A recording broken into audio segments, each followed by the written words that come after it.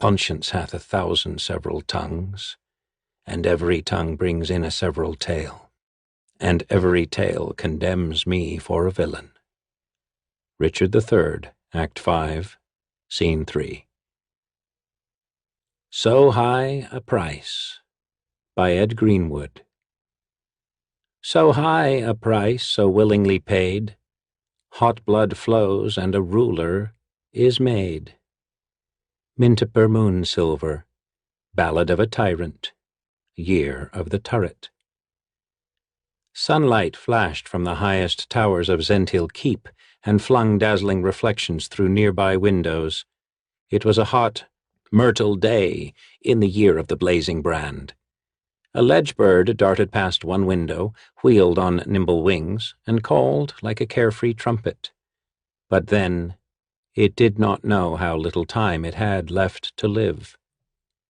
Manchun smiled slightly and crooked a finger. The bird exploded in a puff of green flame. Humming the latest minstrel tune, the wizard watched scorched feathers drift away.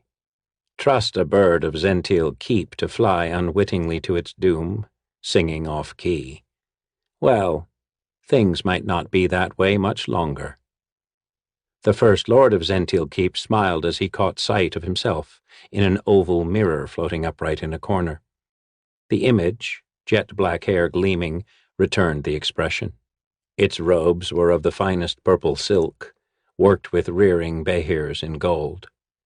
The sleeves were the latest flaring fashion, and the upswept collar was cut in the style of city lords. With the faintest of rustlings, Tersel drew a hanging tapestry aside and murmured, "The one you expected is here, my lord." Manchun signaled for his servant to bring the guest and withdraw, but then to wait unseen behind tapestry.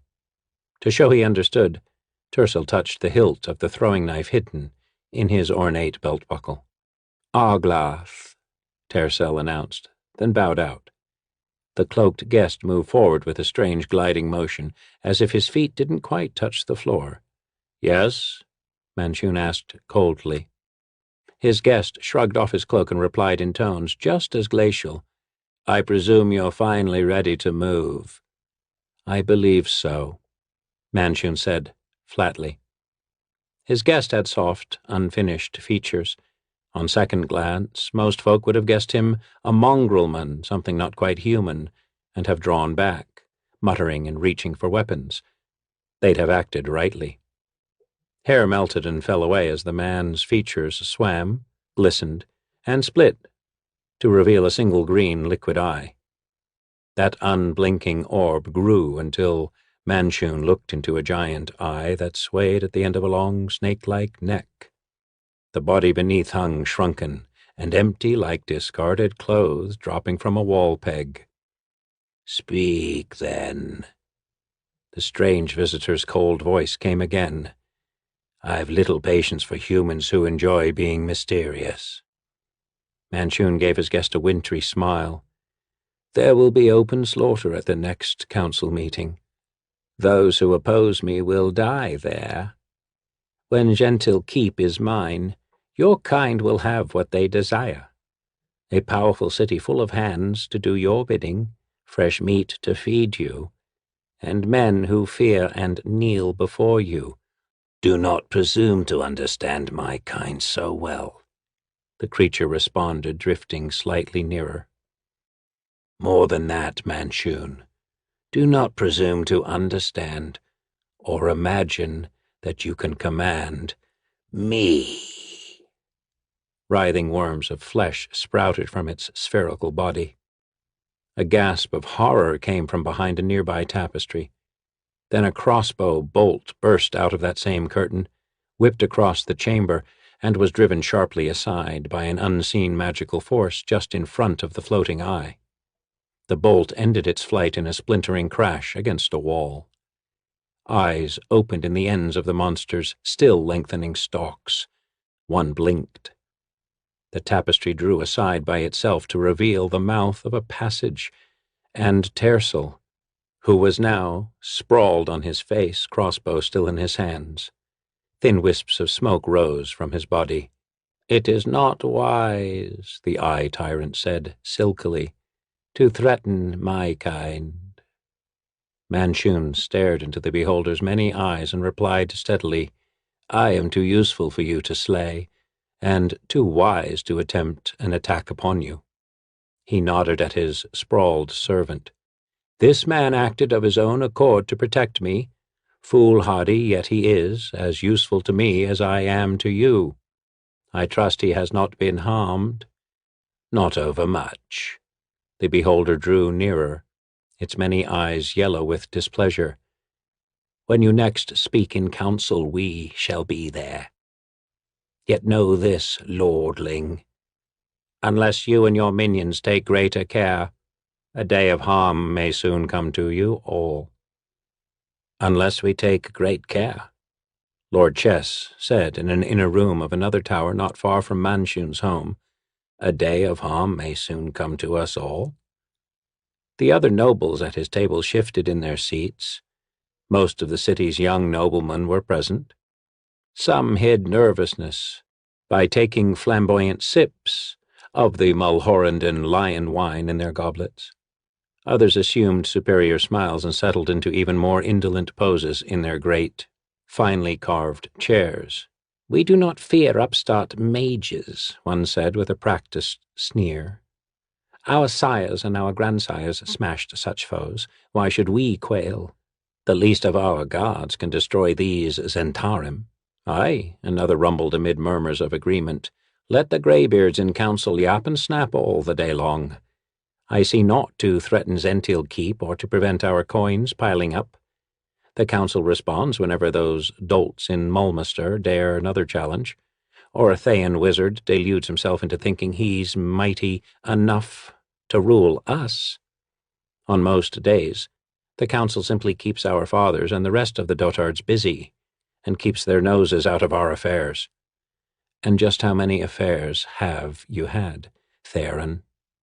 one noble asked slyly. "Aye, this 10 day," someone added through the general mirth. Chess frowned. "Have you no care for the snakes in our midst? Agents of Thay, of the dragon cult, even of Sembia and Kalimshan are unmasked every month. Their dagger points are always closer than you credit." "Aye," Theron said, leaning forward to tap the table in triumphant emphasis. "That's the point, Chess. They are unmasked. By the watchful wizards Manchun commands, and by Fazul's tame priests. That's why we tolerate these haughty longrobes in the first place. They watch our back so we can get on with the busyness of getting rich." "And wenching," someone murmured. "Drinking," another added. "What is this chamber pot spill anyway, Chess?" "The finest Mulhoranden vintage," Chess said dryly. "Not that you'd recognize it, Nar." Nar spat on the table. "That for your pretensions. My family's as old as yours." "And as debauched," Theron murmured. Chess smiled thinly. "You do well to enjoy your ease while you can, lords. 'Tis a precious luxury, lost if just one of our foes decides to make war on us." Theron leaned forward again, his eyes cold. "I do enjoy it, and I shall. Every luxury has its price, but our ease costs us only the blood of a few fool altar-kneelers and higher swords from time to time. That's a fee I'll pay willingly. Save your veiled threats. The Blackrin name is a proud one, and one I'm always ready to defend." Twinkling points of light burst forth around his hand. They coalesced into an ornate scepter whose tip pulsed and glowed. A noble sighed. "Oh, put it away, Theron. You're always trying to prove how battle-bold you are, and showing instead your utter lack of subtlety. We've all got one or more of those. You think yourself the only one in Zential Keep with wits enough to carry magic, when we must all hang our blades by the door at feasts?" Another noble scratched the untidy beginnings of a beard and added, "Aye, and if you ever use it, Blackrin, 'tis the blood of one of us that'll spill. Then the blood feud'll begin again. That is too high a price for the liking of the council. They'd probably put you in beast shape to spend your days as a Patrol hound, north of Glister, for the few days before you met death." He leaned forward, uncrossing glossy-booted legs, and added, "Enough hard words. More wine, Chess. And tell me of the maid with green hair you were with last eve. I'd not laid eyes on her before. Where have you been hiding her?" Chess smiled as a silver tray bristling with bottles and decanters rose from the polished wood in front of him and floated slowly down the table. "Yes, her hair was green last night. The Shadow Sill, she's called. One of Manshoon's mages. So don't even think of wenching her, Eldar. She could slay us all with one wave of her hand." "And that, they run," Nair said dryly, "would also be too high a price for your liking. A well-fed man in robes of the latest, slashed, counterfolded Kalashite finery spoke for the first time that night. "I have been long away," he said, "but word has spread far of the Zentarim. Dark wizards, ruthless mage slayers who gather ever more mighty magic. I would know more. Tell me plainly what befalls in our city. What lies ahead that you fear?" Lord Chess sipped at his wine. "Manshoon, leader of these Zentarim, has become First Lord of the Council. He plans to do much more than chair the debates of squabbling merchants. He speaks of Zential Keep as his, as if he were king over it." More than one noble laughed in derisive dismissal, but Chess held up a quelling hand. "Manshoon is a mage of power.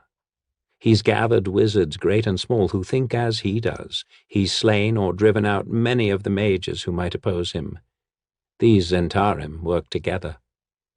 Think on that, my lords, and consider how you'd fare if 20 came to your feast, drank less than they pretended, then attacked you with spells."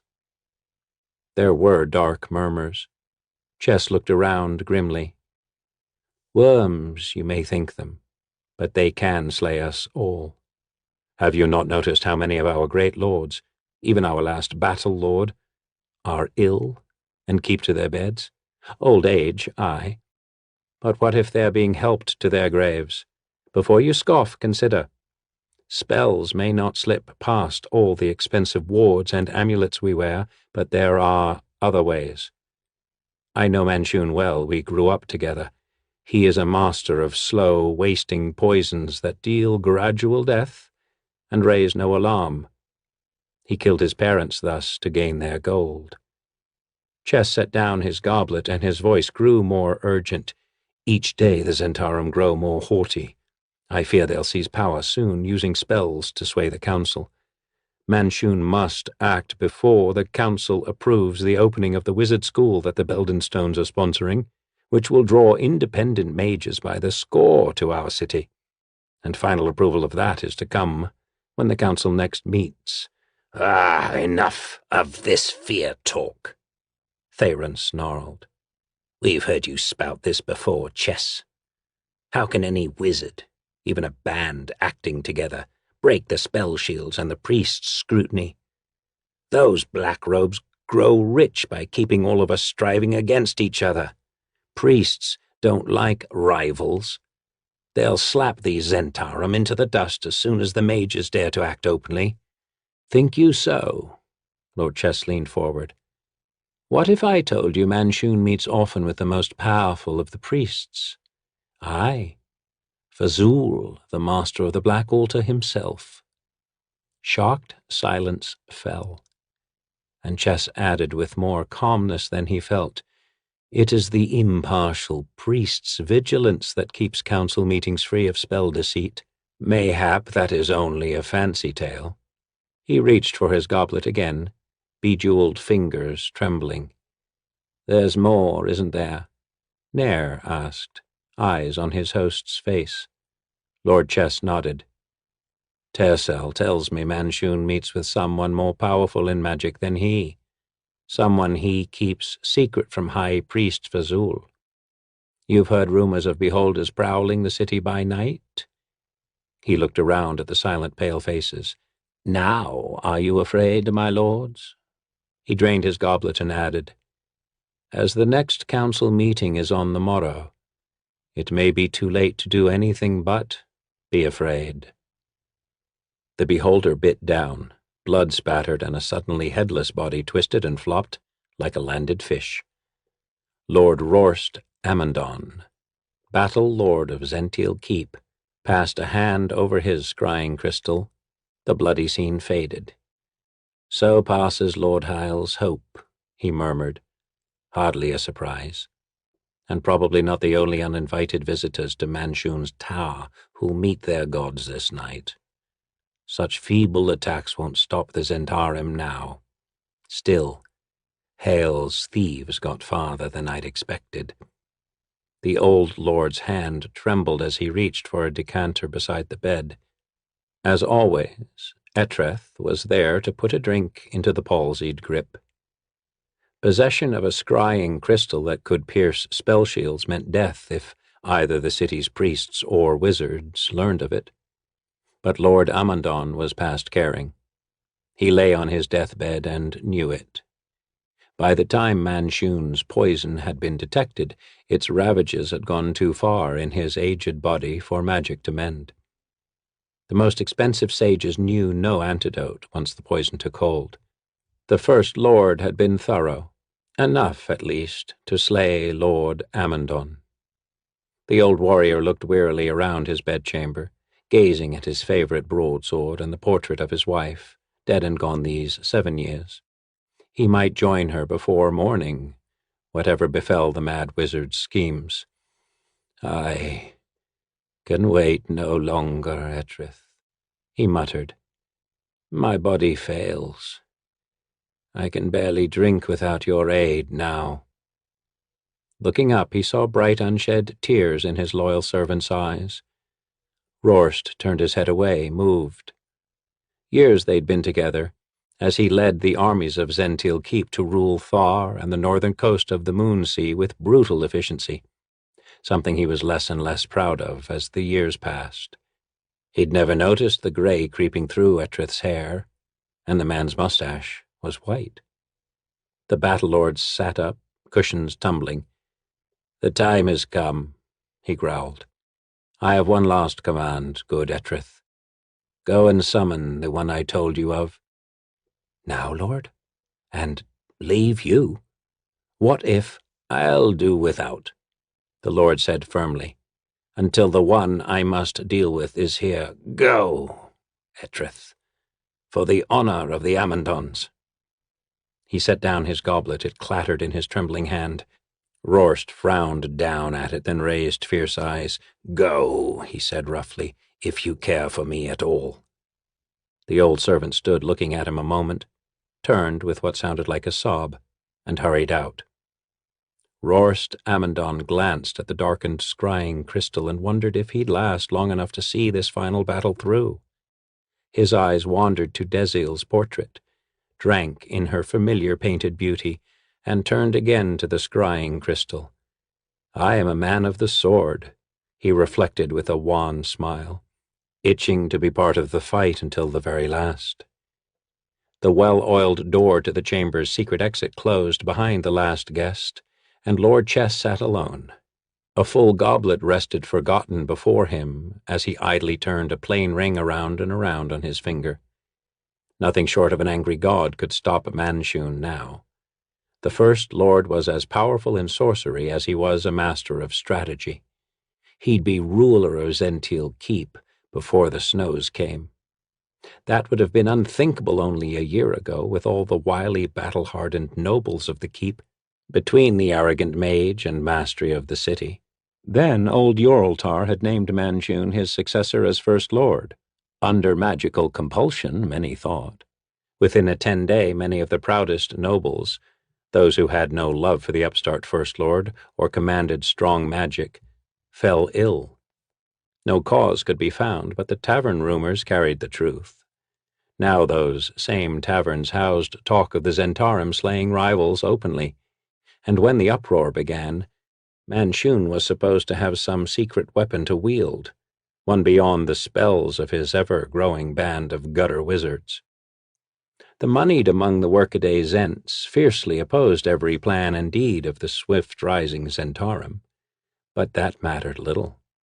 The merchants learned early there was no safety to be bought after one opposes a magic wielder. As for the rest of the populace, well, the rabble never played much of a role in politics, apart from being swayed to one cause or another by well-staged public spectacle. Not much different from the other folk of the Heartlands, really. The ring Chess had been turning gleamed and caught his eye. He regarded it thoughtfully. The plain band had cost him his best hire swords. He'd paid very expensive assassins to kill them after they'd refused to part with it. But it was worth the blood fees and the loss of their service. He wore it constantly these days. Manchun wasn't the only one in the keep with secret weapons. Chess could call forth a loyal dragon, from the ring, whenever the need might come. That might be as soon as tomorrow, he thought grimly as he reached for his goblet once more. "We've been foes more years than I can remember," Lord Amundsen said, rising. His guest had arrived, swiftly indeed. Sweat from the effort of standing sprang out on the old lord's brow. A moment later he felt himself borne on unseen hands back to bed, to settle once more among the cushions. The pain and trembling eased, but all his will could not entirely stifle a whimper. "Be at ease, Lord Amundsen," said his guest, standing cloaked in shadow. "Greeting me should not bring ye death." The old lord raised an eyebrow. "Merkel stands ready at my door. 'Tis why I sent for you. I need Manchun stopped, but not slain. When and how?" "As soon as the next high sun, I fear. At the meeting of the ruling council. A meeting so guarded by spells that my approach would call forth all the mages, priests, and almsmen Gentile Keep can muster." "There is a way in," Lord Amundsen replied. "Take the shape of a being who is expected, and you'll be free to enter." "I smell a trap." "Aye," Amundsen said. "There is, but not for your skin. Certain secret names I've learned, coupled with your power, can entrap a being to its death. I give you my word. As Battle Lord of Gentile Keep, and as an Amundsen, I mean no attack against you." "I believe ye," came the voice from the shadows. Lord Amundsen sighed. "You show more trust than most in this city these days." "Lack of trust is a more widespread problem than ye may think, Lord," was the dry reply. "Now, these secret names." At the heart of the high hall of Gentile Keep was a vast echoing room. Usually it stood empty. Today every seat was taken, and those who could not find seats in the council chamber, but had importance enough to force admittance, stood on the stairs, anxious at what might occur, and even more anxious not to appear so. Rumors about the rise of the Zentarum and the growing anger of the nobles enfolded the city like a cloak on a chill night. Would the cold-faced priests of Bane stop the wizards' grab for power with spells of their own? That might plunge the city into spell battle and ruin. Or would they remain as impartial as they'd always claimed to be? Through the murmur of excited talk, bright morning light fell past the shoulders of standing citizens into the oval well of concentric benches to splash the central debating floor with sunfire. Lord Chess looked grimly down from his seat into that pool of light and stroked one of his rings. One man stood alone in the brightness, a man in rich robes, who surveyed the chamber as if he owned it and every person there. A man hated more than most in a city of many hatreds. Manchun of the Zentarum, First Lord of Gentile Keep. He gave the crowded benches that soft half-smile many had learned to fear, then said, There is just one matter more. Manchun took a thick sheaf of parchment from a front bench and waved it. One scrip escaped his grasp and fluttered away. Someone snickered, but Manchun crooked an eyebrow and let his hand fall open. The papers began circling his head in a slow, stately ring. "These reports cite increased aggression by our foes," he said, his voice carrying to the uppermost reaches of the chamber. "See how many there are?" He indicated one paper. "Here, we read of citizens slain by villainous, deluded followers of the discredited High Imperceptor." He pointed at a group of parchments. "There we read of unfair fees and taxes heaped upon our merchants by no less than 7 cities of the Dragon Reach." Manchun's finger moved again. "Or perhaps you'd prefer to report of open assaults on our caravans by the brigands who style themselves the Cult of the Dragon." The First Lord spread his hands. "Is this not monstrous? Should we not sharpen our swords and ready our spells?" "No," someone replied flatly from the middle benches. There was a murmur of laughter. Manchun let it run its course and die. "Yet there's more, much more. The survival of our very city is at stake." "It always has been," someone called. "Aye, show us something new to back up those old words." Manchun replied, "Very well.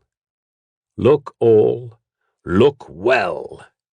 He waved a hand and stepped back. The debating floor darkened. Motes of light winked and sparkled in that magical gloom, swirling suddenly into the ghost form of a robed man. The stranger sneered, then raised one hand to shape an intricate gesture. A soundless bolt of lightning lashed out from that hand into the upper benches.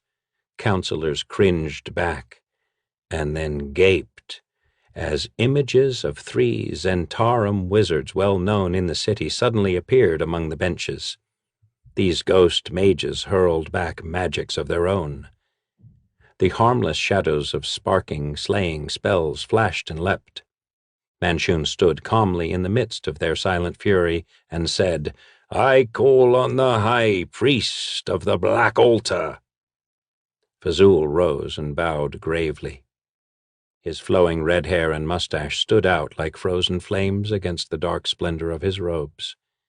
Manchun asked in loud, solemn tones, "Are these images false?" Fazul held up a gem that filled his fist and glowed with magical radiance. He peered through it at the spell phantoms, then shook his head. "No, these images record what truly befell." He bowed again and sat down. "Behold," Manchun said, triumphantly pointing at the image of the stranger phantom, "a red wizard of Thay." He surveyed the dumbfounded counselors and added, "Confronted, as you see, in this very chamber 2 nights ago." Silent spells splashed and grappled. Sudden green flames raced up the red wizard's limbs. The struggling man's flesh dissolved in the inferno until only black writhing bones remained. The watching counselors saw those bones collapse into ash. In the hushed silence that followed, Manchun's voice carried clearly. "Saw you the scroll at his belt?" The smoking image faded as he waved at it, but many counselors nodded. "I recognized it," the First Lord said grimly, "and checked our records chamber. The naval treaty we recently signed with Thay is missing. We are defenseless against Thayan piracy, but the concessions we surrendered to get that agreement are still lost to us." Manchun raised his arms and voice together as he looked around at the benches. "And this is but a piece of paper? What if the wizard had come with killing spells seeking your money or your throat or your children to sell into slavery?" There was an excited, angry buzz as counselor looked to counselor. Manchun let it grow into a roar, then waved for silence. Zentile Keep needs strong guardians against such perils. You saw the bravery and skill of 3 Zentarum with your own eyes, preventing the destruction of this hall, or worse. I can keep this city safe with more stalwart, loyal mages such as these, but I need your permission to do so." He stepped forward grandly, so sunlight outlined him. "I must have the right and the power to defend you." Then Manchun continued more quietly. "I must be free to train and equip forces to properly defend our city. I must have the authority to whelm and direct them in emergencies. I move that the formal powers of the First Lord of Zentile Keep, my powers, be so increased." The chamber erupted. Red-faced old nobles pounded fists on their benches and bellowed, "Never!" There were shouts of "Tyranny!" and others of "Well said!" There were also cries of "Let the Lord speak!" and "Wisdom at last!" From out of the tumult, somewhere in the upper benches, came the wink and flash of a dagger spinning end over end through the air. Manchun calmly watched it come. At the last instant after most counselors had seen the whirling blade, the First Lord waved his hand and muttered a word. The blade blossomed into a small shower of sparks and was gone. Fazul Chembrel rose, dark robes swirling. His voice was loud and level. "From chaos and strife can only come harm. Whatever is decided here, we must have order in this city and the rule of law." He surveyed the hall slowly and sternly before he added, "We have heard a proposal of some controversy, and seen the clear urgency behind that proposal. Let us put this matter to a vote. Let this council decide. Now."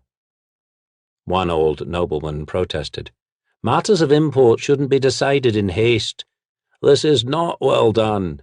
This council never speaks or acts hastily." High Priest Fazul answered coolly, "Daggers are never thrown in this council chamber either." He folded his robes around himself with dignity and sat down. A young lord rose and shouted over the angry talk that followed, "Let us have a vote. Something must be done, or we all waste our time here." There were supportive cries of, "A vote, a vote." Most seemed to come from the benches where wizards sat. Manchun nodded. "A vote has been called. Will any other councillor speak for it?" "I speak for it," cried an excited young noble in the upper benches, to be answered by a slithering of hisses. Manchun's voice silenced them all. "A vote has been twice called, and the duty of this council is clear. Let us vote." Fazul stood again.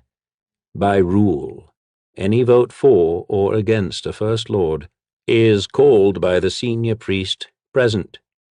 Yet I think it not right for the servants of Holy Bane to act so boldly in this purely secular business of Zentile Keep.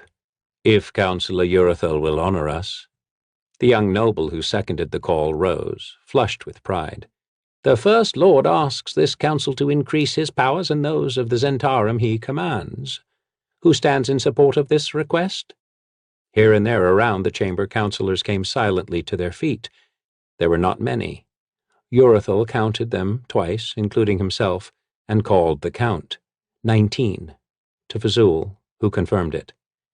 Less happily the young noble drew breath and said, "Let all against the request stand to be counted." Benches scraped and echoed all over the chamber. Urethel counted and called 46 councillors. Fazul bowed. "The count is correct, and has Bane's blessing. The request is den—" "Wait!" The strong, sour voice of Lord Fandom cut across the High Priest's words. Fazul bowed, surrendered the floor with a gesture, and sat down. The senior noble, known as a loud opponent of the Zentarum, struggled to his feet. He was trembling, and his solemn face slipped into fleeting contortions several times. His hands clutched at his bench for support. I think we are too hasty, and have voted with our hearts, with too little regard for the safety of fair Zential Keep. It irks many of us, myself included." Fandim's eyes grew wild, and he gabbled for a moment before his voice cleared. "Irks us, I say, to see one so young making what some see as an arrogant, dangerous grab for the scepter of absolute rule over our city. And yet, if we set aside our anger, what he proposes is only sensible. Have we not seen the perils lurking in the shadows of this very hall? Have we?" The noble's face twisted and spasmed again. His body jerked about as if buffeted by unseen hands. He passed trembling fingers over his face and sat down.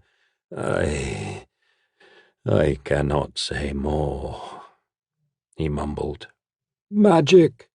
a counselor shouted suddenly. "Somebody's using magic on Fandim.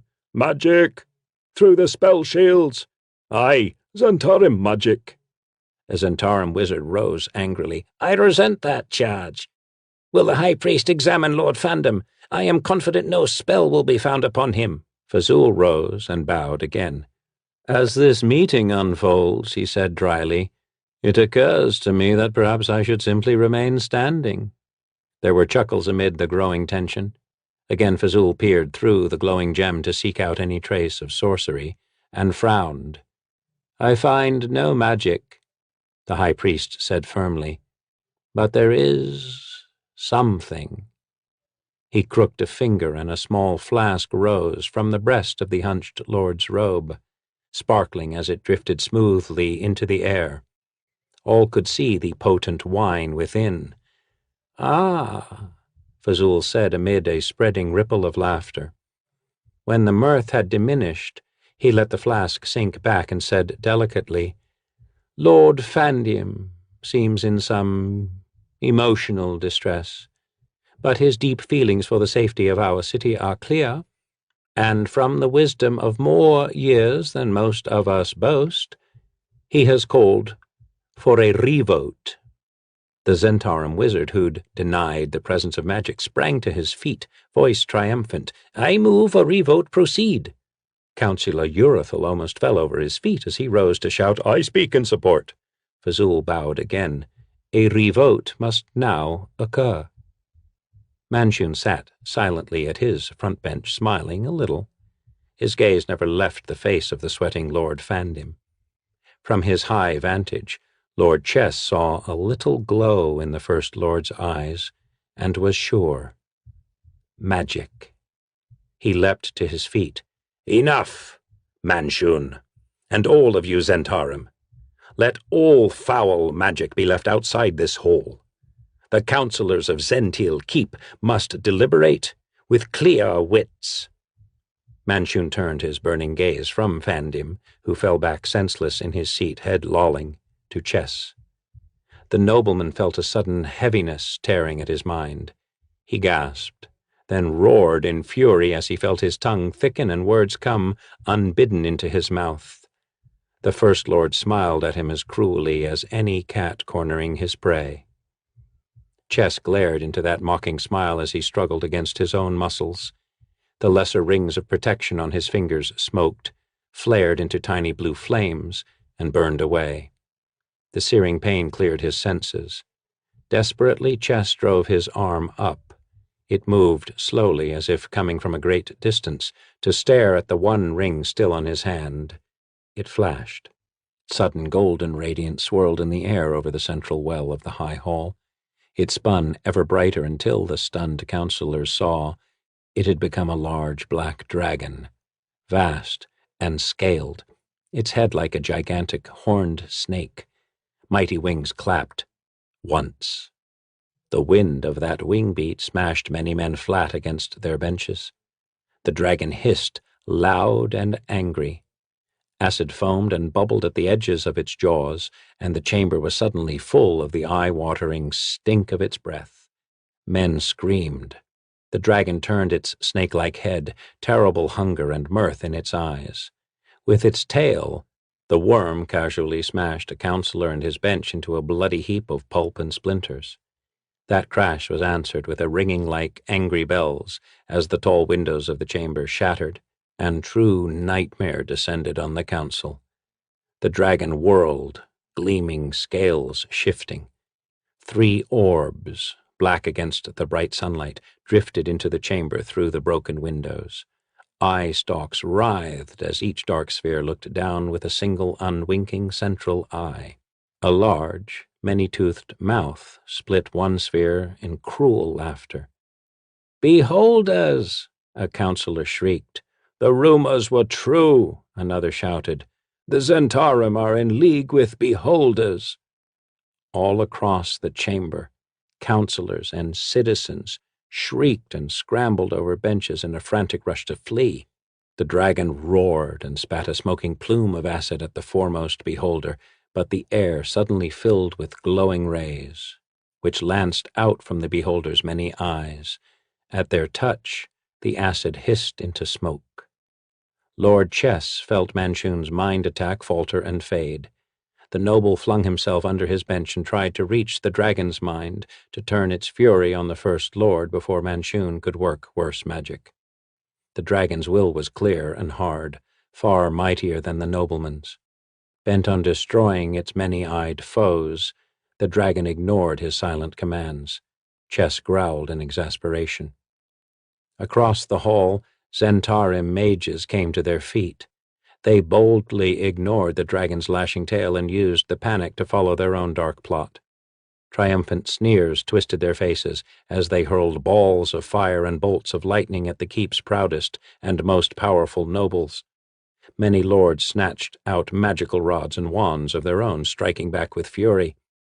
Overhead, the dragon roared in pain, writhing as many rays stabbed at and through it. Smoking wounds appeared all over its body, raining hot blood down on the men fighting below. Swords and knives flashed as men slashed and grappled along the benches. Chess tried again to reach the dragon's mind, but felt from it pain that made him shout aloud and recoil so violently he cracked his head on the underside of the bench. When he recovered his senses, he settled on drawing his slim ceremonial sword. A Zentarim mage hurried past. Chess rose as another wizard rushed by. Coolly, he ran the man through. The wizard coughed, convulsed, and hung heavily on the noble's blade. As Chess wrestled his steel free, ripples of radiant magic rolled out from the beholders to strike the dragon.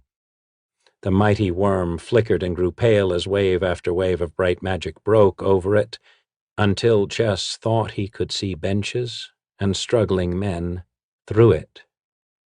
A breath later, the still roaring dragon simply faded away. The noble looked around, blade raised.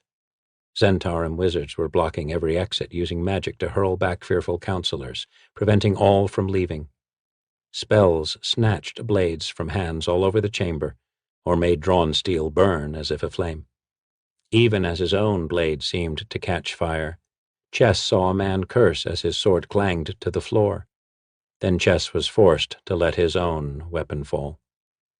Manchun stood at the center of the hall, gloating openly. The wizard's grin was wide as his gaze took in the moaning and the fallen. Then the First Lord glanced up at the 3 beholders. His triumphant smile slid suddenly into open-mouthed astonishment. The beholder Manchun knew as Arglath had turned, and rays lashed from its eyes to rend its 2 fellows. One eye-tyrant burst, spattering stunned priests and mages below with its gore.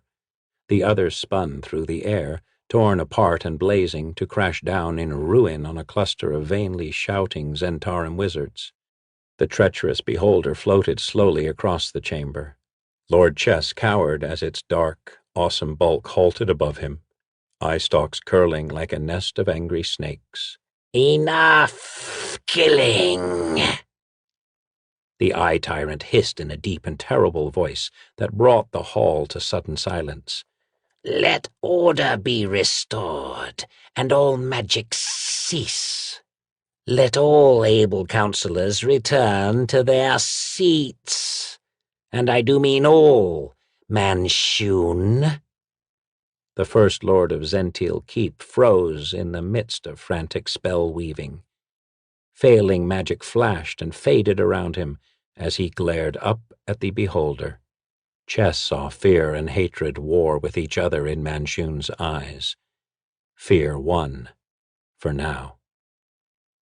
The second vote, taken with the beholder hanging dark over the terrified counselors, was not even close. The special powers, requested by the First Lord, were denied. At the beholder's bidding, Lord Chess was named Watch Lord of the Council. His vote was stripped from him, along with any authority over the armsmen of Zential Keep, but he was made supreme in directing council affairs. None could now lawfully set aside the council to seize rule over the city, not even ambitious archmages. More than a few eyes saw Fazul, the supposedly impartial high priest of Bane, turn white with fury. There was a general hiss of anger at his revealed connivance when Manchun strode around the ring of benches to lean over the priest and murmur a few words. The price of the uncloaking was high, but the words needed to be said. "Make no defiance," Manchun breathed. His face was a calm mask. Only his burning eyes betrayed the fear and rage that were almost choking him. "I was close with Chess once, and can be again. Close enough, at least, to make him move at our bidding." Whatever reply Fazul might have made, his own eyes, still dark and ugly with rage, was drowned out by the beholder's cold, hissing voice. It had silently descended to hang close above the two men. "It is hoped among my kind," the eye-tyrant said with deep sarcasm, "that the events of today have taught you both the folly of such clumsy, drawn-swords villainy. Those who deal in rashness are changed by their dealing, and not for the better. The waste caused by the violence you began should make your lesson as clear and as painful to you as it has been to the rest of this council." The beholder rose, swiftly, eye stalks still trained in a deadly array on the two. Then it added, almost bitterly, "But the curse of humans seems to be the nimbleness with which they forget." Manchun straightened, opening his mouth. His expression foretold words of proud defiance, but the beholder was already disappearing through a shattered window. Its parting words echoed around the hall. "Behave with rather more subtlety in the future, Manchun, if you wish to enjoy our continued support." Silence fell. The councillors sat frozen, in fear of what the First Lord might do in his rage. Manchun stared up at the window for a very long time. Then he smiled thinly, raised one hand in what might have been a salute or a wave of dismissal, and quietly walked out of the hall. Wordlessly the surviving Zentarim rose and followed, their dark cloaks sweeping out like the wings of so many determined birds of prey. Lord Chess watched them go and let out a breath he'd been holding a long time. As he made his own way out, he was careful not to glance at Fazul Shembrel. He could feel the cold weight of the priest's gaze. The master of the Black Altar had been known to lash out in fury himself. Cold sweat was trickling down the newly appointed watchlord's back by the time he strode out of the chamber and turned hastily aside to where hurled spells could not reach. He sighed then. There were still some chasms, it seemed. Even the Zentarim and the priests of Bane did not quite dare to hurl their spells across. Yet. Chess sighed again and hurried away, keeping a wary watch behind as he went. Awe and terror filled the streets of Zential Keep when a beholder of gigantic size drifted, dark and silent, over the city in the brightness of high sun. Ignoring the startled folk below, it floated between spires and high turrets with menacing purpose. Coming at last to the clustered towers of a high, grand stone castle, it paused by a certain window. There it erupted in a puff of smoke that seemed to draw the window open. None below could see a robed, bearded man in the heart of the smoke. He stepped over the sill into the tower beyond. The beholder drifted away, its body beginning to dwindle, until it was only wisps of darkness that soon faded to nothing. It had been a long wait. Lord Amandon was breathing raggedly as the high window of his bedchamber squealed open and the chill north breeze slipped in. The surface of his scrying crystal misted over. Etrith started forward, sword drawn, when he met the challenging gaze of a white-bearded old man who stepped through the window and strode down empty air. "Well met, Rost Amandon," the newcomer said in a voice both dry and deep. "Welcome, Elminster," the old lord managed to gasp. Etrith came to a halt open-mouthed. Only then did he remember he held a sword. Elminster looked at him and, in tones that were not unkind, said, "Put that toy away." Lord Amandon struggled to speak. "I've no time left to waste words. That was well done, Lord Mage. You kept your word, my price is met. I'm glad I lived to see the bargain sealed." Elminster bowed. "I shall keep my word in times to come. This I swear. Neither Fazul nor Manchun shall die in my hands or spells, however much ill they work." He bowed. "My payment, as agreed, for the names you gave." Etrith stared from one old man to the other. Lord Amandon nodded. "I do not want Manchun dead, whatever he may have done to me," he said. "Zential Keep needs a strong leader against growing foes. But I did want him held back from becoming a tyrant, ruling over a city twisted into little more than a fortress." His breath faltered. For a long moment the nobleman struggled to gather strength, and then spent it in a shrug. "So, even evil old men can be of use to you, eh?" "Aye," Elminster said, watching the battle-lord with something rather like sadness in his eyes. "I salute ye, lord. It has been an honor to do battle against ye all these years." Lord Amandon lay back against his pillows and said faintly, "And now I fear it is ended, Elminster." He turned his head to look into the eyes of his servant one last time. "Farewell, Etrith. Have my thanks, and all my wealth." Then his gaze swept across his broadsword to the portrait of Lady Amandon. Elminster's eyes followed. Tears welled up in Etrith's eyes, so he never saw the mage lift a hand and murmur something, face very gentle. A moment later, the slim, demure lady in the painting seemed to turn, recognize her lord, and smile. The painting glowed as she stepped out of it, a figure outlined in faint white fire, face radiant with welcome as she extended loving arms to her lord. "Desil," Lord Amandon quavered, tears in his voice. "Oh, Desil." He raised his wasted arms with surprising speed, reaching for her. As she came to him, the old nobleman struggled up from the bed to meet her, and fell, headlong, crumpling to the carpets without a sound. The radiant figure hung above him for a moment, looking down with a smile before fading away. Etrith made a convulsive movement toward his lord, then looked at Elminster. They both knew Amandon was dead. "Lady Amandon," Etrith said, weeping. "Oh, the gods are merciful. She—" The faithful servant froze and brushed away his tears. "'Twas thou conjured her up," he said slowly. "Why? Why help one who stood against you down the years?" Elminster raised an eyebrow, but his voice was empty of sarcasm as he replied, "As your master said, even evil old men can be useful.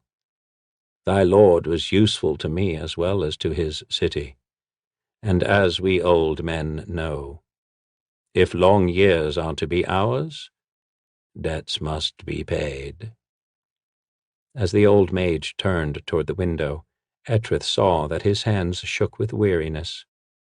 One of those hands rose in a salute as Elminster gained the windowsill, turned, and added softly, "No matter how high the price." The More Things Change by Elaine Cunningham. Whenever Elaeth Crowlnober wished to find his future wife, he knew precisely where to look. He knew also what she would be doing. Although he didn't entirely approve, he'd long ago abandoned any notion of taming the fierce elven lass.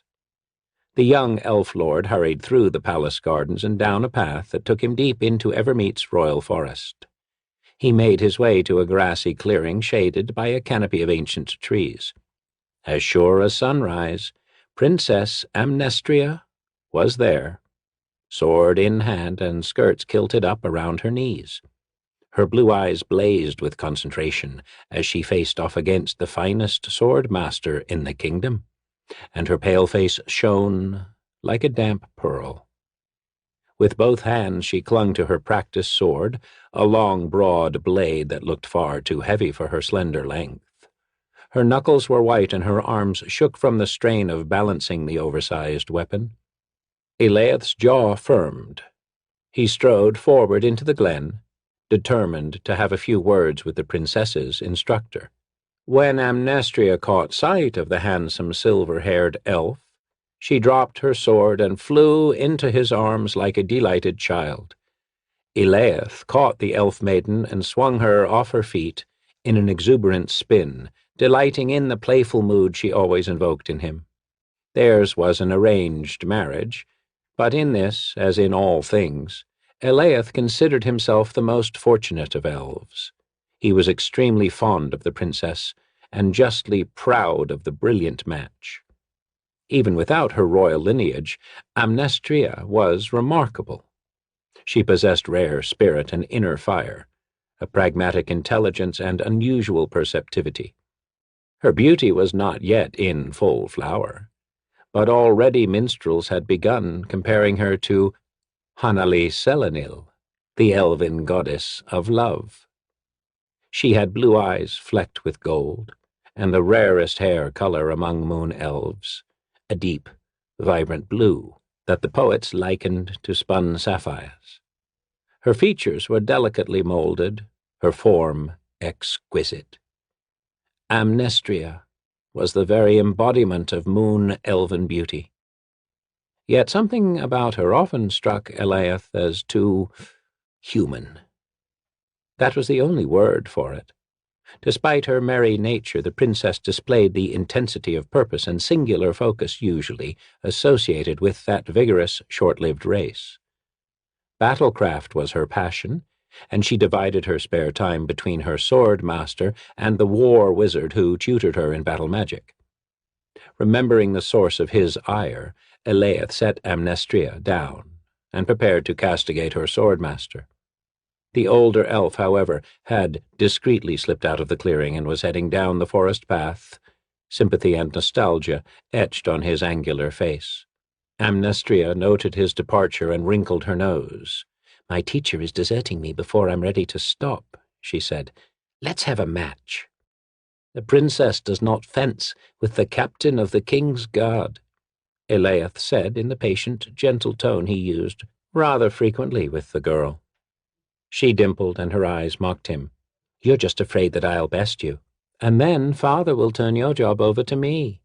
The guard exists to protect you, my dear princess, not employ you. No member of the royal house has ever served in the ranks, and you're not likely to change things," he reminded her. "The king has too much regard for tradition."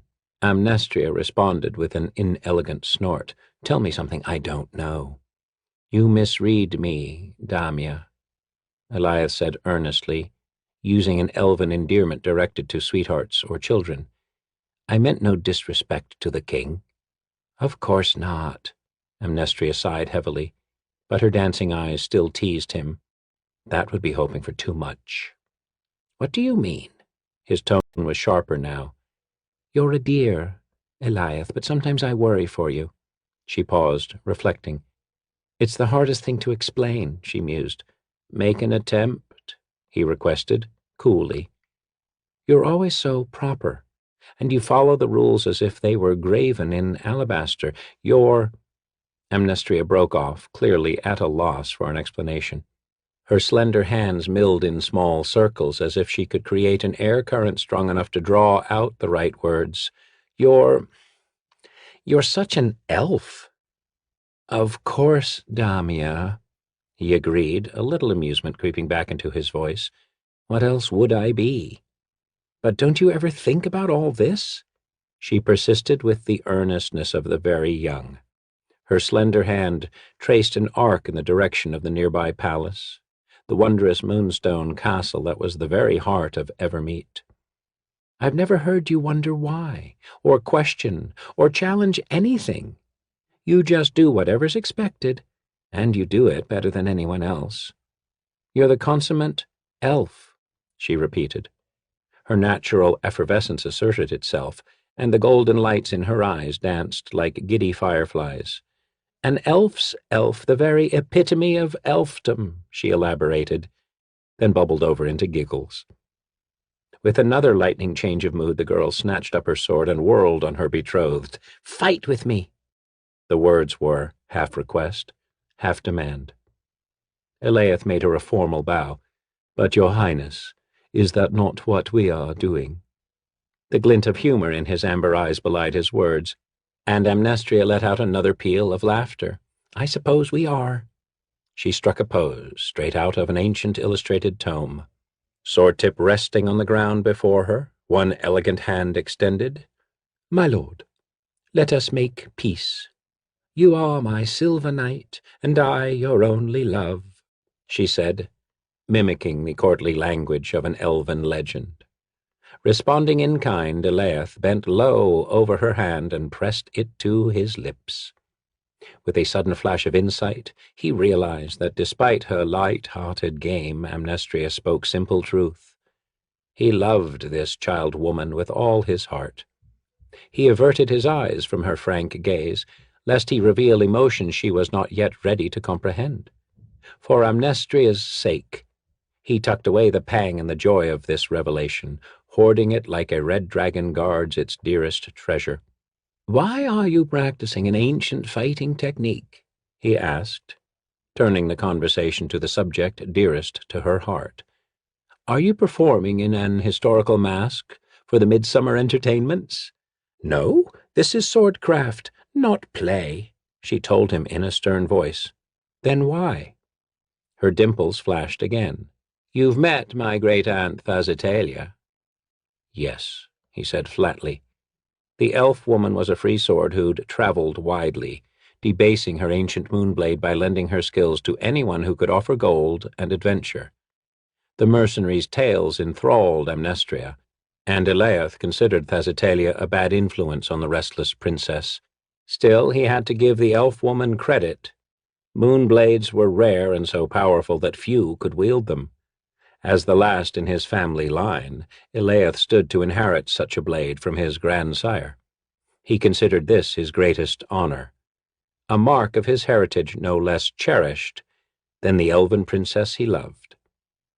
Thasitalia made me her blade heir, Amnestria announced, holding out both hands to him. Now we will each have a moonblade. Isn't that marvelous? It is, indeed, he said with genuine warmth, taking her hands and giving them a little squeeze. We'll need to have scads of children so we can choose the strongest among them as blade heirs, she said in a matter-of-fact tone that brought heat to Eliath's cheeks. Seeing this, the maiden rolled her eyes and dropped his hands. She arranged her face in a lugubrious pose and intoned, It is not seemly to speak of such matters, Your Highness, in a wicked imitation of Eliath's precise, mellifluous tones. But anyway, she continued in her own voice, Thazitalia told me to start practicing with a two-handed grip and a heavy sword. Her Moonblade's magic adds unusual speed and power to the strike, and she says that I must develop strength and quick reflexes, or I won't be able to control the sword. So, you're in training, preparing to inherit a Moonblade. Of course. Aren't you? Smiling, Elaeth touched the shoulder of the white uniform of King Zior's elite guard. The insignia there proclaimed his rank, and finely wrought pins attested to his expertise in a number of arts and weapons. All my life I have prepared. Directly across the street from Waterdeep's southernmost docks stood a ramshackle barn of a tavern, optimistically named the Tumbled Wench. The tavern was frequented by sailors and dockhands, free swords in search of adventure, merchant captains, bored local dandies, and bemused travelers from 100 ports and a dozen races. Local wisdom had it that the Tumbled Wench wove as good a picture of Waterdeep as a visitor was likely to get, a chaotic tapestry of splendor and squalor. Exotic smoke filled the air with fragrant haze, and business deals mingled with bawdy laughter in cheerful cacophony. Wealthy merchants and noble folk with a taste for gritty adventure bumped elbows with low-rent escorts and tattered street people. The prospect served the needs and tastes of all. For a few coppers, patrons could eat their fill or drown their miseries. Efficient barmaids bustled about, with trenchers of seafood stew and tankards of foaming ale. More expensive libations were available, and the kitchen would roast herb-stuffed fowl to order, but patrons seldom lingered. Oblivious to the bustle around him, a dazed young elf lord sat at the long wooden bar, nursing a single glass of Everesca sparkling water. His choice of beverage, so unusual in the rough taverns of the dock ward, caused more than one patron to smirk and nudge his neighbor. The snide witticisms were spoken softly, though, for few seasoned fighters offered open challenge to a well-armed elf. Elaeth sipped at his water, and the vague sickness that had haunted him throughout his long and unaccustomed sea voyage slipped away. As his discomfort ebbed, he was all the more aware of the aching void that both filled and consumed him. Evermeet had been his life, Amnestria his love, and he had chosen to leave them both. His meeting with the princess in the forest glade had been their last. That very night his grandsire's spirit had passed on to Arvaneath, and the Crowl Nober Moonblade had become Eliath's to claim. Never would Eliath forget the horror of watching the pale light of the moonstone, the magic-bearing gem in the hilt of his inherited sword, fade to the dead milky whiteness of a blinded eye. The Moonblade had rejected him, choosing dormancy over an unworthy heir. This possibility had never occurred to Elaeth. He had felt neither doubt nor fear as he'd unsheathed the sword, although he well knew that many had failed an attempt to claim a Moonblade. Most of these unfortunates had been struck dead by the swords, but if an elf were the last in a family line, the hereditary blade would merely fall dormant. To safeguard the potent artifacts from misuse, the original crafters had endowed the swords with the ability to discern character and motivation. The Moonblade apparently sensed something about me, Elaeth noted with deep bitterness, some flaw that I have yet to discover for myself. Your mother uses gray squirrels for currency. The cryptic remark, spoken in loud and badly accented Elvish, shattered Elaeth's reverie.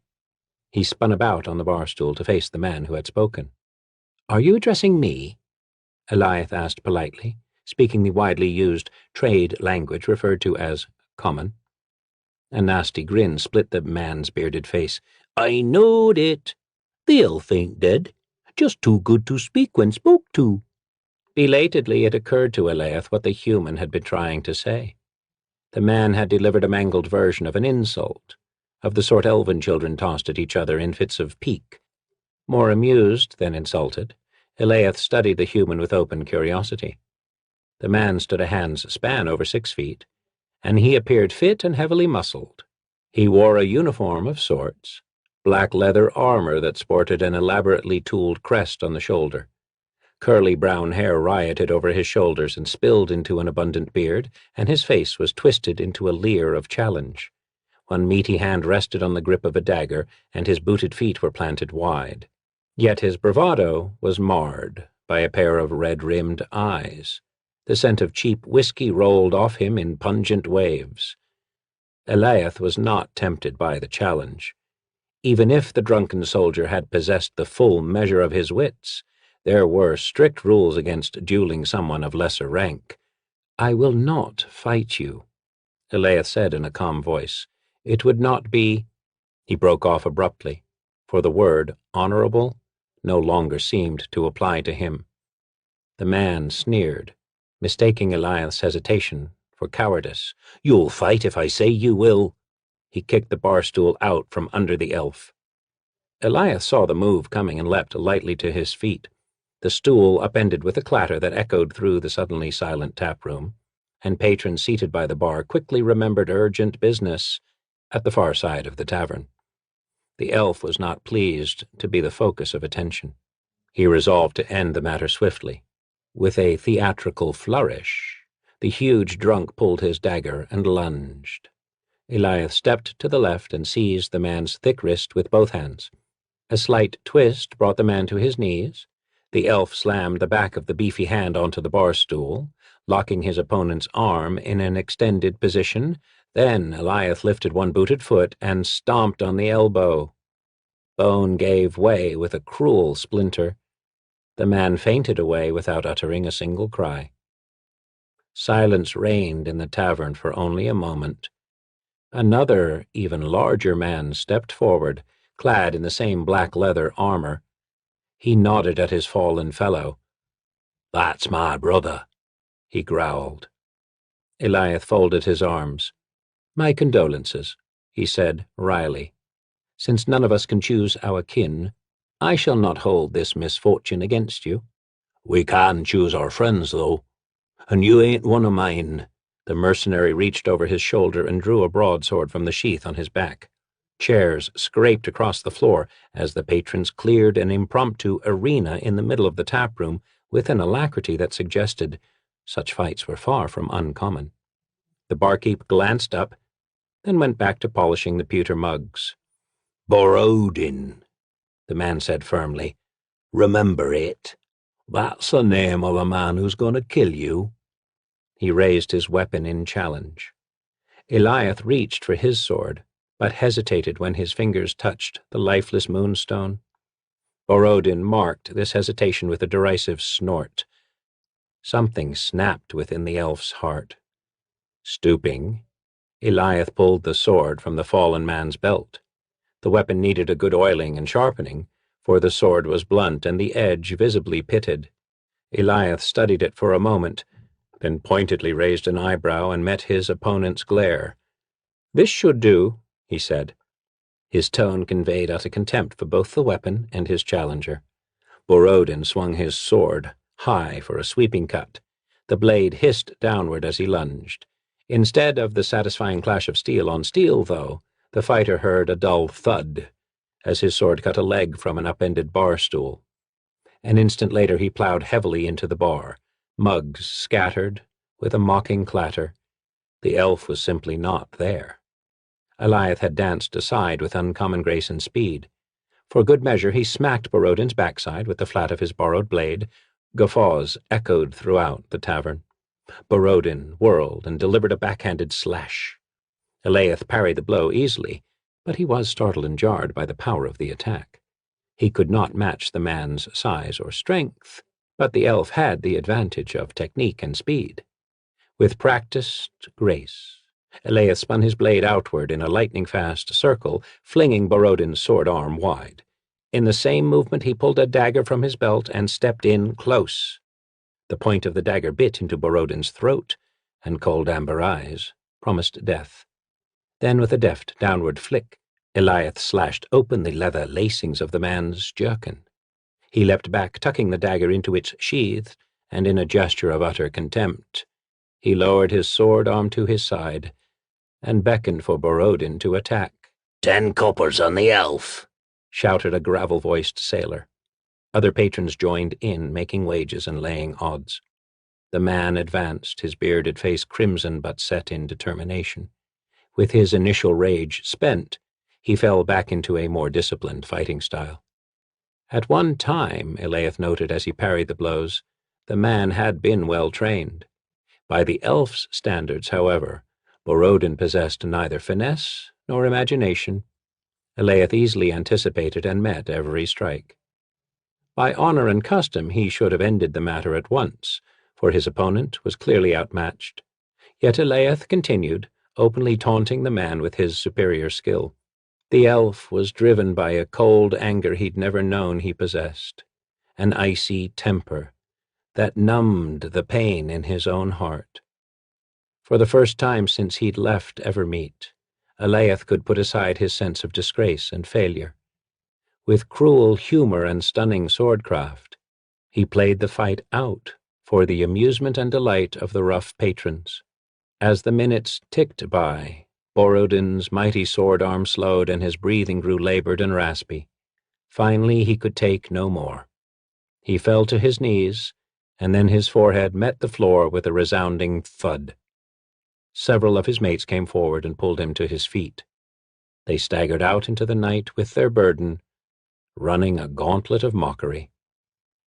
A roar of approval and laughter engulfed the tavern, and Elaeth found himself in the center of a backslapping throng. A plump, red-bearded man, also wearing the tooled leather uniform, offered to buy the victorious elf a drink.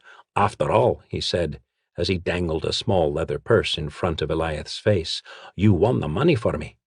The name's Rix, by the by."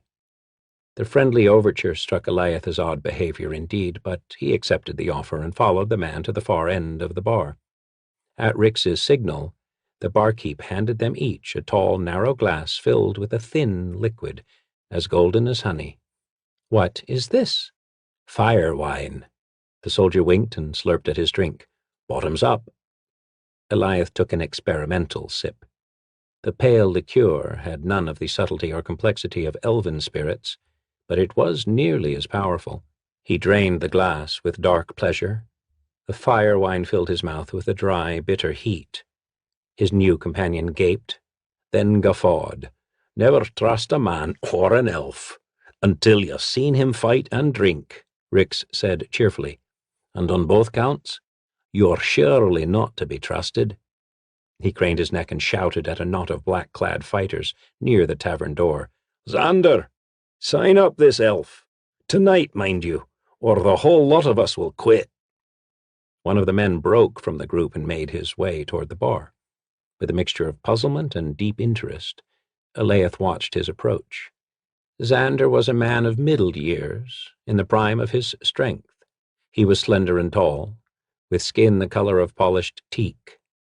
Wavy black hair plaited into a single long braid, and mocking black eyes. He walked with sinuous grace, but Elaeth noted a military bearing and air of command. The elf could recognize a leader in any guise, and he rose to his feet in an instinctive gesture of respect. Xander studied the young elf lord for a long moment. "A good recommendation, Rix. Tell Malcolm to give you twice the usual finder's fee by my command. Now off with you. I need to speak with our new recruit." The red-bearded mercenary picked up his glass and strolled off, grinning broadly. Xander took the seat Rix had vacated and gestured for Elaeth to resume, the one beside it. The bewildered elf sank onto the bar stool. "You wish me to join your regiment?" "Regiment? Oh, that's priceless." Xander's white teeth flashed in a smile of genuine amusement. He took a gleaming black pipe from a bag at his belt and pressed a bit of tobacco into the bowl. The barkeep at once held out a lighted brand, his manner clearly deferential. Xander puffed for a moment, then leaned casually against the bar. "I'm the leader of the mercenary band. Treasure hunters." Elaeth nodded slowly. By all reports, the humans of Waterdeep were like so many dragons, hoarding useless wealth and measuring their success by the height and luster of the pile. That had always seemed strange to Eliath. A life of acquisition was entirely foreign to the values that had hitherto ordered his life. As he considered the matter now, however, the wonderful simplicity in this system appealed to him. "You should have killed Borodin, you know," Xander observed. Eliath stared. That was the last piece of advice he would have expected, even from this amazing man. "Although your performance was amusing, and your swordsmanship most impressive, you've made yourself an enemy. That was totally unnecessary. As a rule, you ought to eliminate enemies as they occur, not create them and let them linger to trouble you again later. I am unfamiliar with such rules. They're easy enough to learn. Just do whatever needs doing to get rich and stay alive in the process. Above all, look out for your own interests." Xander took a long draw, then blew a wreath of clove-scented smoke at the elf. "You could do quite well for yourself if you cast your lot in with the claw. You would have me? I disabled 2 of your men. That you did." The mercenary captain considered Eliath for a time, sipping thoughtfully at his pipe. "With your skills, I can replace 2 men with 1 elf and pocket another share of the treasure myself." Eliath paused to ponder the unfamiliar logic. "Treasure?" he repeated, more to buy time than to signify interest. "Big treasure. Ever heard of Heirloon?" "Of course." Heirloon had been one of the great centers of elven culture in the Northlands. The elves had long since retreated, and their civilization had been swallowed by the ancient wood known as the High Forest. Xander pulled a metal tube from his belt and removed a small roll of parchment. He spread it out and tapped at a spot near the river known as the Unicorn Run. "Rumor has it, centuries back, the elves buried their dead and all their wealth among the roots of oak trees. Your good friend, Borodin," Xander paused and tossed his head toward the tavern door, "found a stand of ancient oak surrounding a circle of stones.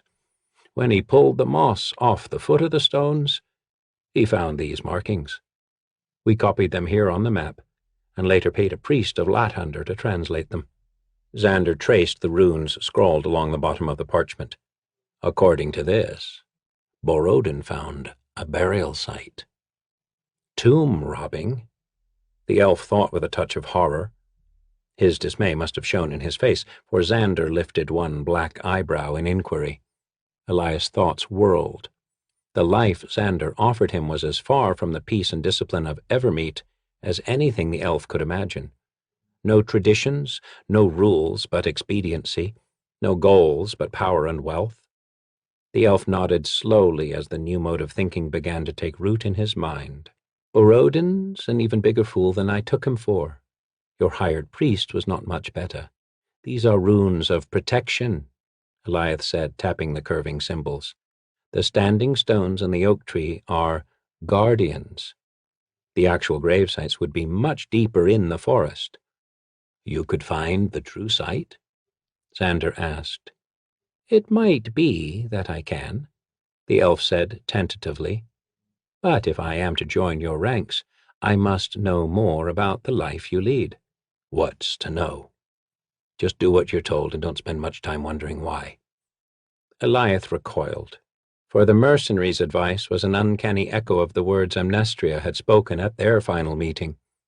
The life that Eliath had lived on Evermeet felt as distant as a forgotten dream, but it seemed that some things remained the same. As Amnestria had so perceptively noted, he could do whatever was expected of him, and do it better than anyone else. Eliath leaned back in his chair and returned Xander's steady, cynical gaze. "If I am to replace 2 men, I expect to receive 2 full shares of the treasure." An approving smile split the mercenary's dark face. He gestured to the barkeep, who produced 2 new glasses of fire wine. Xander lifted his glass to the elf in a silent salute. Eliath raised his own glass and tapped it against his new employer's, in a manner he had seen among the fighters. A toast, they called it, a ritual used to seal a pact. The elf drained the fire wine in one long draught. As the golden liquid seared his throat, Eliath willed it to burn away his past as well. Many years passed, and Eliath seldom thought about Evermeet or pondered how vastly his life had changed since he'd left. He could not help but do so now as he faced the two women seated in his lavish study. One was his daughter, the other should have been. Eliath studied Azariah, his blade heir and only child. The proper elf maiden sat with downcast eyes. Her golden hands were demurely folded in her lap. She had been raised on Evermeet as a ward of the royal court, and was everything Elias once had been. This was her first visit to Waterdeep, and her confrontation with her father's dark reputation had visibly shaken her. Although Azariah tried to hide it, she was also daunted by Arelynn Moonblade, the half-elven woman beside her. Arelynn waited calmly for Eliath to speak, all the while regarding him with Amnestria's gold-flecked blue eyes.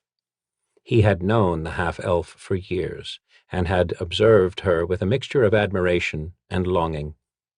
Arelynn was a fierce, stubborn woman who had made her mother's Moonblade her own. She had inherited Amnestria's beauty and spirit, and a certain wisdom that the elven princess had once tried to share with Eliath. It was this that prompted Eliath to entrust his daughter's training to her.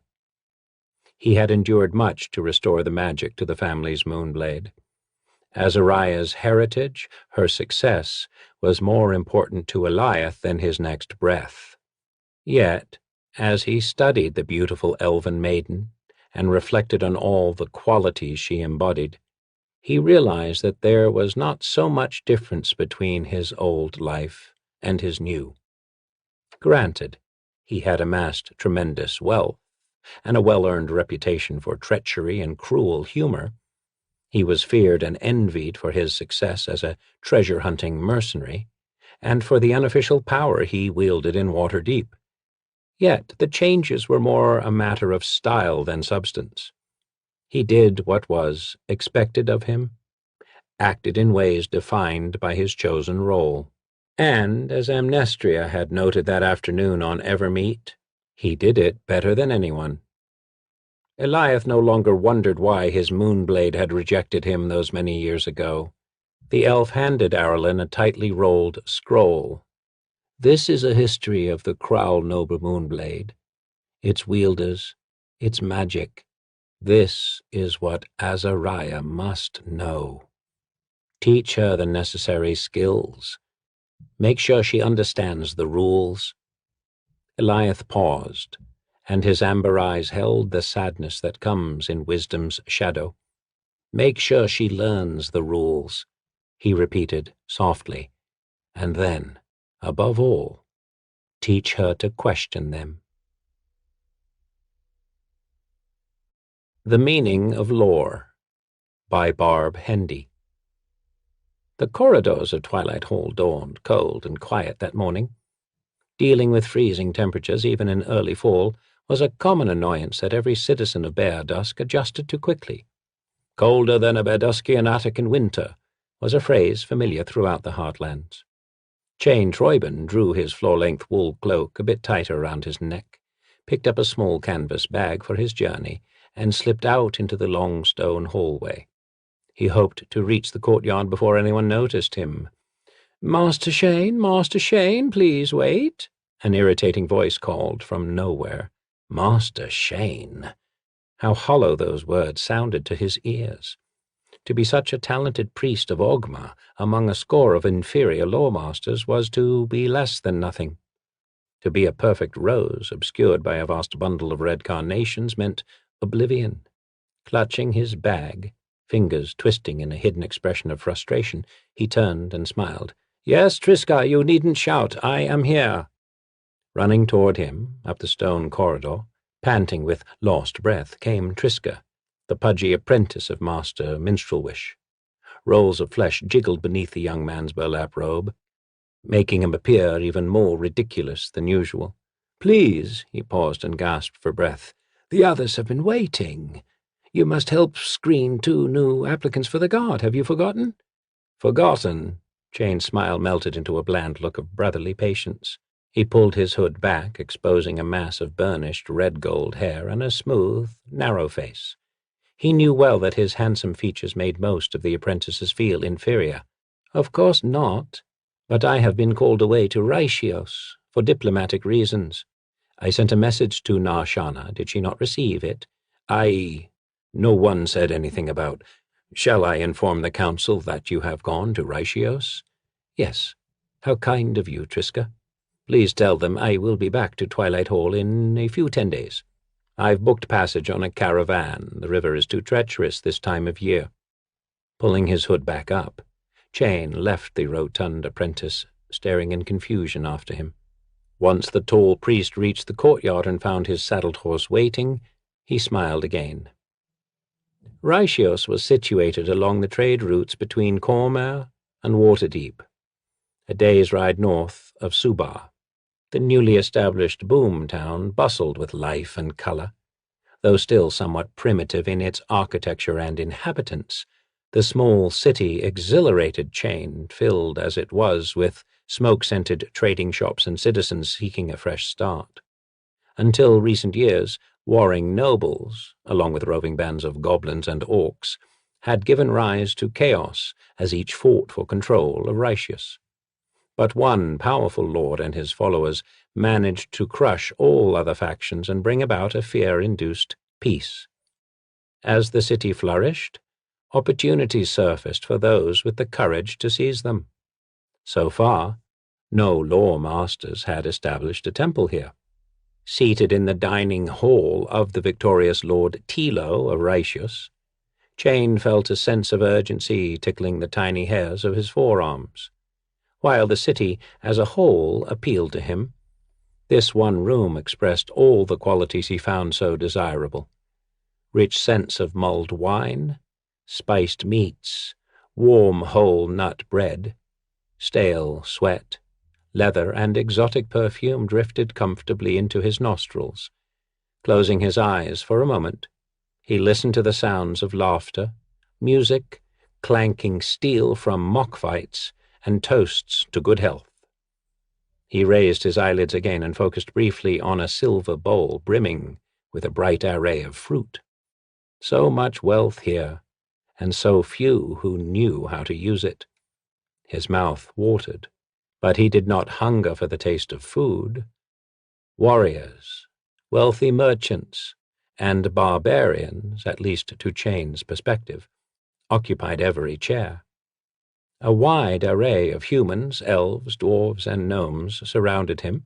It was not the mix that differed from that of the Twilight Hall. It was the feel and mood and code of dress. There were no minstrels here. No law masters, no bards, no teachers of any kind. And for once, all gazes drifted to him. Here he was no perfect rose, hidden behind a dozen other nondescript flowers. The people of Raishios were thorns in the truest sense. Here he was truly appreciated. "How is your lovely high lady, Celeria?" Lord Tilo asked politely. By the gods, Chain thought. Look at him sitting there in chainmail armor with food in his beard, trying to make pleasant conversation. She is well and sends her greeting. Everyone who knew anything of Bear Dusk was well aware that High Lady Celeria had little to do with the governing of her city. She relied on the mages, thieves, bards, and lore masters of Twilight Hall to govern it for her. "Then why have you requested an audience?" Tilo continued. "Does some other matter need my attention?" This was the crux of the matter, the heart of Chain's lie. He had not been called to Raishios for diplomatic reasons. He had written to Lord Tilo a few 10 days past, requesting an audience. This hand must be played carefully. Tilo may have possessed the manners of a Shadowdale goat, but he was no fool. "I am concerned, my lord," Chain began, "about the state of education in your vast city." "Education?" "Yes. There are no churches here, no law masters to teach the knowledge of Ogma. You don't appear to even possess a bard who might teach your people music, art, or ancient history. Does this not concern you as well?" Jane noticed a pretty dark-haired merchant's daughter hanging on his every word. Perhaps she was interested in the conversation. Perhaps she was simply overcome by his charm. He enjoyed the company of women, but only if they were completely enamored of him. Pursuing a romantic challenge held no interest whatsoever. He liked to be adored. "What are you suggesting?" Lord Tilo asked. "Suggesting? Why, nothing. The recent past of Raishios has been colored by bloodshed. Now that you have brought order and justice, should not the next logical step be education? What will become of your people without music and history?" The lines of Tilo's wide forehead narrowed. He had once been a warrior. Now he was a strong leader, and the welfare of his city took precedence over all else. "Yes, I see truth in your words. Should I bring in law masters and bards, teachers, to set up churches and schools?" Jane smiled his warmest smile, turning his face toward the candlelight to make his smooth skin glow softly. "A brilliant idea, my lord. If you would, let me look into this matter for you. Perhaps a few members of Twilight Hall would be willing to relocate for the chance to undertake so worthy a challenge." "Good." Tilo's gaze shifted to a dwarven mock fight that appeared to be growing less mock each moment. "Do that for me, Master Chane. I appreciate your counsel." Chane sipped his mulled wine as though the exchange meant nothing to him, but his heart beat fast beneath the tan cloak he wore. The lord had expressed a mild interest at best, but a mild interest was all Chane needed. A servant laid half a roasted pheasant on the lore-master's plate. Unlike those around him, he cut into it carefully, making certain the bird's juices did not soil his sleeves or spatter his neighbor. A caravan on its way to Iriaibo arrived in bare dusk late into the night 9 days later. The bards, mages, and thieves of Twilight Hall paid no heed to the passengers on the incoming wagons, only the supplies they carried. They had no idea that one of their own traveled in the heart of the clamor. Chane kept quietly hidden between two wagons, having exchanged his tasteful cream robes for leather breeches and a heavy black tunic. He told no one of his arrival. He told no one on the caravan his true identity. As far as Bare Dusk was concerned, Lore-Master Chane was visiting Raishios on diplomatic business. As the horses and wagons began to separate near the marketplace to park safely for the night, Chane turned his mount down a side street and headed for the city's west end, the seat of law, temple to Ogma. The very thought of the temple filled him with anticipation. Long ago, scores of ancient books had been spirited inside those sacred walls. Centuries-old texts of legends and lore waited for him like glittering jewels in a consecrated mine. The temple's overseer was a gnome called Bransulidin Miroto, a former rogue and wanderer who now guarded one of the largest collections of ancient and rare texts that Chane could ever desire. And what did Mirotor do with all his wealth? He simply locked it up like some sad old man hoarding coins under a mattress. A familiar litany tripped through Chane's thoughts. Knowledge is power. Power is wealth. Wealth is adulation and respect. That sorry gnome knows nothing of possibilities. He deserves to die. A not-so-charming smile twitched at the corners of Chane's lips. How would Tilo reward a lore master who knew more archaic history than any other priest on the continent? What would he pay to keep such a prized scholar within the walls of Raishios? Yes, in Raishios, such a lore master could have anything he desired. He would rule the colleges and dole out positions to other prospective teachers, priests, or bards, just as long as they weren't too educated and remembered their place. Life would finally be as it should, grand and glorious. It would take a few years of study, of course. After stealing the texts, He'd have to hole up somewhere to read and prepare. But then, just think of Tilo's gratitude to command such a lawmaster.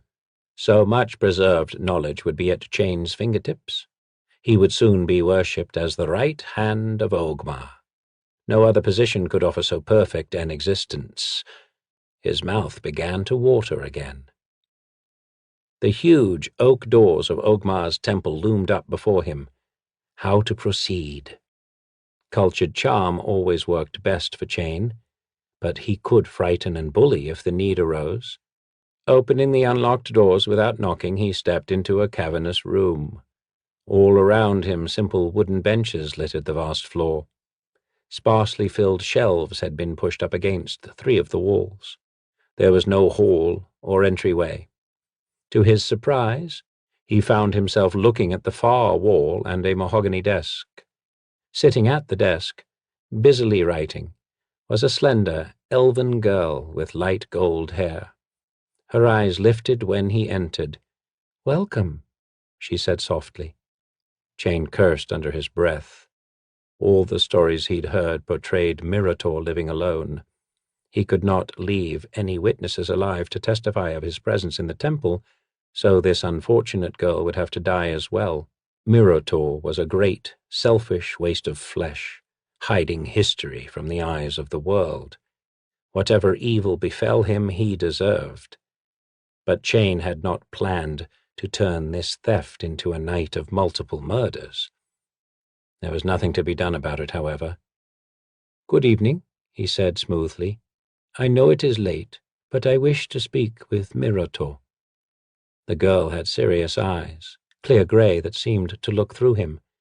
"One moment," she said. "Let me see if he has retired to his room yet." She slipped through a door behind the desk. Instinctively he knew that charm would be wasted on her. Force and threats were the only persuasion these people would understand. All he had to do was make Mirator show him where the oldest texts were hidden. The rest would be easy. Kill the gnome, pack the books into the bag of holding he had concealed inside his tunic, come back to the main room, kill the girl, and slip away. The dagger in his boot should be enough to silence them. The door opened again and the girl stepped out, followed by a white-haired gnome apparently dressed for bed. Not sure what he expected, Chain felt almost amused. Perhaps he had unconsciously anticipated the famous gnome would exude an imposing air, that he would wear the robes of a highly placed lore-master. Instead, Mirator wore an emerald-green nightshirt and purple silk dressing gown with a bright red nightcap whose pointed top hung down past his shoulder. "Can I help you, son?" The gnome yawned, making the tiny crinkles in his forehead and cheeks more apparent. "It's rather late." "I'm here on business for Twilight Hall," Chain fell into his authoritative voice. "I need to see your most ancient texts, the very oldest that you keep." "Twilight Hall, you say? Business? Celeria told me nothing about. Aren't you a bit young for a lawmaster?" "That is not your concern." Chain pulled an amulet from beneath his robe, the holy symbol of Ogmar. "Show me the books." Mirator shook his head and turned back to the door. "There's no need to be snippy. The texts are always open for all to see. We have no secrets here."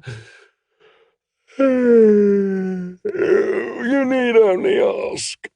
"You need only ask." What did that mean? If the books were readily available, why did no one ever come here? Perhaps the other lawmasters read Mirator's books and simply never mentioned it. Chain dismissed the notion as impossible. Anyone in his right mind would have attempted to remove the books and lay claim to them. Chain knew the contents of the Twilight Hall library by heart. There were no texts as priceless as the ones surely stored here. Perhaps Mirator's books were written in languages so old the lawmasters could not translate them. Chain smiled slightly in the darkness. Dead languages were his specialty. As he followed the gnome through the exit and into a narrow hallway, Chain found himself puzzling over the entire situation. Could it be this easy? If the texts were available to all, How were thieves held at bay? And what did Mirator hope to gain by sitting on such treasures like a fat little spider? Only to allow any ignorant peasant to come in and see the books, as though Ogma's temple were some second-class library? None of this made any sense. "I wish to see your oldest collection, the most archaic you have," Jane repeated. "Nothing originating after 902 DR, when the rotting war decimated Chondath. Couldn't your quest wait for morning? We could have breakfast before we start. I'm not a bad cook, you know. No, I must see the books tonight." At the hall's end stood another door. It opened with a creak when the gnome touched it, and they both began descending a curved rock staircase. Dim lamplight made for poor visibility, and the endless circles as they made their way lower caused Jane to lose track of time and distance. "How far?" he asked. "Not far now, almost there." But the descent continued. Farther down, the lamps were replaced by thick candles flickering in iron holders on the wall. For all Jane's frustration, at least the temple itself met his expectations. Hidden corridors, rock staircases. Perhaps this was how the foolish gnome kept his texts safe. Such a downward journey into the darkness would frighten an ordinary thief to death. But theatrics meant nothing to the ambitious priest. It would take more than a few cobwebs to make him lose his bearings. He was a bit disoriented, but certainly he could find his way out again. "Here we are," Mirator said, finally. He stepped off the bottom landing into a corridor. "Just a few more paces. Most of the well-read texts are upstairs where the light is better. Almost no one asks for these anymore. Probably because they are written in dead languages only a skilled lawmaster would comprehend," Jane answered, finding it difficult to keep contempt from his tone. "And you find those dead texts the most desirable?" "Of course. They are like jewels and wine. The older, the rarer. The rarer, the more precious. I would have thought you'd figured that out years ago." "That depends on your perspective. I often find value to be somewhat subjective." "Then you are a fool," Jane thought. He followed the gnome down another stair, 6 steps, curving to the left. They passed through a cobwebbed entryway and into a dusty room. Upon stepping inside, euphoria filled Jane's breast, and he sighed aloud. "I knew it would be like this." There weren't even shelves, simply stacks and stacks of leather-bound texts resting one atop the other. Scores, possibly hundreds, filled his eyes. Tales of heroic quests and dark deeds. The roots of Faerun's history. Gazing at one stack directly in front of him, he noticed runes along the spines of several texts glowing soft blue. "Wards," he whispered. Those books were to be avoided. His ultimate goal had always been attaining a high position among the priests of Ogma, through knowledge of lore alone. He knew little of magic. Spellbooks aside, plenty of other treasures surrounded him. Bindings of forest green and charcoal gray shone out in the darkness with a brighter intensity than any glowing runes, texts of long-forgotten myths and truths. He would translate and memorize them all, then teach stories that no one had heard in a dragon's age. People would stare at him in wonder. He would be revered and adored. "Are these the most ancient in your temple?" he asked, reaching down as if to scratch his leg. His fingers brushed the knife's handle. No one answered. "Mirator?" He turned, but found himself alone. Where had the gnome gone? Perhaps he assumed Jane wanted time alone to read. It did not matter. He could find his victims upstairs without much trouble and silence them later. He touched the spine of a faded brown cover and chills ran up his arm.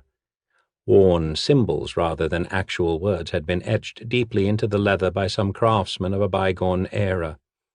Perfection. He picked it up and turned to the first page. Inside, he discovered yellowed pages much better preserved than the cover. The symbols were a form of hieroglyphics once used in the old empires of the south, Mulhorand and Untha.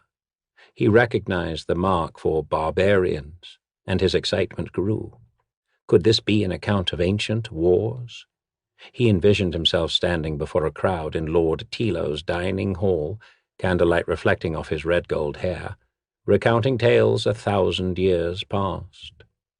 Pulling the enchanted bag from inside his tunic, he placed the book carefully inside and began paging through another.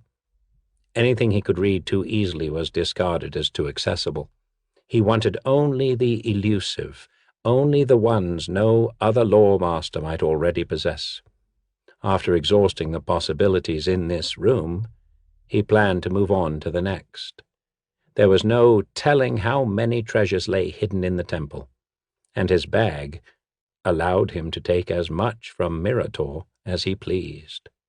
Although he'd never studied magic in detail, Jane found some of its creations quite useful.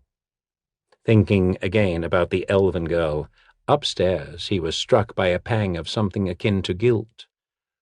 "Ogmar may be annoyed at first," he whispered, "but he'll cave in when he sees what a perfect rose I really am." After he'd pillaged the first pile of its priceless tomes, Jane tried to move to a new stack. The bag's weight jolted him to a stop. The books were heavy, quite heavy. How could this be? After he had placed only 14 in the bag, it was nearly full and difficult to carry. The enchantment should have allowed him to fill it forever. But peering inside, he saw that his magic bag was working as if it were nothing more than an ordinary sack. Mirator might be more clever than anticipated, Jane mused. Perhaps he had placed wards against magic on the library. Even for a strong man like Jane, 14 of the oversized books made a formidable burden. Would he have to settle for this paltry haul? He stared down in frustration. 14 texts of the most ancient lore on the continent was still enough to fulfill his dreams. Or perhaps he could make a second trip after killing the gnome and the girl. The vault had not been hard to find. Yes, that was the answer. Make a second trip, possibly a third. After all, he did have a horse waiting outside. Rising, he turned to leave. Then he saw that all 4 walls of the room contained exits. Strange, he hadn't noticed them before. From which one had he entered? The many stacks of books made direction difficult to remember. "Mirator, I am ready to leave now," he called. Nothing. Had he come into this room from the entrance to his left? Yes, that must be it, the door to his left. Gathering his bag over one shoulder, he walked out into a familiar hallway. Or was it familiar? Fat, flickering candles in rusted holders still cast their dim light against the walls, but this could be any hall in the temple. These dirty gray stone walls probably stretched out through the entire underground. Jane's dilemma fled his mind as something painfully cold touched his arm. He jumped a pace down the corridor. "Who's there?" The hall lay empty. But then Jane felt invisible icy fingers again trying to grip his shoulder. Burning cold drained his strength, and he scrambled backward, jerking the books along the ground. Jane had always thought himself above such base emotions as fear, but for the first time in his memory, he was afraid. Dragging the books, he ran, harsh breaths coming quickly. At the hall's end, he was forced to choose between 2 stairwells, one going up, one going down. Perhaps I've outrun the thing, he thought, but when he glanced behind him, a horrified gasp escaped his lips. Grayish-white shapes were slowly forming, taking shape. To his despair, 2 separate faces and bodies materialized into the hazy outlines of human form. They had teeth. Their hollow eyes were hungry. "Wraiths!" "Mirator!" Jane called. "Come guide me out. I am ready to leave." A high-pitched keening from one of the wraiths answered him. The other hissed in hatred and floated forward at an impossible speed. Jane bolted up the right stairwell. He was usually a swift runner, but the weight of the books slowed him. He had no silver, no spells, nothing to fight the undead. "Mirator, you little wretch," Jane hissed. "Simply cutting your throat will be too kind." A cold jerk on Jane's collar made him lose his footing. The wraith was right behind him, fighting for a hold on his tunic. He knew if the creature got a solid grip on his flesh, its very touch could kill him. He swung out desperately with the books. Perhaps the thing was corporeal enough to be swatted away. To his joy, the thing released him. To his sorrow, his fingers lost their grip on the bag and it flew out of his hands. He steeled himself for another attack, which did not come. The other wraith now moved into view as well, yet they both ignored him and positioned themselves over the bag, floating in the narrow stone corridor above his treasure, hissing and keening in agitation. "Guardians?" he asked, sardonically, knowing they couldn't answer. "If you think I'm going to let a pair of phantoms take those books away, you are sorely mistaken." But the pain in Chain's shoulder had spread to his elbow. The fingers of his left hand wouldn't close. He was injured, and he needed something to fight with. No amount of wit and charm would affect his phantasmal opponents. One of them looked up at him and spit out meaningless sounds, its face twisting and contorting. The thing appeared almost disappointed that he had dropped the books. "Ogma, help me," Chain whispered, grasping the cord of his holy symbol. He drew it into view, confident his god would assist him. But the second wraith only spat strange sounds like the first. A wave of despair washed over the priest. Was this some sort of test?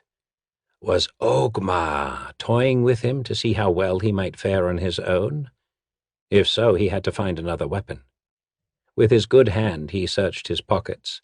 There had to be something. His dagger was steel, useless. Then he found his coin purse. Coins? Ripping off his belt, he dumped the contents onto a step and smiled. Silver coins. 6 of them. He took a step toward the writhing, angry creatures.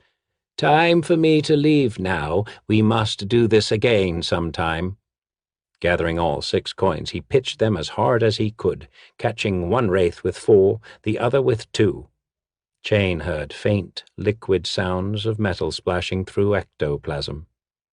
At any other moment he would have stopped to congratulate himself on not having wasted any of his tiny weapons. But this was not the time. Both creatures screamed in pain and confusion when the hated silver passed through them. Chain lunged forward, clutched the bag tightly, and retreated back up the stairs. He expected to come out somewhere near the corridor that led to the curving stairway up. Instead, he found himself in another, small, square room filled with dusty, stacked books. 4 exits marked the walls. "Am I back where I started?" he thought. At the same instant, a hateful keening filled his ears. A labyrinth! That wretched gnome! Back! The way out has to be back the way I came. No, that was impossible. The wraiths were coming from behind. All lore-masters were taught survival skills in regard to mazes and labyrinths. Chain let his mind seek out those half-forgotten lessons. Left. Always turn left, never panic, or you will be lost. He leapt into action, running always upward and to the left. He concentrated on what Mirator's throat would feel like as his windpipe cracked. The keening grew closer.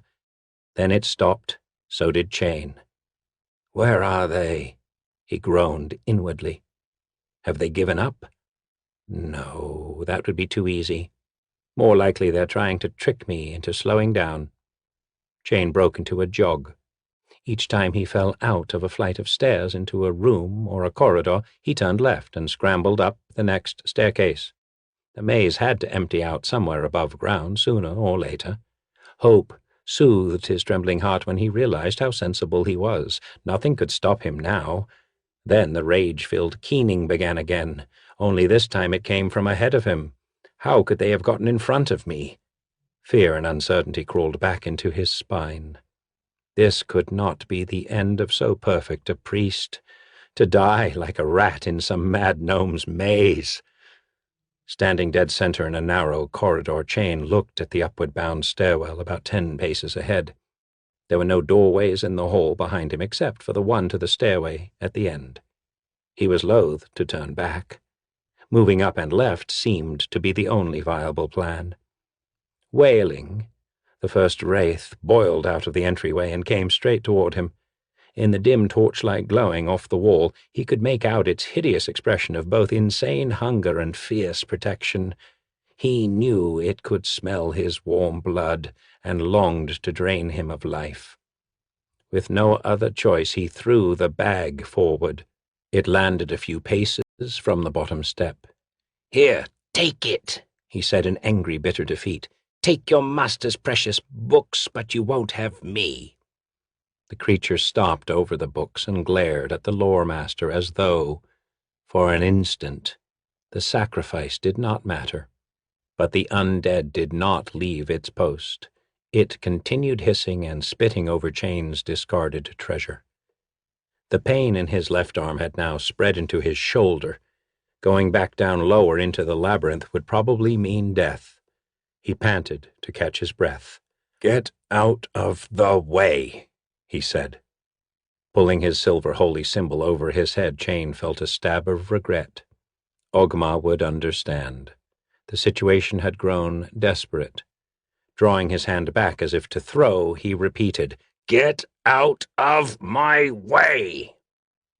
The wraith raged and keened, but as Chain hurled the symbol, the thing dodged to avoid the blessed metal, leaving just enough room for Chain to slip past into the stone stairwell.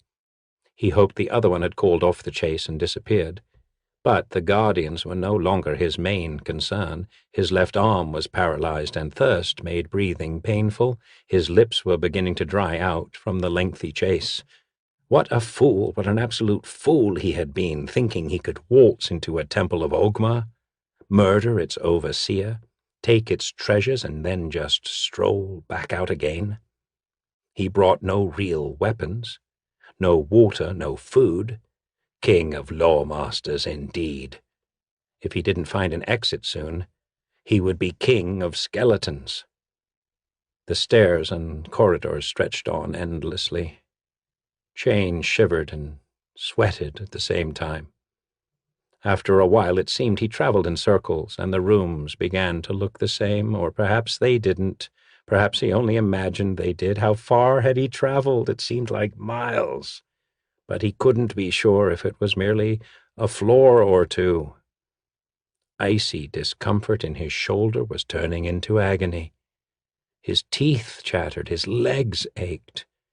Finally, he staggered against a stone wall. Whimpering, he slipped to the floor, chin resting on his knees. "I've lost," he whispered through parched lips. "It's over." "Getting tired, son?" a cheery voice asked. Chain's head jerked up to see Mirator in the room with him, still in his ridiculous purple dressing gown. The elven girl at his side was rapidly writing on her parchment. "Am I close to the surface, then?" Chain rasped. "Close?" the gnome answered. "Well, that would depend on your perspective." Wretch, Chain thought, but instead he said, "If you've come to hear me beg for help, you may as well leave. I'd sooner die than ask you about tomorrow's weather." "Hear you beg?" Mirator said. "Oh, by Ogma's pen, no, we came to guide you out. There must be something sensible in that overinflated head of yours, or you wouldn't be breathing. You are intelligent enough to value your life over the power you lust after. That must count for something." Chain stared at him. "You're guiding me out?" "Yes, of course. But I warn you, those creatures are here to guard over more than just books. I'm too tired to hurt anyone. Get me out of here. You've come all this way. I think you ought to have something for your trouble." Mirator held out a cloth-bound, dark green book. Chain looked at it suspiciously. "What is this?" "Something I put to pen myself a few years ago. It is the recent history of Raetius, before the coming of Lord Tilo, an account of the wars of the noble families. Distasteful era, something they will wish to avoid again. Take this book, Lawmaster Chain. Go to Righteous and teach this. Chain's mouth tightened in disgust. That is nothing. Maybe a few rare details, but there is not a tale in that book any common street peasant wouldn't already know. What wonders can be found in such easily attained lore? The gnome smiled slightly. The kind that matter. The lore we live and breathe and remember. Stories that can teach us to avoid folly. Mirator turned and motioned the girl forward. Chain gazed into her serious face as she knelt down and revealed to him the title of her work. The Tale of Chain Troiben, the Twilight Hall priest who got lost in the labyrinth of Bransulden Mirotor. Chain looked up, the truth of it finally dawning. Lore was not only the ancient and unknown, it was created with each passing moment. He was now part of the web of legend, part of the web of lore, ever-changing, always spinning. Reaching out slowly, he took the green book from Mirotor. Yes, I will go to Righteous. I will teach this lore. The gnome smiled wryly. Come, then. Your arm will heal in a 10-day or two. Now it is time to leave. I should have been asleep hours ago. Chain stood and followed his companions, paying little attention to which hallway they chose. Soon he would be out in the fresh air, free from this labyrinth. His mind churned with Mirator's words. Perhaps he could do more for his students by teaching them recent history, teaching them ways to avoid bloodshed and chaos. Picturing himself in an ivory robe, standing before a crowd of eager listeners, he anticipated the reverence that might be given to such an unselfish scholar, a humble lawmaster dedicated to his calling. He envisioned the awestruck faces of his followers as he taught the lore of recent tales. Naturally, his handsome countenance would impress them, but his wisdom would impress them even more. He was almost to the main entryway when a sudden realization came unbidden to his mind. Lord Tilo might be very grateful to a lawmaster who knew more details of Righteous's history than any other priest on the continent. Such a priest would be rewarded and valued. Perhaps. Raven's Egg by Elaine Bergstrom. Soon I, Lord Sharvan of Espar, shall attempt a most daring end to all my woes. I will not speak too plainly of my plans here. The purpose of this account is to justify my act, not to forewarn others what it might be. I wish I could be more blunt, but, though I am a young man, my inheritance is vast. Because of my wealth, I have many enemies and many paid spies throughout my house. I see how they whisper in private, plotting against me as they go about their work. If I had proof of their treachery, I would kill them all. As it is, I must abide them. Even Atera, my beloved wife, has turned against me. I cannot bear to cause her pain, so I lied and told her that there have been threats against us and placed her under guard in her chambers. She has requested no visitors save me and her aged physician, the wizard Raven of Serloon. Serloon. Ah, the sound of that name, exotic, dangerous, calling to me even now. Serloon, the place where I found my most precious possession, my wife. My older brother had been sent to that distant city in Sembia by my father and the nobles of our humble town to forge a trade alliance with the merchants there. I'd always had a wanderlust that set me apart from my stoic friends in Espar, and so asked to go along. I had expected father to refuse. He agreed readily. I rejoiced, but during the long journey east I began to understand his indulgence toward me all too well. Gwendith, my brother, was to inherit the family estate. I could manage one of our smaller holdings, but would always be dependent on his charity unless I made a fortune of my own. If I did not, I was expendable. As we rode into the city, I saw its wealth and its poverty. Pickpockets stole almost openly from rich merchants in the crowded streets, ignoring the example of less skillful thieves, whose rotting bodies hung from the city walls to feed the crows. Nobles sported knives and swords with jeweled hilts, and even the grimiest street urchin carried a simple blade. Indeed, our first stop was to purchase daggers and swords. It galled me that Gwend had to make the purchase for me. I said as much as we sat in the back of a dark, smoky tavern, washing down spicy sausages with the golden local ale. "No matter. I'll make my fortune soon enough in a city such as this," I commented. "Soon enough," Gwend echoed and chuckled, a sound I knew too well. "What is it?" I asked. "What have you been plotting?" "Not me, brother. Father has. He wants you to take a wife here in Sarloon." "A wife?" I stared at the tavern wenches, as drunk and foul-mouthed as the patrons. Where will I find a wife in a place such as this? "Father's already found her," Gwend said, then covered his ears in anticipation of my angry explosion. Shock stole all thoughts, all words I might have said. "Father says that her dowry is huge," Gwend added. "The greater the dowry, the uglier the bride," I reminded him, and we laughed together. "You'll get to judge her soon enough," Gwend said. "You're meeting her tonight." "And if I despise her?" "Her father hasn't announced the match. More for her sake than yours. She may despise you just as easily as you might her, you know." I doubted that, but nonetheless I was thankful when Gwend bought us each a bath. We changed into our best clothes and went to meet my arranged bride. The house was 3 times the size of our family's home in Espar, and its grounds smelled as exotic as they looked.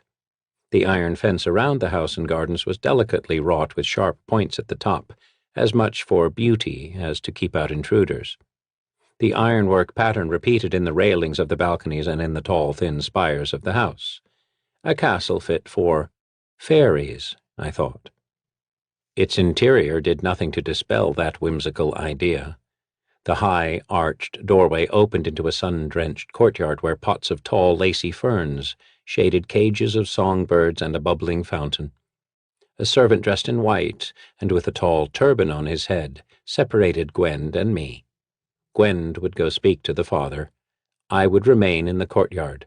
"My mistress will be here soon," the servant said as he left me. I sat beside the fountain and watched the slow ripples move across the water's surface, hoping their languid motion would still the beating of my heart. She came alone, walking toward me from the dark house, her flowing skirts beating against her legs. I rejoiced at her lithe form, her delicate hands. From her shy stance, with her eyes fixed on a spot somewhere near the center of my chest, I saw that she was more flustered than I by this arrangement. It occurred to me that I had also overlooked one important detail. "What is your name?" I asked. "Atara," she replied. "You might have asked your brother." She glanced up at me for a moment. Her slanted eyes were an incredible shade of emerald green that harmonized beautifully with her honey-colored hair. "I'm sorry." I took her hands. Her nails were painted a soft pink, the color of seashells. "Are all noble women in Saarloon so demure?" She smiled and looked up again. "Just me," she said. "What are the courting customs here?" She shrugged. "They're not important." "Sit beside me," I said. She did as I asked. During the rest of our hour together, she relaxed a bit. I thought her far more beautiful than any of the round-cheeked girls in Espar, and I wondered how her father could give her up to a man he did not know. But in the 10 days before our wedding, I came to understand his decision. Atara had a sensitive temperament, better suited to the tranquility of Espar than the constant danger of Serloon. On our rare rides through the city, she became anxious in the crowded streets that appealed so much to me. She also gave all her coins to the crafty urchins who, dodging my discreet kicks, managed to attract her attention. Before we wed, I promised her that we would settle in my father's country. I did not say precisely when. For though I loved her city more. Serloon was a cesspit of avarice and greed, but there were fortunes to be made there. Soon I had established contacts among the thieves and assassins of the city. My family's caravans moved untouched, and my own enterprises prospered from the information and protection I bought.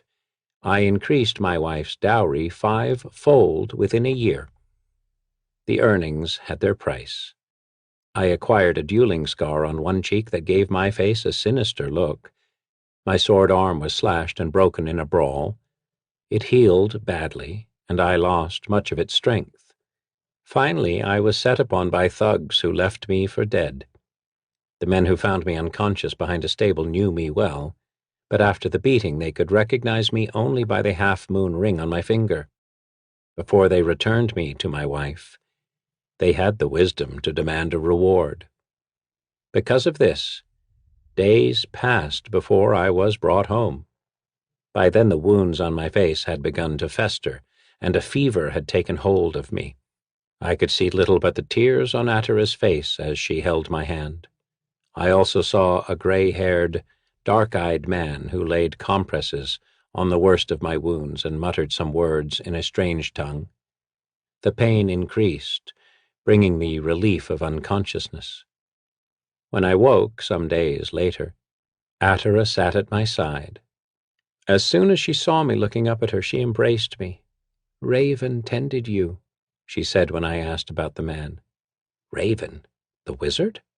I replied incredulously. "He calls himself a necromancer, but is skilled in healing arts above all others. He's been my friend for as long as I can remember. Now he's proven himself my friend again." She held a mirror in front of my face. My wounds were nearly healed. I doubted they would scar. I sent for Raven and thanked him sincerely. "How could I not help you?" he replied. "I am oath-bound to do the bidding of Atara and her family. Even without an oath, I could do nothing to cause that child harm." He smeared a sweet-smelling ointment on my wounds and promised to return later to see how I was. After that, we talked often. I found him to be powerful and willing to teach his skill. I'd always had a fascination for magic and the might it imparted, so I went to my father-in-law and asked to have Raven put in my employ. "I intend to send him to Espar with you when you go," he responded. "He's been Atara's physician and friend for so long that I wouldn't want her to leave my house without him." I smiled. Though I still held out the promise of Espar to him as to Atara, I had no intention of keeping it. Power, wealth, and now vengeance were foremost on my mind. My spies soon learned the names of the men who had attacked me. My assassins were quick and deadly. As for the jealous merchants who had paid to have me assaulted, Raven devised a fitting poison, one that caused oozing sores that healed slowly, leaving deep and painful blood-red pockmarks. They died by their own hands soon after. Ah, the intrigues of Serloon. Such a magnificent city, so magnificently suited to my tastes. But some months later, fate determined that I would have to go home. My father died. My brother soon followed. With Raven and hired guards to protect my fortune, I reluctantly brought my bride to Espar. I found the land much changed. True, the fields were as green as always, the forests as dark and thick, but beneath the plodding rhythm of Espar's sleepy life, I sensed evil, hiding just out of sight. an evil as deadly as any in Sealun. The local nobles were curious about my life in Sembia and anxious to meet Atara. In the first days after we came home, we were invited to a homecoming feast held by my neighbor, Lord Romuald. Romuald had been an old friend of my father's. I had grown up with his children and spent many happy hours roaming his lands. Nonetheless, I felt an instinctive wariness. There were plotters everywhere, I reminded myself. With a beautiful wife and vast wealth, I was a prime target. As I entered Romuald's house, I heard the whispers of the other guests. I thought at first that they were commenting on the beauty of my bride. Later I realized that they whispered about me. I had been scarred and my arm maimed, but I sensed that their muttering meant more than that. I stood aside from the others, saying little while I watched protectively over Atara. She moved among them like a kitten full of trust and happiness. In the month that followed, I kept up my guard at the local festivals and remained tight-lipped about my business. As I expected, once everyone realized they would learn nothing of value from me, Atara and I were silently ostracized. Only Lord Romuald and his wife Lordrel invited us back to their estate. At our second meeting, I bluntly asked Romuald why he felt such concern for me. "Concern?" Romuald laughed. "I recall your childhood well, Sharvan. You were always one of my favorites. I am pleased to count you as a friend." "Good," I responded. "Atara has been so lonely here." "May I speak bluntly?" Romuald asked. I nodded. "You changed much in Sealun. I'm not speaking of your wounds, either, for a man's face means nothing. Your bride is lovely, and everyone speaks well of her. But if you wish to gain acceptance, you must be less suspicious of your neighbors. You've been gone some time. People are wondering what you are hiding to make you so nervous." "I hide nothing," I retorted. "You gave me leave to speak," he reminded me gently. "This is a peaceful land, Sharvan. These are simple people. Remember that." He wanted me to think so. Indeed, for a time I tried to take his advice. I understood his motives soon enough. We exchanged breeding cattle to strengthen our herds. His appeared healthy, but as soon as they mixed with mine, my herd fell ill with a strange disease. Mine died. His were less ill and recovered. I sent an angry note to Lord Romuald. He came immediately and rode my fields with me. I kept up with difficulty, using my good arm to guide my horse. Eventually he pointed out clumps of spear grass on the edges of the fence lines. "Have your field hands move your herds more often, so they stay clear of that weed," he said. "It slowly poisons an animal if too much is eaten." "Your cattle didn't die," I reminded him. "Speargrass is a mild poison. My ranges are clear of it, so the poison wouldn't have built up in them. Still, I can't be certain the grass was the cause, so I'm willing to bear some of the loss. Come pick another dozen cows from my herd." "And have the fever kill the rest?" I railed inwardly. To him I stiffly replied, "I'd rather settle in coin." "You'd be wiser to rebuild your stock," he began, then, seeing the resolution in my expression, became resigned. "Perhaps you weren't meant for the country life," he said wearily, and agreed to all my terms. While Romuald and I had been riding, Atara had visited with Lady Lordrel. When we joined them, I saw that Atara's face was flushed, her eyes bright. "I don't think I've ever laughed this hard," she said to me as we went in to dine. Throughout the meal, Romuald entertained Atara with tales of the hills and forests around Espa.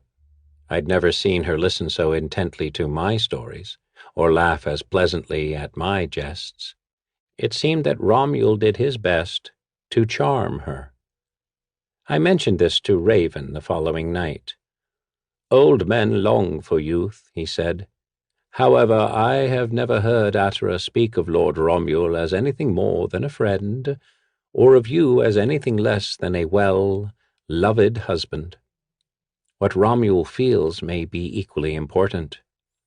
Raven did not reply. He was right to be silent. This was a matter between me and my wife. I confronted her in the morning. She appeared genuinely distressed by my suspicions. "Lord Romuald and his wife are the only people we ever see," she retorted. "They've been kind to me. I think highly of him, but nothing more." "Are you certain that's the only way you think of him?" Atera did something quite unexpected. She slapped me and stormed from the room. I heard her call for a servant. Some time later, I saw her ride off alone, galloping north, through the fields on the bay mare she had brought from Saarloon. North, the direction to Lord Romuald's lands. The money from Lord Romuald arrived just after high sun, along with a note inviting Atera and me for yet another visit. Seething at the gall of a man who would seduce my wife under my very nose, I returned to my library and laid the note on the table. Atera did not return until evening. She did not explain or apologize for her absence. That night, when I went to her chamber door, I found it locked. "If that's the way you wish it, stay in there," I bellowed through the door. I ordered the servants to bar it so she could not leave. After overseeing the work, I went to my library. There I fell asleep trying to make sense out of some old and incomplete instructions for turning copper into gold. A strange rustling woke me, as if the pages of the books on the shelves around me had somehow come alive. Even the closed book on which my head rested vibrated at my touch. Fearful of what I might find, I opened it. Bookworms. A dozen of them feasted on the pages of the text, their tiny bodies the same parchment shade as their meal. I shook them to the floor. Their color hastily changed to that of the flagstones, and they scattered as I stomped on them. When I'd killed as many as I could find, I moved to the shelves where hundreds were devouring my other texts. I shook them free of each text, stomping them as soon as they hit the floor. Soon the flags were slimy with crushed bodies, yet the hungry horde continued its destruction. Words gone, knowledge gone, the power of that knowledge gone. Mere wealth could not repair my loss. "Raven!" I screamed. "Raven, come here!" As I turned back to the shelf nearest the wall, I glanced out the window and saw smoke rising from the stables, servants rushing to beat out the blaze. They were too late. When the doors opened, the fire flared. I heard the whinnies of the horses, the pounding of their hooves against their paddock doors, the cries of the stable hands. If I hadn't problems enough in the library, I would have gone to help. As Raven and I labored to save the books, I saw Lord Romuald's note lying on the floor. When I picked it up, it crumbled in my hand. "Could he have sent bookworm eggs?" I asked Raven. The wizard nodded. Hours later, after we had salvaged what we could, I went outside to see the ruins of my stables. Only 3 mounts had managed to escape the fire. Atera's bay mare was one of them. "Quite a coincidence, don't you think?" I asked Raven as we examined the burns on the horse's left flank. I spoke coldly, finally convinced that all my suspicions were true. "The mare was lucky," Raven responded. "I'm glad for Atera's sake. But suppose it wasn't luck. Suppose Atera is a part of this plot and would not let her mount be harmed," I insisted. He paused before speaking, weighing his words carefully. "Atera loves you.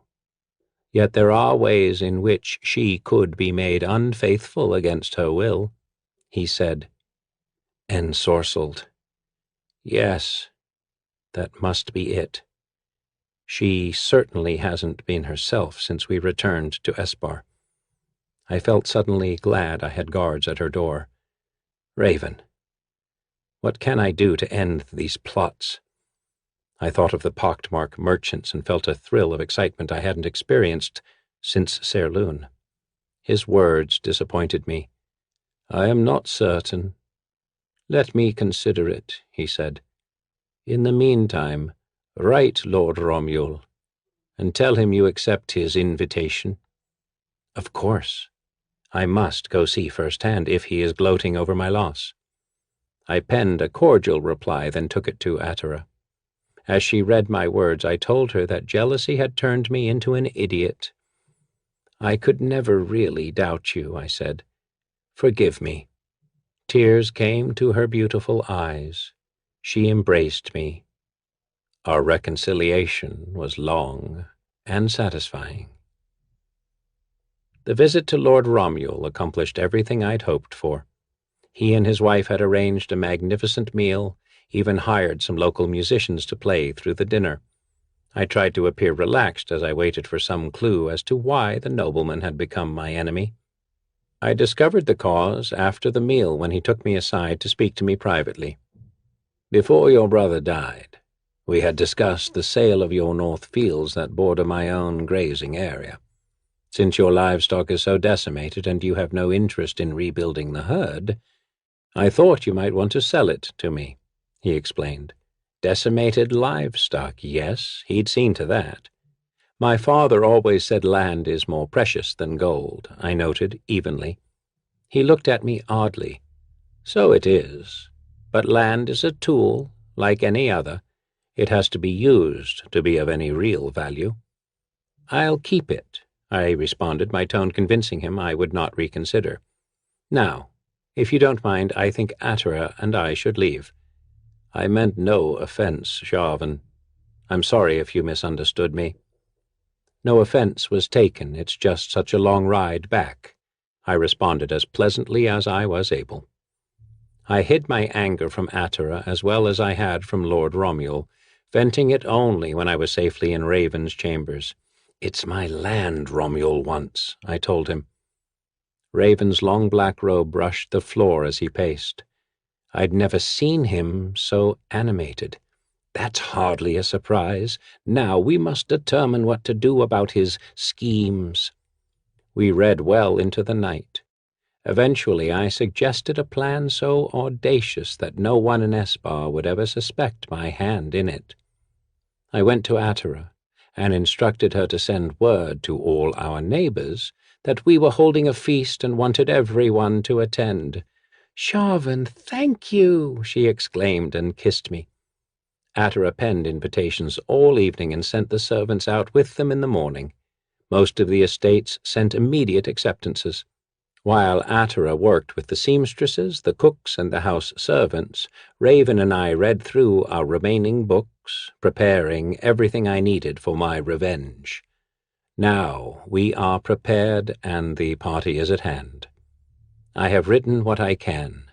Later, after I have dealt with my foes and my woes are over, I will finish this account. It is difficult now to write, though the memories of my carefully orchestrated vengeance still burn clearly in my mind, and though it will take some time for me to capture all the events on paper, I will do so. The pigs and fowl for our feast were turning slowly on their spits when I knocked on Raven's door. Inside his room, with its scrolls and ancient tomes, its vials of herbs and exotic incense, I claimed the magic he had prepared. I pocketed the love potion for Atera, then held out my hand for the other, darker magic we had discussed. He gave me a tiny blood-red egg, so light it seemed hollow. I looked doubtfully at it. "Are you certain?" "Swallow it whole, as I instructed," he said. "The shell will dissolve inside of you, and the creature will merge with your body."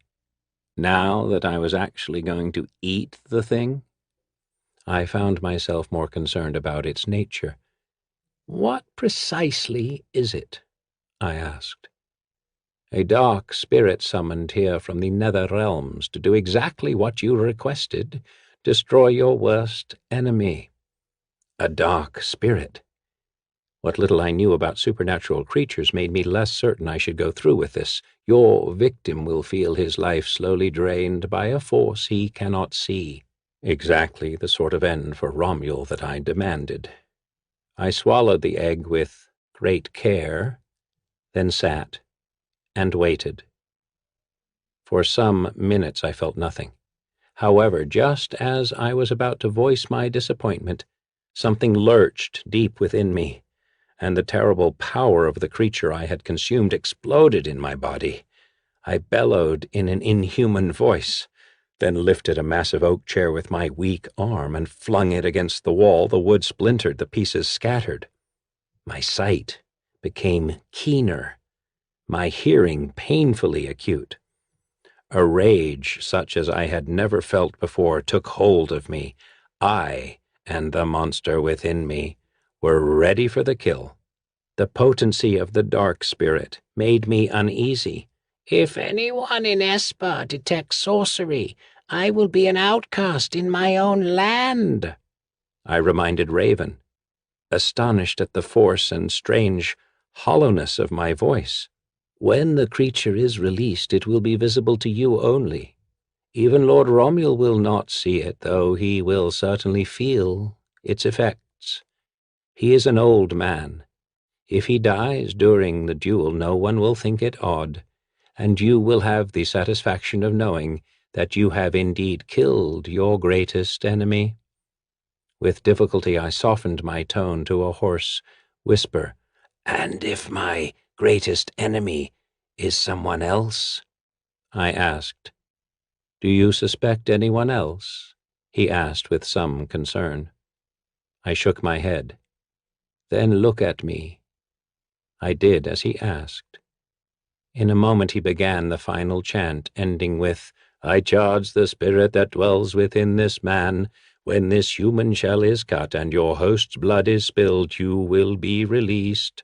Seek out Lord Sharvan's worst enemy. Enter that body and drain its life, but do not destroy the spirit.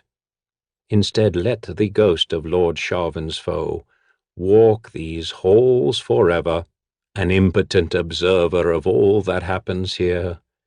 When your task is finished, depart this place and return to your own nightmarish abode. I listened to the words with great satisfaction, for they gave voice to the essence of my revenge. For the rest of our days, Lord Romuald's ghost would watch Atera and me together. I could think of no more fitting end for his treachery. Once Raven had finished his spell, I practiced walking with my new strength. When I thought it safe, I took the potion to Atera. I had never seen her look so magnificent. Her long, thick hair was braided with multicolor scarves. The black bodice of her gown gave way to skirts of the same rainbow hues as in her hair. Her eyes sparkled with anticipation of the gathering. The creature inside me raged, trying to escape my body, prompted not by anger, but by lust. Such was the beauty of my wife at that moment. Would you share some wine with me? I asked her, my voice trembling as I fought to keep it soft. Sharvan, you sound so strange. Are you all right? If you're ill, we can— No, not ill, just excited. After all, this is my first feast as head of the estate. I kept my back to her as I slipped the potion into her goblet, then poured our wine. I watched her carefully to be certain she drank it all. By then, the first of our guests had arrived. I went down to join them, Atera walking joyfully at my side. As we greeted our guests, the potion began to do its work. Atera's face flushed, and her voice grew high and sharp. She is a bit anxious, but I think the wine did more than relax her, I confided to one of the guests. I heard him repeat the comment to his wife. Soon the entire room assumed Atera was already tipsy. Lord Romuald and Lady Lordrel were among the last to enter the hall. As Atera went to greet them, I hung back. I could not get too close. not with the beast inside me looking through mine eyes at my enemy, demanding to be released. Some time later, Atera and I took our places at the table's center. Lord Romuald sat to Atera's right, then Lady Lordrel. After all her planning of the evening's feast, Atera only picked at the food. Her attention became, as the potion directed, fixed on Lord Romuald. Soon she seemed openly infatuated. I pretended not to notice, not even when her hand disappeared from the table, resting no doubt in his lap. A few of the guests near us began to whisper to one another. The farce could not continue much longer. I gave the signal and the music began. I asked Lady Lordrel to dance. Lord Romuald would give too great an insult if he refused to ask Atera. Red-faced and cautious, he led her onto the floor. As I danced with the stout Lordrel, I watched Atera and Romuald carefully. She pressed close to him, whispered in his ear. I saw his confusion. No, he had never expected his conquest to act so boldly. With a firm grip on Atera's arm, Romuald led her back to the table. She pulled him beyond it to the tapestry that hung from the wall. In spite of the shadows, I and a number of others saw her kiss him. I pushed Lordrel aside so roughly that she would have fallen had someone not caught her. "What is the meaning of this?" I bellowed. Lordrel followed my gaze. She saw her husband's embarrassment, heard Atera's startled cry. "Your wife is not well," Romuald said. "Well enough to kiss you. Is this the first time or only the most obvious of many?" My guests began muttering. Most sided with me. Others, seeing Romuald's confusion, were not so certain of his guilt. Lordrel began to cry. "She is gone from the house far too often, and when she rides, she always heads north," I went on. "To visit me," Lordrel mumbled. Atera, fighting the effects of the potion, nodded. No one paid any attention to either woman. Fine people that they were, my guests were eager for blood to spill. "I demand satisfaction," I said. "I will defend the honor of my wife." I saw his resignation, yet still he attempted to placate me. "Your wife is ill, I tell you, and your sword arm is weak. Isn't there some other way to settle this? Honor will make me strong." I heard the murmur of my neighbors. Most were pleased at my response. Romuald sighed. "Very well, but you must loan me a blade. I brought none." I surveyed the crowd. There must be no hint of treachery in our duel. "Does someone have a blade for Lord Romuald?" 5 were offered. As I expected in one his age, he picked a light, thin sword more geared for fencing than battle. One of the other men offered me a similar weapon. I took it. There would be no accusations of poison when this was done. We squared off in the center of the hall where only moments ago we had been dancing. As metal met metal, I felt the strength of Raven's minion. I could win the battle at any time. Instead, I fought down the urge to attack and moved stiffly, as if the very act of holding the sword pained me. In his youth, Lord Romuald had acquired a deadly reputation with a blade. He had not lost the skill. Were it not for my terrible inner speed and strength, he would have bested me easily. However, he continued to maintain the ruse of reluctant victim, parrying my more deadly thrusts, letting the others reach him. No doubt he hoped I would shed the first blood and, honor satisfied, call off the duel. When I nicked his shoulder, I saw real fear in his eyes.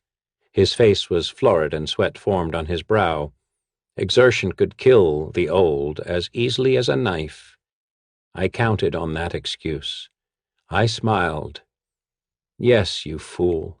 Yes, you perverter of my wife, coveter of my lands. Yes, old man, as soon as my skin is cut, you will die." I forced him back to the dining table, then, in a move no one could have expected, I deliberately fell against him. My arm sliced open on the edge of his blade. The shell was cracked. The creature inside me departed with the first drop of my blood, taking all its strength with it. "Have you had enough?" I heard Lord Romuald whisper as I lay at his feet, too exhausted to move, barely able to breathe. I looked up. I wanted to whisper that it would never be over, but words failed me as I saw the thing I had unleashed. Black and formless as the clouds of a deadly storm, its only clear features were its huge red eyes, which smoldered with a predatory light. The creature examined Lord Romuald, standing with his sword lowered, looking less like an enemy than a concerned father who had unwittingly wounded his son during training. It looked at Atera, trembling as she stood at the head of the table, frightened of me, of Romuald, of the strange impulses within her brought on by the potion. I looked at Raven. I think perhaps Raven lied to me. I think he saw the spirit. Its summoning was his doing, after all. And finally it turned to me. Its expression became one of interest, of need. Raven had said it killed with its touch and the power of its gaze. I tried to look away and found I could not. I tried to move, but was paralyzed. "I'm not responsible!" I screamed. Though I knew I damned myself, I had to say the words. "You were charged to protect me. Now kill my enemy." It obeyed. The blackness of its form rolled over me. A deadly weight pushed down on me. My heart fluttered. My body became cold. "Shavan!" Atera shrieked. She tried to rush to my side, but Raven held her back. Her tears were genuine, and the grief tore at my soul. I would have apologized for all my wrongs had I not already been robbed of the power to speak. And through the unblinking eyes of one already dead, I saw Raven move behind Atera and gently pull her away from my body, holding her as she sobbed uncontrollably. I saw his expression as he looked over her shoulder at me, one of triumph. He had won, and suddenly he appeared much younger than I'd believed him to be. But then there are spells for youth as well as strength. I thought of his remarks to me, and understood their meaning for the first time. Yet, the creature he had conjured for me had done exactly what I had demanded. It had found my worst enemy, and it had killed. Now my spirit remains. Raven required no spells to make Atera love him, though he did give her one to soften her grief over my demise. I do not hate him for that. There are many more valid reasons for hate. I stood in the hall with the other guests and watched him wed my wife. I went into the bridal chamber, and after, with fury to give me strength, I went into the little room where I had studied with Raven. Though it took tremendous effort, I have managed to put pen to parchment and finish this account. Perhaps Atera will one day read it. More likely Raven will find it first and destroy it. If so, I will set the words down again, as often as I must. Even petty revenge is sweet. Raven will never rest easy in my house. The Third Level by R.A. Salvatore. The young man's dark eyes shifted from side to side, always moving, always alert. He caught a movement to the left, between two ramshackle wood and clay huts. Just a child at play, wisely taking to the shadows. Back to the right he noticed a woman deep in the recesses beyond a window that was just a hole in the wall, for no one in this section of Calimport was wealthy enough to afford glass. The woman stayed back, standing perfectly still, watching him and unaware that he, in turn, watched her. He felt like a hunting cat crossing the plain. She just another of the many deer, hoping he would take no notice. Young Artemis Entreri liked that feeling, that power. He had worked this street, if that's what it could be called, for it was little more than a haphazard cluster of unremarkable shacks dropped across a field of cart-torn mud, for more than 5 years, since he was but a boy of 9. He stopped and slowly turned toward the window, and the woman shrank away at the merest hint of a threat. Entreri smiled and resumed his surveying. This was his street, he told himself, a place he had staked out 3 months after his arrival in Calimport. The place had no formal name, but now, because of him, it had an identity. It was the area where Artemis Entreri was boss. How far he had come in 5 years, hitching a ride all the way from the city of Memnon. Artemis chuckled at the term all the way. In truth, Memnon was the closest city to Calimport, but in the barren desert land of Kalimshan, even the closest city was a long and difficult ride. Difficult to be sure, but Entreri had made it, had survived, despite the brutal duties the merchants of that caravan had given him, despite the determined advances of one lecherous old man, a smelly, unshaven lout who seemed to think that a 9-year-old boy. Artemis shook that memory from his head, refusing to follow its inevitable course. He had survived the caravan trek and had stolen away from the merchants on the 2nd day in Calimport, soon after he had learned that they had taken him along ultimately to sell him into slavery. There was no need to remember anything before that, the teenager told himself, neither the journey from Memnon, nor the horrors before the journey that had sent him running from home. Still, he could smell the breath of that lecherous old man, like the breath of his own father and his uncle. The pain pushed him back to his angry edge, made him steel his dark eyes and tightened the honed muscles along his arms. He had made it. That was all that counted. This was his street, a place of safety, where no one threatened him. Artemis resumed his surveillance of his domain, his eyes scanning left to right, then back across the way. He saw every movement and every shadow, always the hunting cat, looking more for prey than for danger. He couldn't help but chuckle self-deprecatingly at the grandeur of his kingdom. His street? Only because no other thief would bother to claim it. Artemis could work 6 days rolling every one of the many drunks who fell down in the mud in this impoverished section, and barely scrape enough coins together to eat a decent meal on the 7th. Still, that was enough for the waif who had fled his home. It had sustained him and given him back his pride over the past 5 years. Now he was a young man, 14 years old, or almost 14.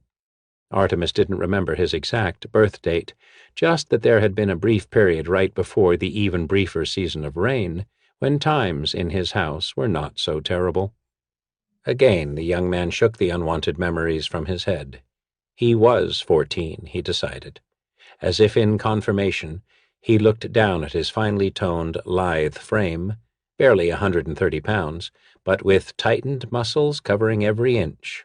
He was 14, and he was rightly proud, because he had survived and he had thrived. He surveyed his street, his domain, and his smallish chest expanded. Even the old drunks were afraid of him, showed him proper respect when they addressed him. He had earned it, and everybody in this little shanty town within the city of Calimport, a city that was nothing more than a collection of 1,000 or more little shanty towns huddled about the white marble and gold-laced structures of the wealthy merchants, respected him, feared him. Everybody except one. The new tough, a young man probably 3 or 4 years older than Artemis, had arrived earlier in the 10-day. He did not ask permission of Artemis before he began rolling the wretches in the mud, or even walking into homes in broad daylight and terrorizing whoever was inside. The stranger forced Artemis's subjects into making him a meal, or into offering him whatever other niceties could be found. That was the part that angered Artemis more than anything. Artemis held no love, no respect for the common folk of his carved-out kingdom, but he had seen the newcomer's type before, in both his horrid past and in his troubled nightmares. In truth, there was room on Artemis's street for 2 thugs. In the 5 days that the new tough had been about, he and Artemis hadn't even seen each other, and certainly none of Artemis's wretched informants had asked for protection against this new terror. None of them would dare even to speak with Artemis unless he asked them a direct question. But there remained the not inconsiderable matter of pride. Artemis peered around the shack's corner, down the muddy lane, right on schedule, he whispered, as the newcomer strolled onto the other end of this relatively straight section of road. Predictable. Artemis curled his lip up, thinking that predictability was indeed a weakness. He would have to remember that. The new thug's eyes were dark. His hair, like Entrari's, black as the waters of the Candad oasis, so black that every other color seemed to be mixed together in its depths. A native-born Calamshite, Artemis decided. Probably a man not unlike himself. What tortured past had put the invader on his street, he mused. There is no room for that kind of empathy, Artemis scolded himself. Compassion gets you killed. With a deep, steadying breath, Artemis steeled his gaze once more and watched coldly as the invader threw a staggering old man to the ground and tore open the wretch's threadbare purse. Apparently unsatisfied with the meager take, the young man yanked a half-rotted board from the uneven edge of the nearest shack and whacked his pitiful victim across the forehead. The old man whined and pleaded, but the tough struck him again, flattening his nose. He was on his knees, face covered in bright blood, begging and crying, but got hit again and again until his sobs were muffled by the mud that half buried his broken face. Artemis found that he cared nothing for the old wretch.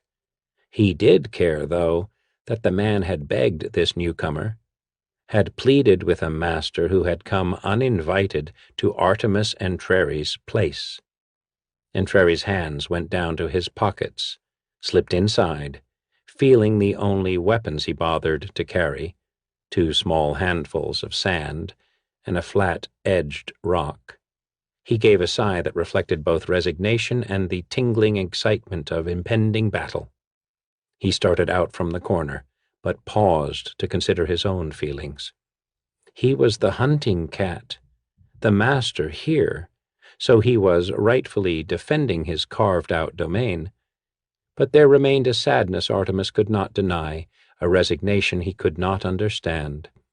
Somewhere deep inside him, in a pocket sealed away by the horrors he had known, Artemis knew things should not be like this. Yet the realization did not turn him away from the battle to come. Instead, it made him even angrier. A feral growl escaped Artemis's lips as he stepped around the shack, out into the open and right in the path of the approaching thug. The older boy stopped, likewise regarding his adversary. He knew of Artemis, of course, the same way Artemis knew of him. "At last you show yourself openly," the newcomer said confidently. He was bigger than slender Artemis, though there was very little extra weight on his warrior's frame. His shoulders had been broadened by maturity by an extra few years of a hard life. His muscles, though not so thick, twitched like strong cords. "I have been looking for you," he said, inching closer. His caution tipped observant Artemis that he was more nervous than his bravado revealed. "I've never lived in the shadows," Artemis replied. You could have found me any day, any time. Why would I bother? Artemis considered the ridiculous question, then gave a little shrug, deciding not to justify the boastful retort with an answer. You know why I'm here, the man said at length, his tone sharper than before, a further indication that his nerves were on edge. Funny. I thought I was the one who found you, Artemis replied.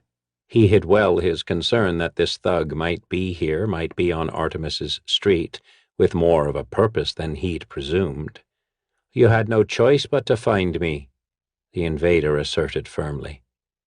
There it was again, that implication of a deeper purpose. It occurred to Artemis then that this man, for he was indeed a man, and no street waif, should already be above staking out a claim to such a squalid area as this. Even if he were new to the trade, this course would not be the course for an adult ruffian. He should be allied with one of the many thieves' guilds in this city of thieves.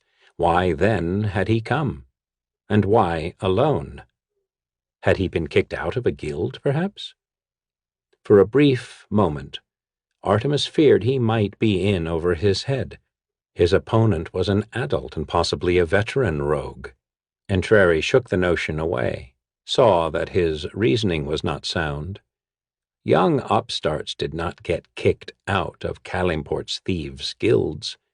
They merely disappeared, and no one bothered to question their abrupt absence. But this opponent was not, obviously, some child who had been forced out on his own. "Who are you?" Artemis asked bluntly.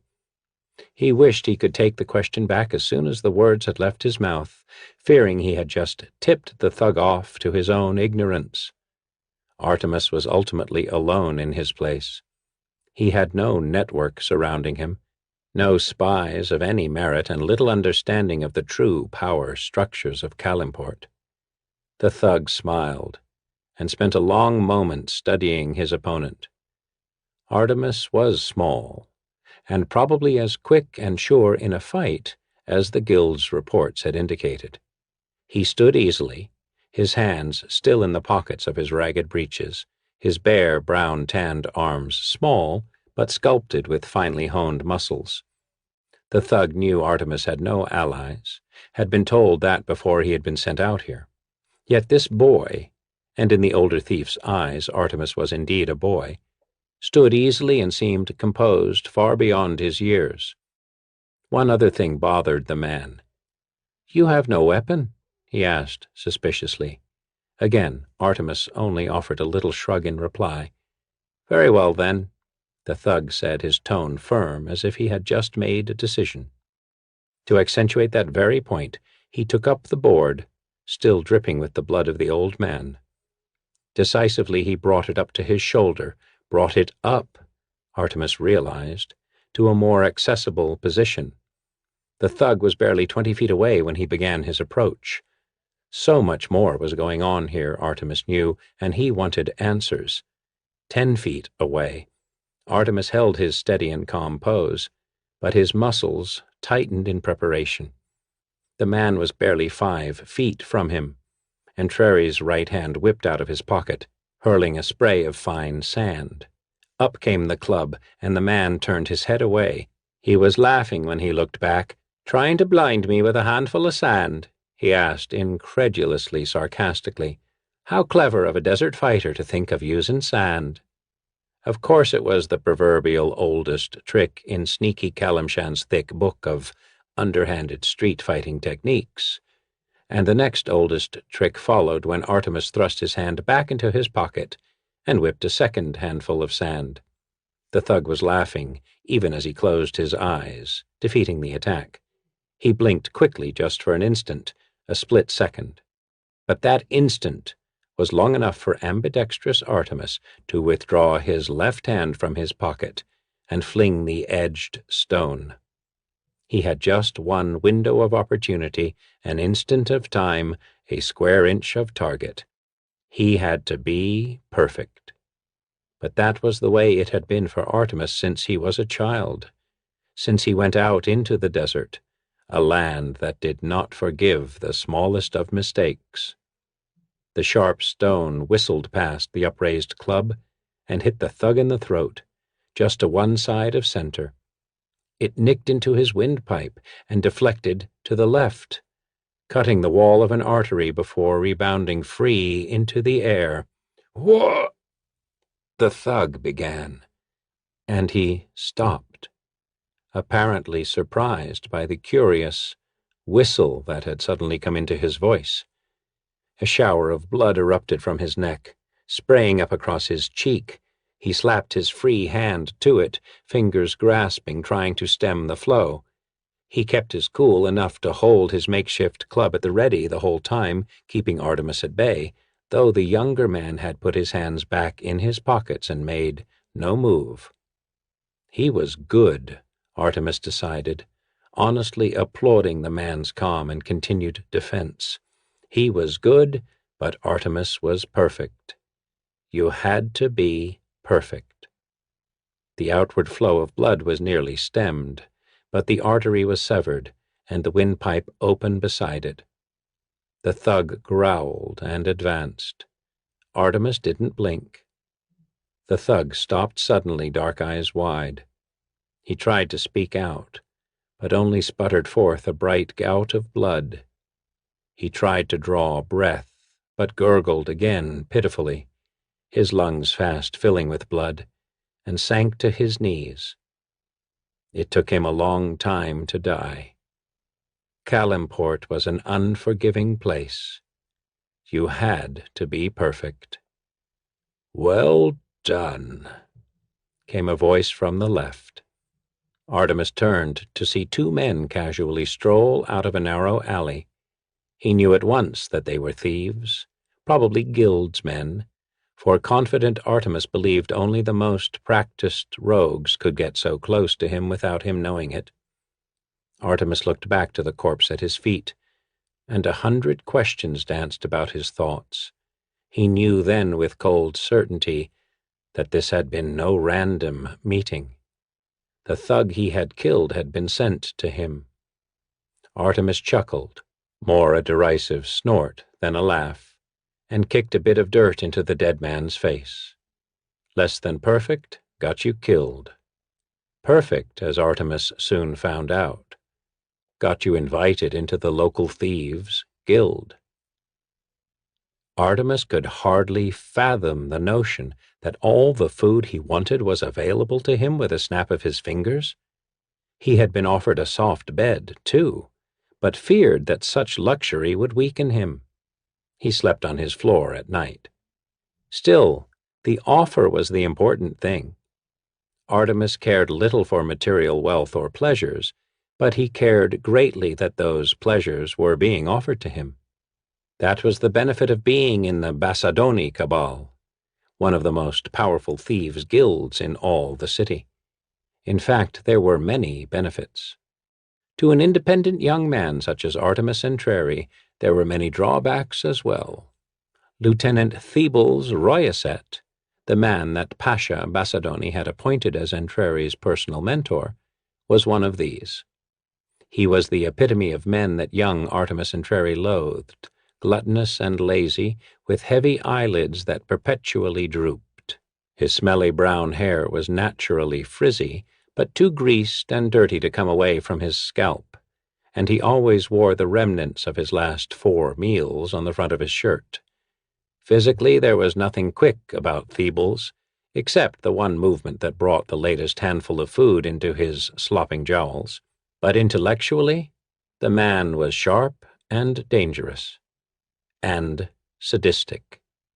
Despite the obvious physical limitations, Theobald's was in the second rank of command in the guild, along with a half-dozen other lieutenants, behind only Pasha Bassadoni himself. Artemis hated him. Theobald's had been a merchant, and like so many of Calimport's purveyors, had gotten himself into severe trouble with the city guard. So Theobald's had used his wealth to buy himself an appointment to the guild, that he might go underground and escape Calimport's dreaded prisons. That wealth must have been considerable, Artemis knew, For Pasha Bacedoni to even accept this dangerous slug into the guild, let alone appoint him a lieutenant. Artemis was savvy enough to understand then that Bacedoni's choice of sadistic Thebes as his personal mentor would be a true test of his loyalty to his new family. A brutal test, Artemis realized as he leaned against the squared stone wall of a square chamber in the guild hall's basement. He crossed his arms defensively over his chest, fingers of his thick gloves tapping silently, impatiently. He found that he missed his street in the city outside, missed the days when he had answered to no one but himself and his survival instincts. Those days had ended with the well-aimed throw of an edged stone. "Well," Thebes, who had come for one of his many unannounced inspections, prompted again. He picked something rather large out of his wide and flat nose. Like everything else that fell into his plump and almost baby-like hands, it went quickly into his mouth. Artemis didn't blink. He looked from Thebes to the 10-gallon glass case across the dimly lit room. The chamber, though fully 20 feet underground, was dry and dusty. Swaying with every step, the fat lieutenant paced to the case. Artemis obediently followed, but only after a quick nod to the rogue standing guard at the door, the same rogue who had met Artemis on the street after he had killed the thug. That man, Dancer by name, was another of Thebes's servants, and one of the many friends young Artemis had made in his time in the guild. Dancer returned the nod and slipped out into the hall. He trusts me, Artemis thought. He considered Dancer the fool for it. Artemis caught up to Thebes right in front of the case. The fat man stared intently at the small orange snakes intertwined within. "Beautiful," Thebes said. "So sleek and delicate." He turned his heavy-lidded gaze Artemis's way. Artemis could not deny the words. The snakes were Thessali vipers, the dreaded two-step. If one bit you, you yelled, took 2 steps, and fell down dead. Efficient, beautiful. Milking the venom from the deadly vipers, even with the thick gloves he wore, was not an enviable task. But then wretched Thebes Royaset made it a point to never give Artemis an enviable task. Thebes stared at the tantalizing snakes for a long while, then glanced back to the right. He stymied his surprise, realizing that silent Artemis had moved around him toward the far end of the room. He turned to the young rogue and gave a wry snicker, that superior chuckle that reminded Artemis pointedly of his position as an underling. It was then that Thebes noticed the quarter table, partially concealed by a screen. Surprise showed on his pudgy, blotchy features for a moment before he caught himself and calmed. "You're doing?" he asked, approaching the screen and indicating the small and round glass-topped table, flanked on either side by a waist-high lever. Artemis turned slowly to glance over one shoulder as Thebes passed him by, but didn't bother to answer. Artemis was the milker of the snakes. Of course the table was his doing. Who else, except for his taunting mentor, would even bother coming into this room? "You have made many allies among the lower members of the guild," Thebes remarked, as close to a word of praise as he had ever given to Artemis. In fact, Thebes was truly impressed. It was quite a feat for one so new to the guild to have the infamous quarter table moved to a quiet and convenient location. But Thebes, when he took the moment to consider it, was not so surprised. This young Artemis Entreri was an imposing character, a charismatic young rogue who had ruffians much older than him showing a great degree of respect. Yes, Thebes knew that Artemis Entreri was not an average little pickpocket. He could be a great thief among the very best. That could be a positive thing for the Bacedoni cabal, or it could be a dangerous thing. Without turning back, Artemis walked across the room and sat down at one of the 2 chairs placed on opposite sides of the quarter table. It was not a wholly unexpected challenge, of course. Thebels had played out similar scenarios several times with the youths under his severe tutelage. Furthermore, young Artemis certainly knew now that it had been Thebels who had sent the rogue out to the shanty town to challenge him. Dancer had told Infamy as much, Thebels guessed. He made a mental note to have a little talk with Dancer when he was done with Infamy.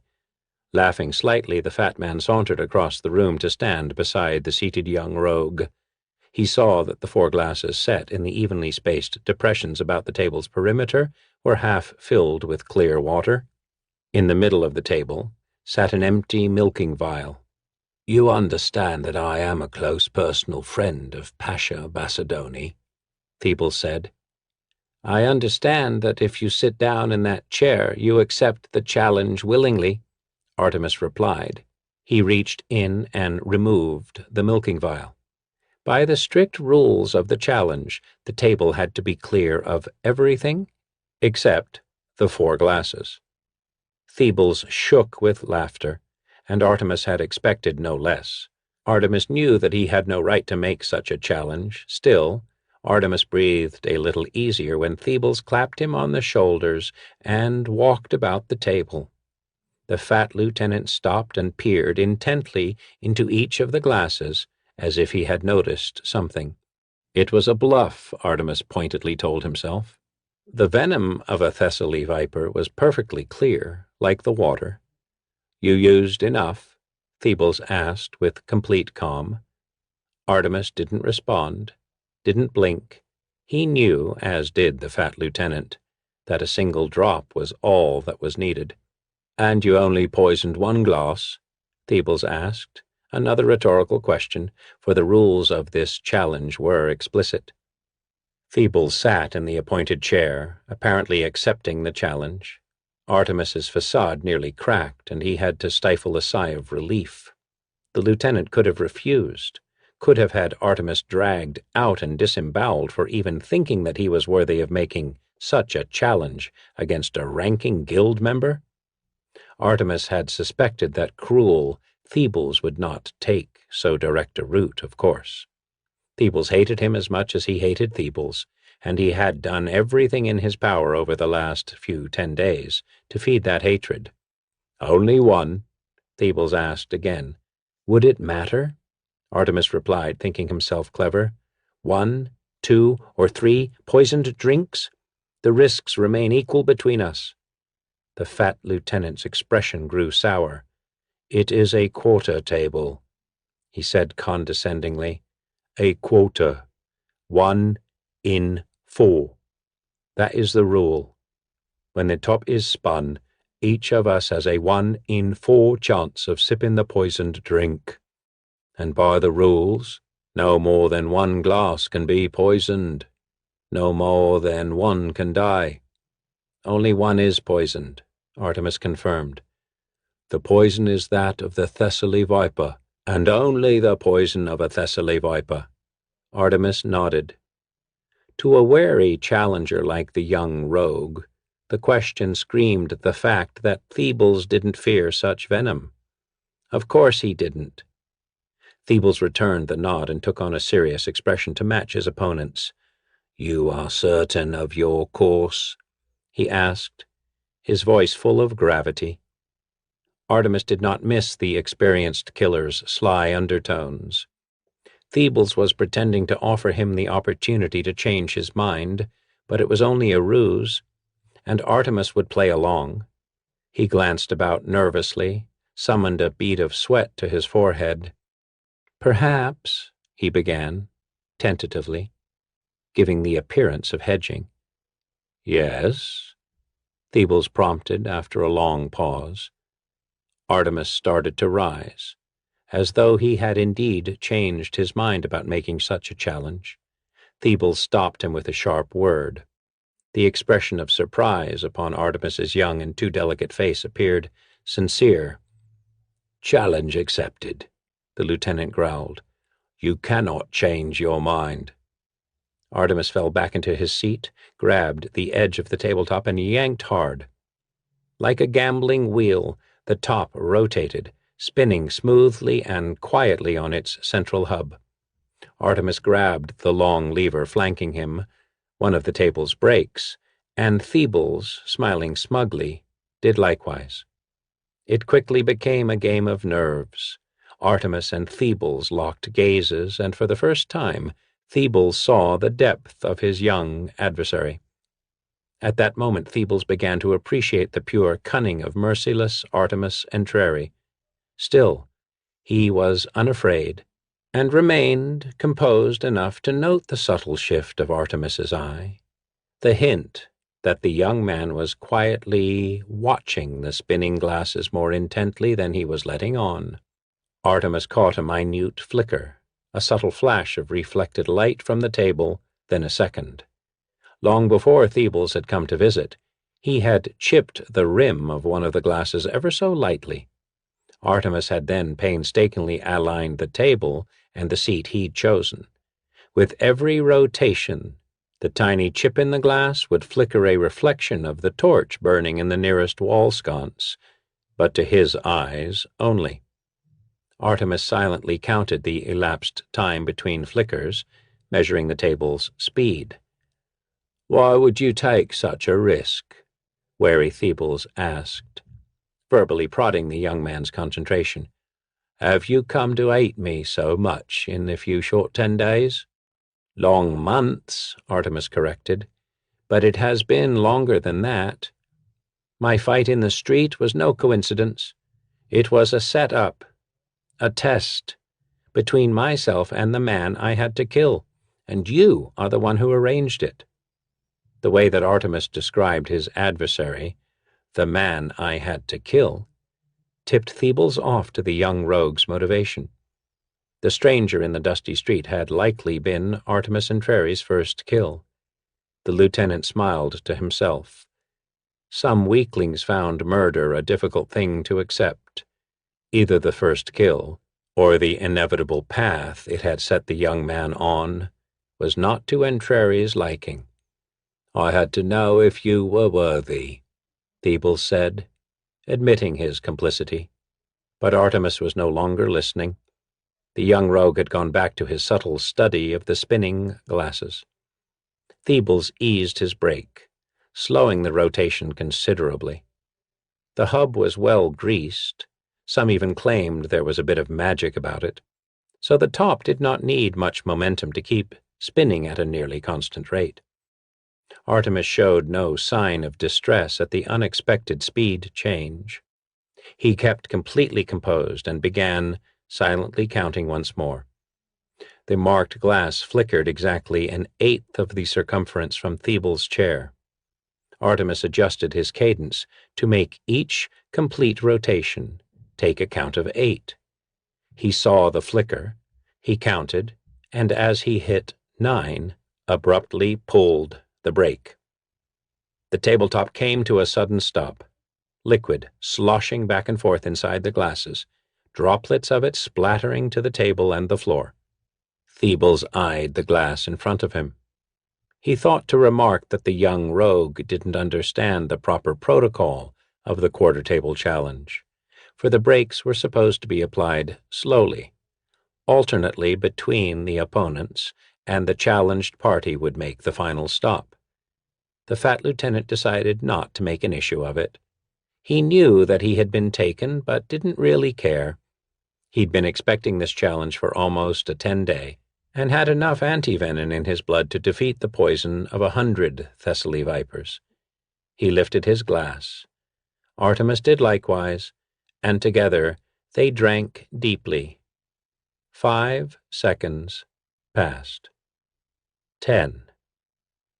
"Well," Thebles began, "it would seem that neither of us found the unfortunate quota this day." He pulled his huge form from the chair. "Of course, your insolence will be reported in full to Pasha Basadoni." Artemis showed no expression, didn't blink. Thebles suspected that the young rogue was hiding his surprise, or that he was fuming, or trying to figure out how he might escape this unexpected disaster. As the seconds passed, The young man's continued calm began to bother the fat lieutenant. "You have had your one challenge." Peebles snapped suddenly, loudly. "I am alive, thus you have lost. Expect to pay dearly for your impertinence." Artemis didn't blink. Good enough for the young upstart, the fat lieutenant decided with a snap of his fingers. As he departed, he thought of many ways that he might properly punish Artemis. How delicious that torture would be, for Bassadoni could not stop Peebles this time. The guild master, who by Peebles' estimation had become much too soft in his old age, had intervened many times on behalf of Entreri, calming Peebles whenever he learned that the fat lieutenant was planning a brutal punishment for the young upstart. Not this time, though. This time, Bassadoni could not intervene. This time, Entreri had certainly earned the punishment. The first place Peebles went when he returned to his lavish private quarters was the well-stocked cupboard. The anti-venom to Thessaly viper poison was known to cause great hunger after the poison was introduced, and Peebles had never been one to need much prompting toward food. He pulled out a 2-layered cake, a gigantic sugar-speckled arrangement, decorated with the sweetest of fruits. He took up a knife to cut a slice, then shrugged and decided to eat the whole thing. With both hands, he lifted the cake for his mouth. "Oh, clever lad," Peebles congratulated, returning the cake to the table. "Sly upon sly, a feint within a feint. Of course you knew the effects of Thessaly anti-venom. Of course you knew that I would run back here to my personal cupboard. And you have had the time, haven't you, Artemis Entreri? Clever lad." Peebles looked to the window and thought to throw the cake out into the street. Let the homeless waifs find its crumbs and eat them, and all fall down dead. But the cake, the beautiful cake, he couldn't bear to be done with it, and he was so famished. Instead, he moved across the room to his private desk. He carefully unlocked the trapped drawers, checked the wax seal to be certain that no one had been here before him, to be certain that Artemis could not have tampered with this supply. Satisfied that all was as it should be, Peebles opened a secret compartment at the bottom of the drawer and removed a very valuable vial. It contained an amber-colored liquid, a magic potion that would neutralize any poison a man might imbibe. Peebles looked back to the cake. Would Artemis be as clever as he believed?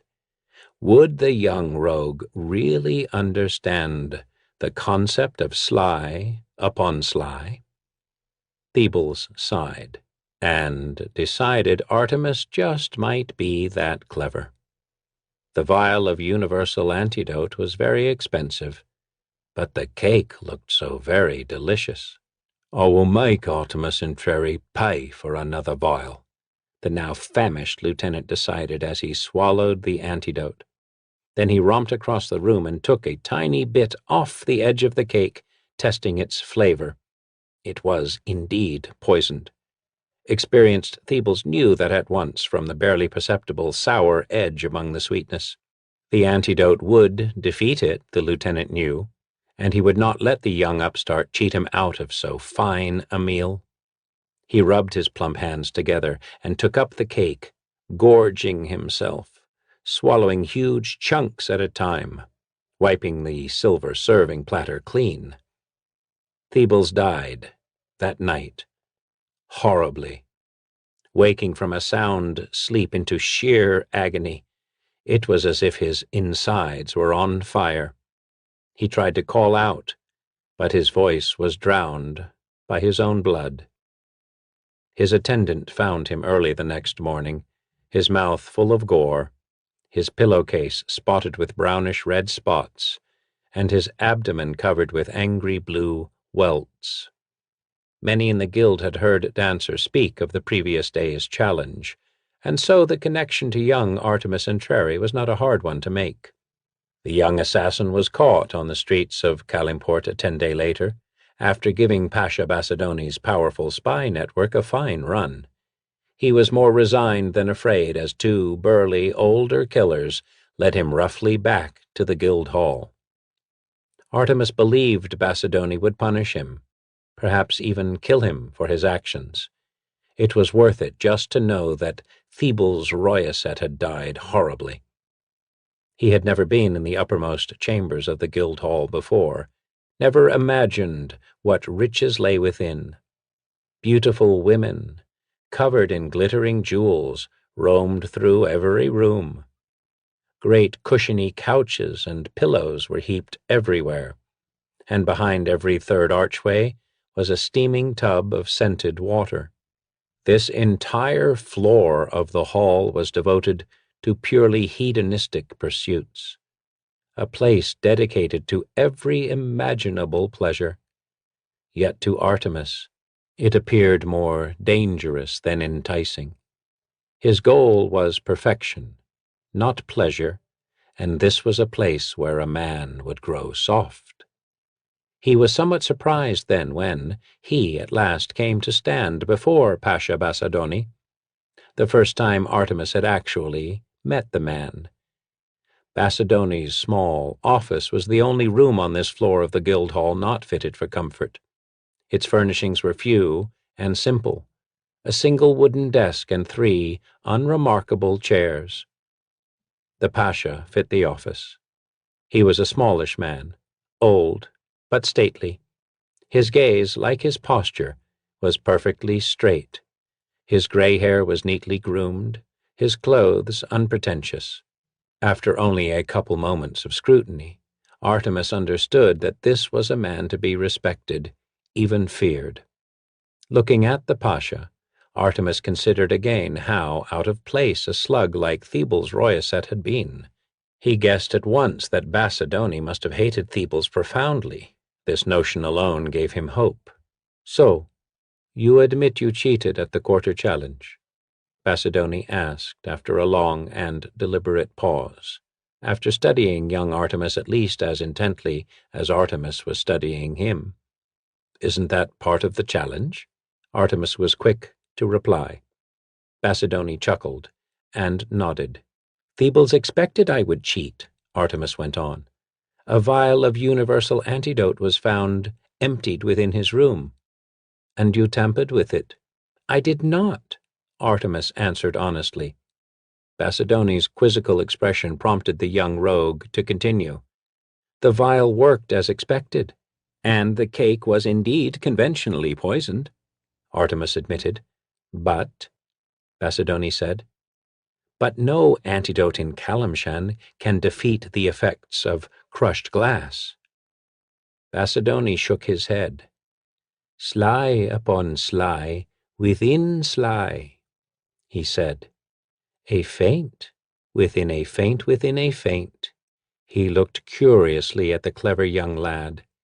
"Thebes was capable of thinking to the 3rd level of deception," he reasoned.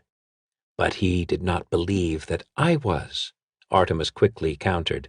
"He underestimated his opponent, and so he deserved to die." Basidoni decided after a short pause.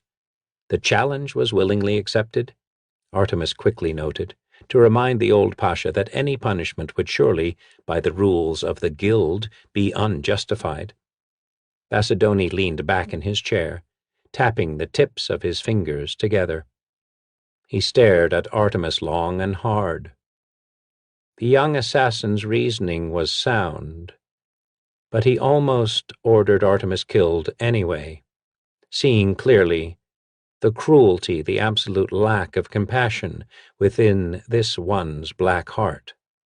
He understood that he could never truly trust Artemis Entreri, but he realized, too, that young Artemis would not likely strike against him, an old man and a potentially valuable mentor, unless he forced the issue. And Basidoni knew, too, how valuable an asset a clever and cold rogue like Artemis Entreri might be, especially with 5 other ambitious lieutenants scrambling to position themselves in the hope that he would soon die. Perhaps I will outlive those 5 after all, the Pasha thought with a slight smile. To Artemis he merely said, "I will exact no punishment." Artemis showed no emotion. "Truly you are a cold-hearted wretch," Basadoni went on, with a helpless snicker, his voice honestly sympathetic. "Leave me, Lieutenant Entreri." He waved his age-spotted hand as if the whole affair left a sour taste in his mouth. Artemis turned to go, but stopped and glanced back, realizing only then the significance of how Basadoni had addressed him. The 2 burly escorts at the newest lieutenant's side caught it too. One of them bristled anxiously, glaring at the young man. "Lieutenant? Artemis Entreri?" The man's dour expression seemed to say in disbelief. The boy, half his size, had only been in the guild for a few months. He was only 14 years old. "Perhaps my first duty will be to see to your continued training," Artemis said, staring coldly into the muscular man's face. "You must learn to mask your feelings better." The man's moment of anger was replaced by a feeling of sheer dread as he, too, stared into those callous and calculating dark eyes too filled with evil for one of Artemis Entreri's tender age. Later that afternoon, Artemis Entreri walked out of the Basadoni Guild Hall on a short journey that was long overdue. He went back to his street, the territory he had carved out amidst Calimport's squalor. A dusty orange sunset marked the end of another hot day as Artemis turned a corner and entered that territory, the same corner the thug had turned just before Artemis had killed him. Artemis shook his head, feeling more than a little overwhelmed by it all. He had survived these streets, the challenge Thebes Royaset had thrown his way, and the counter-challenge he had offered in response. He had survived, and he had thrived, and was now a full lieutenant in the Basadoni cabal. Slowly, Artemis walked the length of the muddy lane, his gaze stalking from left to right and back again, just as he had done when he was the master here. When these had been his streets, life had been simple. Now his course was set out before him among his own treacherous kind. Ever after would he need to walk with his back close to a wall, a solid wall that he had already checked for deadly traps and secret portals. It had all happened so fast, in the course of just a few months. Street waif to lieutenant in the Basadoni cabal, one of the most powerful thieves' guilds in Calimport. Yet as he looked back over the road that had brought him from Memnon to Calimport, from this muddy alley to the polished marble halls of the Thieves' Guild, Artemis Entreri began to wonder if, perhaps, the change was somewhat less miraculous. Nothing really happened so quickly. He'd been led to this seemingly remarkable state by years spent honing his street skills, years spent challenging and conquering brutal men like Thebes, or the old lecher in the caravan, or his father. A noise from the side drew Artemis's attention to a wide alley where a group of boys came rambling past. Half the grimy mob tossed a small stone back and forth, while the other half tried to get it away. It came as a shock to Artemis when he realized that they were his own age, perhaps even a bit older, and the shock carried with it more than a little pain. The boys soon disappeared behind the next shack, laughing and shouting, a cloud of dust in their wake. Artemis summarily dismissed them, thinking again of what he had accomplished and what heights of glory and power might still lay before him. After all, He had purchased the right to dream such dark dreams at the cost of his youth and innocence, coins whose value he did not recognize until they were spent. Blood Sport by Christy Golden. I understand you're used to being on the other side of these iron bars, said the woman called the Shark. Her black eyes were hard as she gazed through the barren window in the Mistledale prison cell. Weren't you once captain of the Riders? They called you Rhine the Fair, right? Oh, but that was before you turned traitor to the people you were sworn to protect. Inmate Rhine. An indigo-haired moon elf did not reply. Only her clenched hands, their slim wrists encircled by metal shackles, betrayed her tension. The Shark opened the door with the key given her by the new captain of the Riders. She leaned her tall, well-muscled frame casually against the cold stone of the cell. The elf's glare grew more hostile, though she trembled violently. A malicious smile spread across the Shark's tanned face. Her functional, masculine garb, wool tunic, breeches, and cape, kept her warm, even in the middle of the month of Hammer. Rhine Oriandus was clad only in a shabby tunic that dozens of prisoners before her had worn. Her skin, pale as that of the quarry the Shark had been summoned to hunt, was covered with goose flesh. The Shark knelt and brought her tawny face within an inch of Rhine's. It's all come out, Rhine. I want the vampire. I don't care what lies you've heard. He deserved to go free. Ah, you elves do protect your own, don't you? The Shark's lips curled in a sneer. I've never heard of an elven vampire before. I'm looking forward to this case. Race had nothing to do. It had everything to do with your actions, the Shark interrupted. What you forgot is that this creature is not an elf any longer, and therefore did not deserve your misplaced protection. He's a vampire. They are things of purest evil. They know no race, and the only thing they deserve is a stake through the heart. Give me the information I want, or I'll simply take it from you. Rhine's eyes remained steady. Torture me all you like. I won't break. I wouldn't be so sure. They call me the Shark because I'm the predator's predator. I've fought 22 vampires and countless humans, and I've always made my kill. Pride colored in her words. Now. Her hand was a swift blur as she tangled strong fingers in Rhine's hair. Cooperate and you come out of this with your sanity and maybe your freedom. Fight me? She tightened her grip until Rhine gasped softly. And you'll have neither.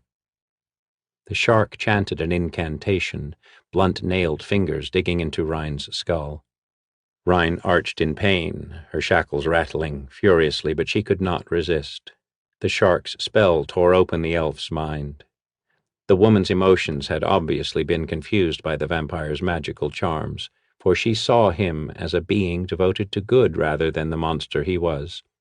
The Shark had probed other minds in this manner before, and always, in the victim's memories, the bludder was a veritable saint. The Shark concentrated on the elf's appearance, his name, his destination, even as Rhine tried frantically to secret the information. In her weakened condition, Rhine could not bear the mental violation. Her mouth opened in a soundless scream. Then unconsciousness claimed her. She's luckier than she knows, thought the Shark. Had she resisted further, the struggle to protect the vampire would have destroyed her sanity. Triumphant, the Shark released her hold on Rhine. On a whim, she tossed the keys within the elf's reach. Rhine might revive and free herself before her captors realized it. Maybe she'd escape. Maybe they'd kill her. It didn't really matter. The Shark slipped the hood of her cloak over her head and vanished, thanks to the cape's enchantment. With hardly a thought, she walked out of the small prison and past the 2 guards. Her horse was waiting for her behind the jail, out of sight of the guards. Quietly, she mounted. Snow muffled the hoofbeats as the Shark headed toward Mistledale's single main gate. The idiot guards there noticed nothing. According to Rhine, the monster wanted to return to Evermeet, the elven homeland. The shark snorted with contempt. Did the bludder actually think he could cross water? No. He'd be stranded along the Sword Coast, probably in water deep. He already had a 3-month head start. She'd have to ride hard to catch up with him. The shark turned her mount westward, toward the place that was becoming known as the City of Splendors, and kicked the animal savagely. The hunt was on. A bawdy song spilled out of the Orc's Head Inn. The shark, clad in demure feminine attire and appearing deceptively fragile, entered the noisy tavern. She brushed snow off her cape as she observed the noisy, slightly drunken crowd, then unobtrusively seated herself in a shadowed corner. The bludder wasn't here yet, but her sources had assured her he would make an appearance tonight. She had only been seated a moment when a pretty young barmaid plunked a foamy tankard of ale in front of the shark. The girl was small but full-figured, with a tumble of golden curls cascading down her back. "On the house tonight," the barmaid explained. "Shallan Lathcooley." The girl gestured to an extraordinary handsome youth surrounded by merry companions. "Is to be wed tomorrow afternoon. He's buying drinks for all, in memory of his lost bachelorhood." "Well, to Shallan and his bride. He seems to be a popular young man," ventured the shark, hoping to draw the barmaid into conversation. Perhaps this Shallan knew the bludder. "Oh, he is indeed. Friendly as you like, and talented. Crafts the prettiest baubles this side of ever meet, so they say." "He's a pretty bauble himself, isn't he?" joked the shark. Before the girl could answer, the door opened and the barmaid's eyes lit up with pleasure. The shark followed her gaze, and her own eyes flashed in excitement. A slim figure entered, carrying a large crate. He leaned on the door to close it behind him. Though he wore a gray cloak over his blue tunic, his shoulder-length hair was uncovered, brilliant wheat gold dusted with snowflakes. No hood shadowed his fair features and bronze skin. His eyes perused the scene with subtle caution, a furtiveness that the shark recognized. The silver gaze settled on her for a moment, then moved on. Her elven vampire had arrived. She watched him intently as he moved gracefully to a spot near the door and set down his crate. Unobtrusive as he was, Shallan spotted him. "There you are," the young man cried happily, extricating himself from his less sober companions. "Kira told me to talk you into coming to the wedding tomorrow." "I'm afraid I cannot," replied the elf. The Mistledale folk hadn't exaggerated when they described the bludder's voice as sweet like music. But this might take the sting out of my refusal. With a small dagger, he cut the rope that had secured the crate and pulled out a small statue. Carved of soft pine, the figurine was a mere 8 inches high, but the moment the elf brought it into the light, all eyes were upon him and his work. Balanced in his golden palm was a miniature of Illyra, Our Lady of Joy. Her long hair flowed about her, merging into her swirling dress as she danced in sheer delight. One hand was raised, palm flat, while the other one curved around her body, following the drape of her garb. "Her hand is empty, but there's a little hollow right here," the elf pointed out. "Fill it with a jewel that has a special meaning for you and Kira. Our Lady of Joy will stand in my stead at your wedding tomorrow." Shallan's blue eyes were wide and sparkling with tears. The shark's own eyes narrowed. How easily tricked they were, all of them. Rhine, Shallan, and probably that little barmaid as well, judging by her reaction to the elf's entrance. Like the vampire who had made it, the gift was beautiful, but surely also dangerous. "Thank you, Shallan's throat closed up and he turned back to the bar, embarrassed by his emotion. "Too much ale," quipped a friend. The awkward moment dissolved into laughter, and the performers resumed their tune. Though the music was loud enough to drown out most conversation in the tavern, the shark had come prepared to eavesdrop. She rested her chin on her hand, ostensibly engrossed in the singing. As she did, she held a tiny, perfectly formed horn to her ear, easily concealed by her flowing black locks. She whispered a spell, and the voice of the barmaid came clearly to her ears. "That must have taken you months. What's Shallon done for you that you give him so pretty a thing?" The elf glanced back at the jeweler. "He wears his youth and happiness like a beautiful robe for all to see and share in, that's enough. When it's time for you to get married, Maya, I promise I'll give you and your husband something even prettier." Maya's response was an uncertain laugh. "Don't know as I'll ever have a husband." Slender, nervous hands gestured at her body, a shade too ripe for modesty, and her beautiful face a touch too hard for innocence. "Most men like uncharted territory, Master Janda, and I'm more like their own backyard." The vampire reached to still her suddenly anxious hands. Gently he said, "You told me something of that sort 6 months ago, when I found you in the city of the dead. I told you then that your past need not destroy your future. I was right. Kernan hired you at once, didn't he?" A sheepish smile played on her full lips. "Aye," she admitted. "But, Master Jander, none of these people know what I am." Her voice dropped to a near whisper. The elf's teasing expression grew more solemn. "You're wrong, Maya. They know what you are. They don't know what you were, and that no longer matters." "You think so?" "I know so." As Shallon had been a moment earlier, Maya seemed close to tears. She blinked them back and allowed herself a true smile, revealing the purity of the beauty that lurked behind the hard facade. "You charm the very birds off the trees," she laughed, trying to lighten the mood. "Just as he's obviously charmed you," the shark thought with a slight sniff of contempt, "charmed you into being his next meal." Maya left to refill the mugs of the celebrants, and the elf turned his attention to his wares. He carefully emptied the crate of at least a dozen small carvings, turned it over, and spread his cloak over the makeshift table. The shark's heart beat faster with anticipation. What she was about to do next was risky, but it was part of the deadly game she loved to play, needed to play. She rose and went to meet her quarry. The vampire glanced up as her shadow fell across him.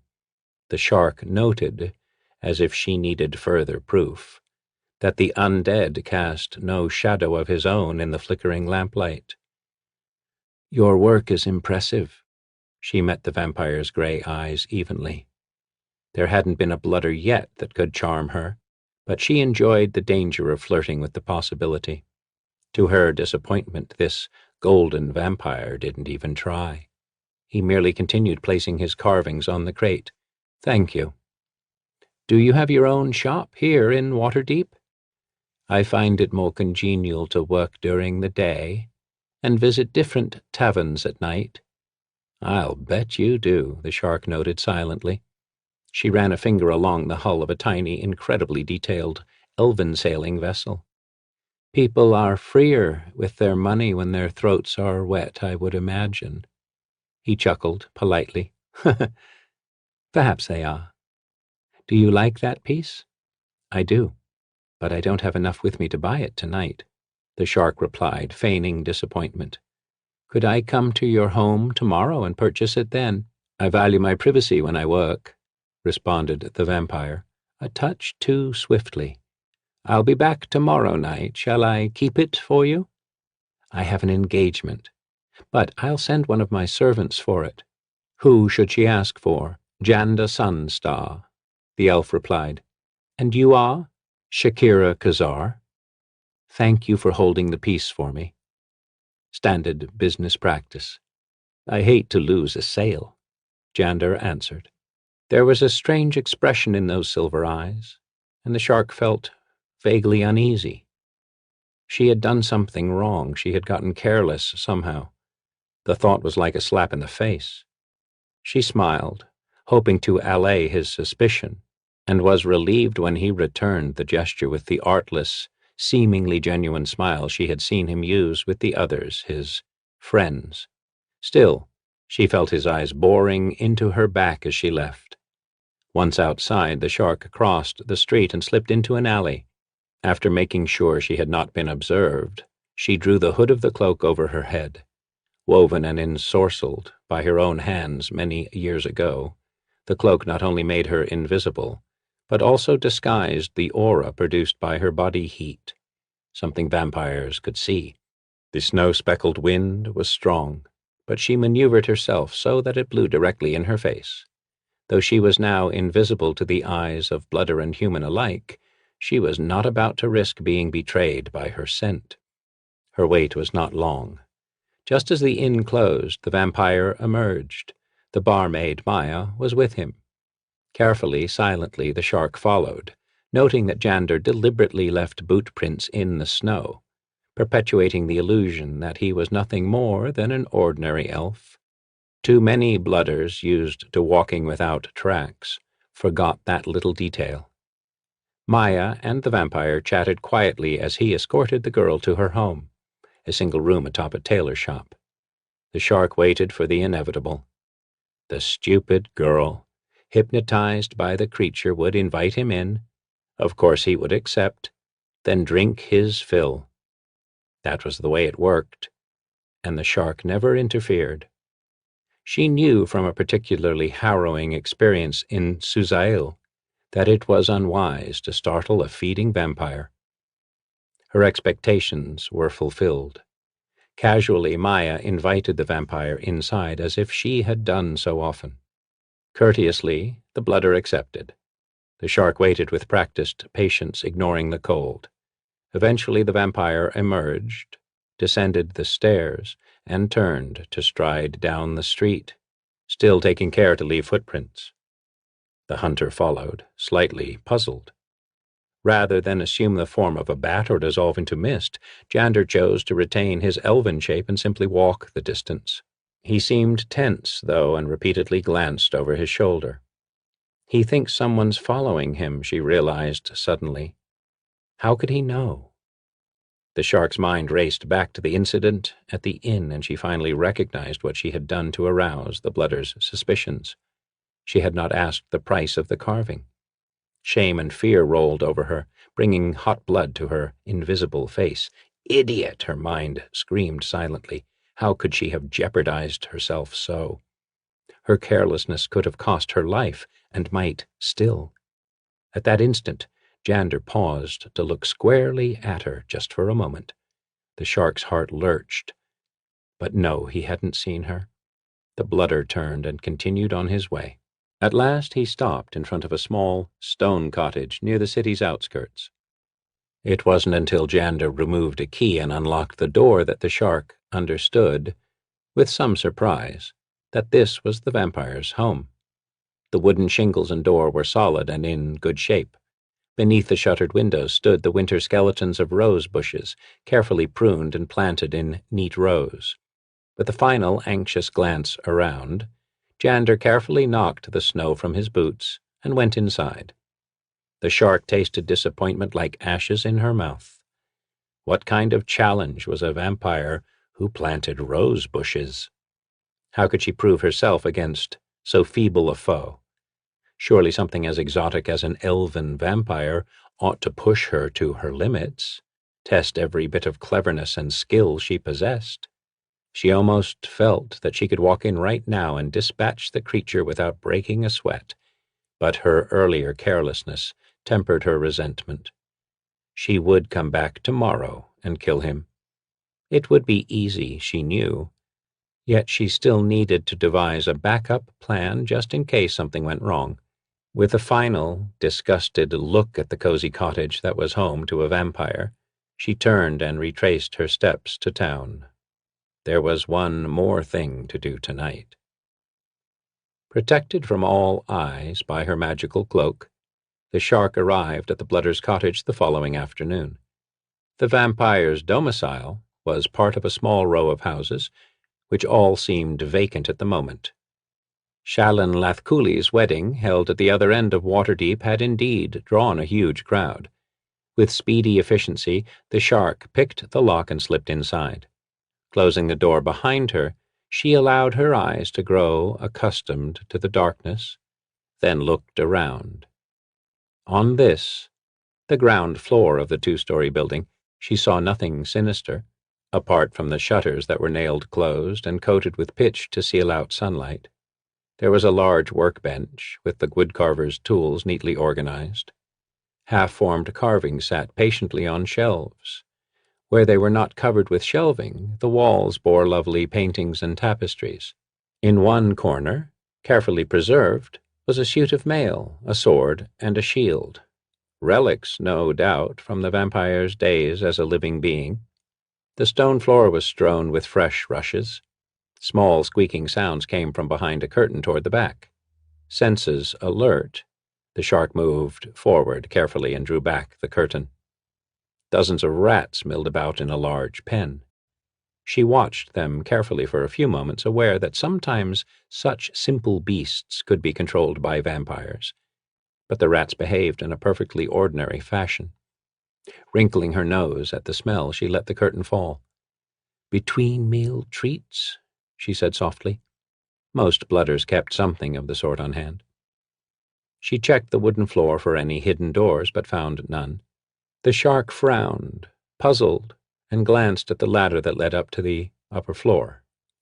Most undead liked their lairs cool and dark, below ground if possible. The shark shrugged. Upstairs, downstairs, it made no difference to her.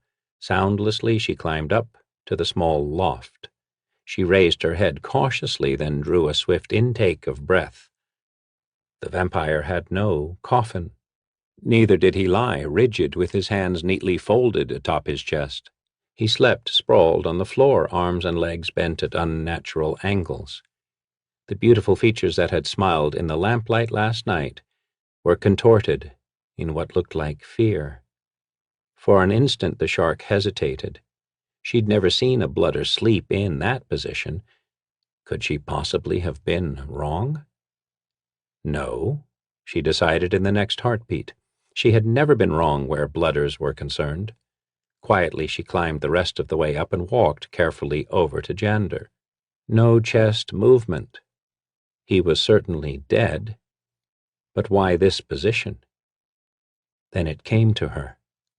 Blooders slept as they had died, and most had been laid out and buried in coffins. Jander Sunstar had obviously met his vampiric fate in a less tranquil fashion and had never seen a proper ritual burial.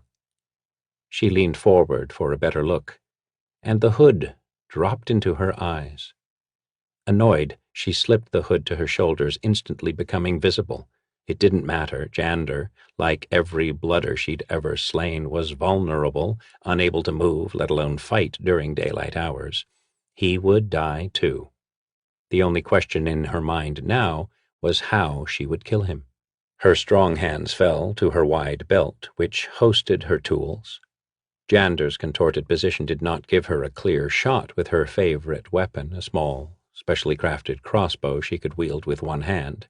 She had to go with the traditional implements, the stake and hammer. Straddling the undead body, she placed the tip of the sharpened stake to his breast. She raised the hammer and said the words that she always uttered before a kill. "The shark sends you to the 9 hells." Then, in a disgusted tone, she added, "You were too easy." A gold-skinned hand seized her left wrist. Silver eyes gazed up at her. "Not that easy," replied the vampire. The shark recovered almost at once from her shock. A quick flick of her wrist liberated a small glass ball from up her sleeve. Liquid, holy water sloshed within a delicately blown sphere. She shoved it down toward the vampire's face, but he was unbelievably fast. He loosed his grip on her arm, his hand flying up in a blur to protect his face. The glass ball broke, but instead of searing his eyes, the holy water ignited his fingers. Before the monster could take mist form and flee, The shark leapt clear, pulled her crossbow from its harness behind her back, aimed, and fired. The slim wooden bolt sank deep into the vampire's chest. Immediately his body began to desiccate. The flesh shriveled and turned from golden to dull tan. Gasping, he dropped to his knees on the wooden floor. The shark watched, eagerly, hungry for the creature's pain. She hadn't expected the vampire to retain so much of his former race that he could move during the day, but she had gotten him, in spite of. Flailing golden hands closed on the shaft, and the shark realized that, although the wooden arrow had hit Jander's chest, perhaps even grazed the heart, it had not pierced that most vital of the vampire's organs. With a mighty jug, Jander pulled the shaft free. His golden coloration returned in a rush, and his features took on their normal shape, save that the gentleness was gone from his face. The shark scrambled for the ladder, Jander in furious pursuit. She could not defeat him here, not now, and was intent on leaving with her skin intact. Behind her she heard a savage growl and knew he had taken wolf form.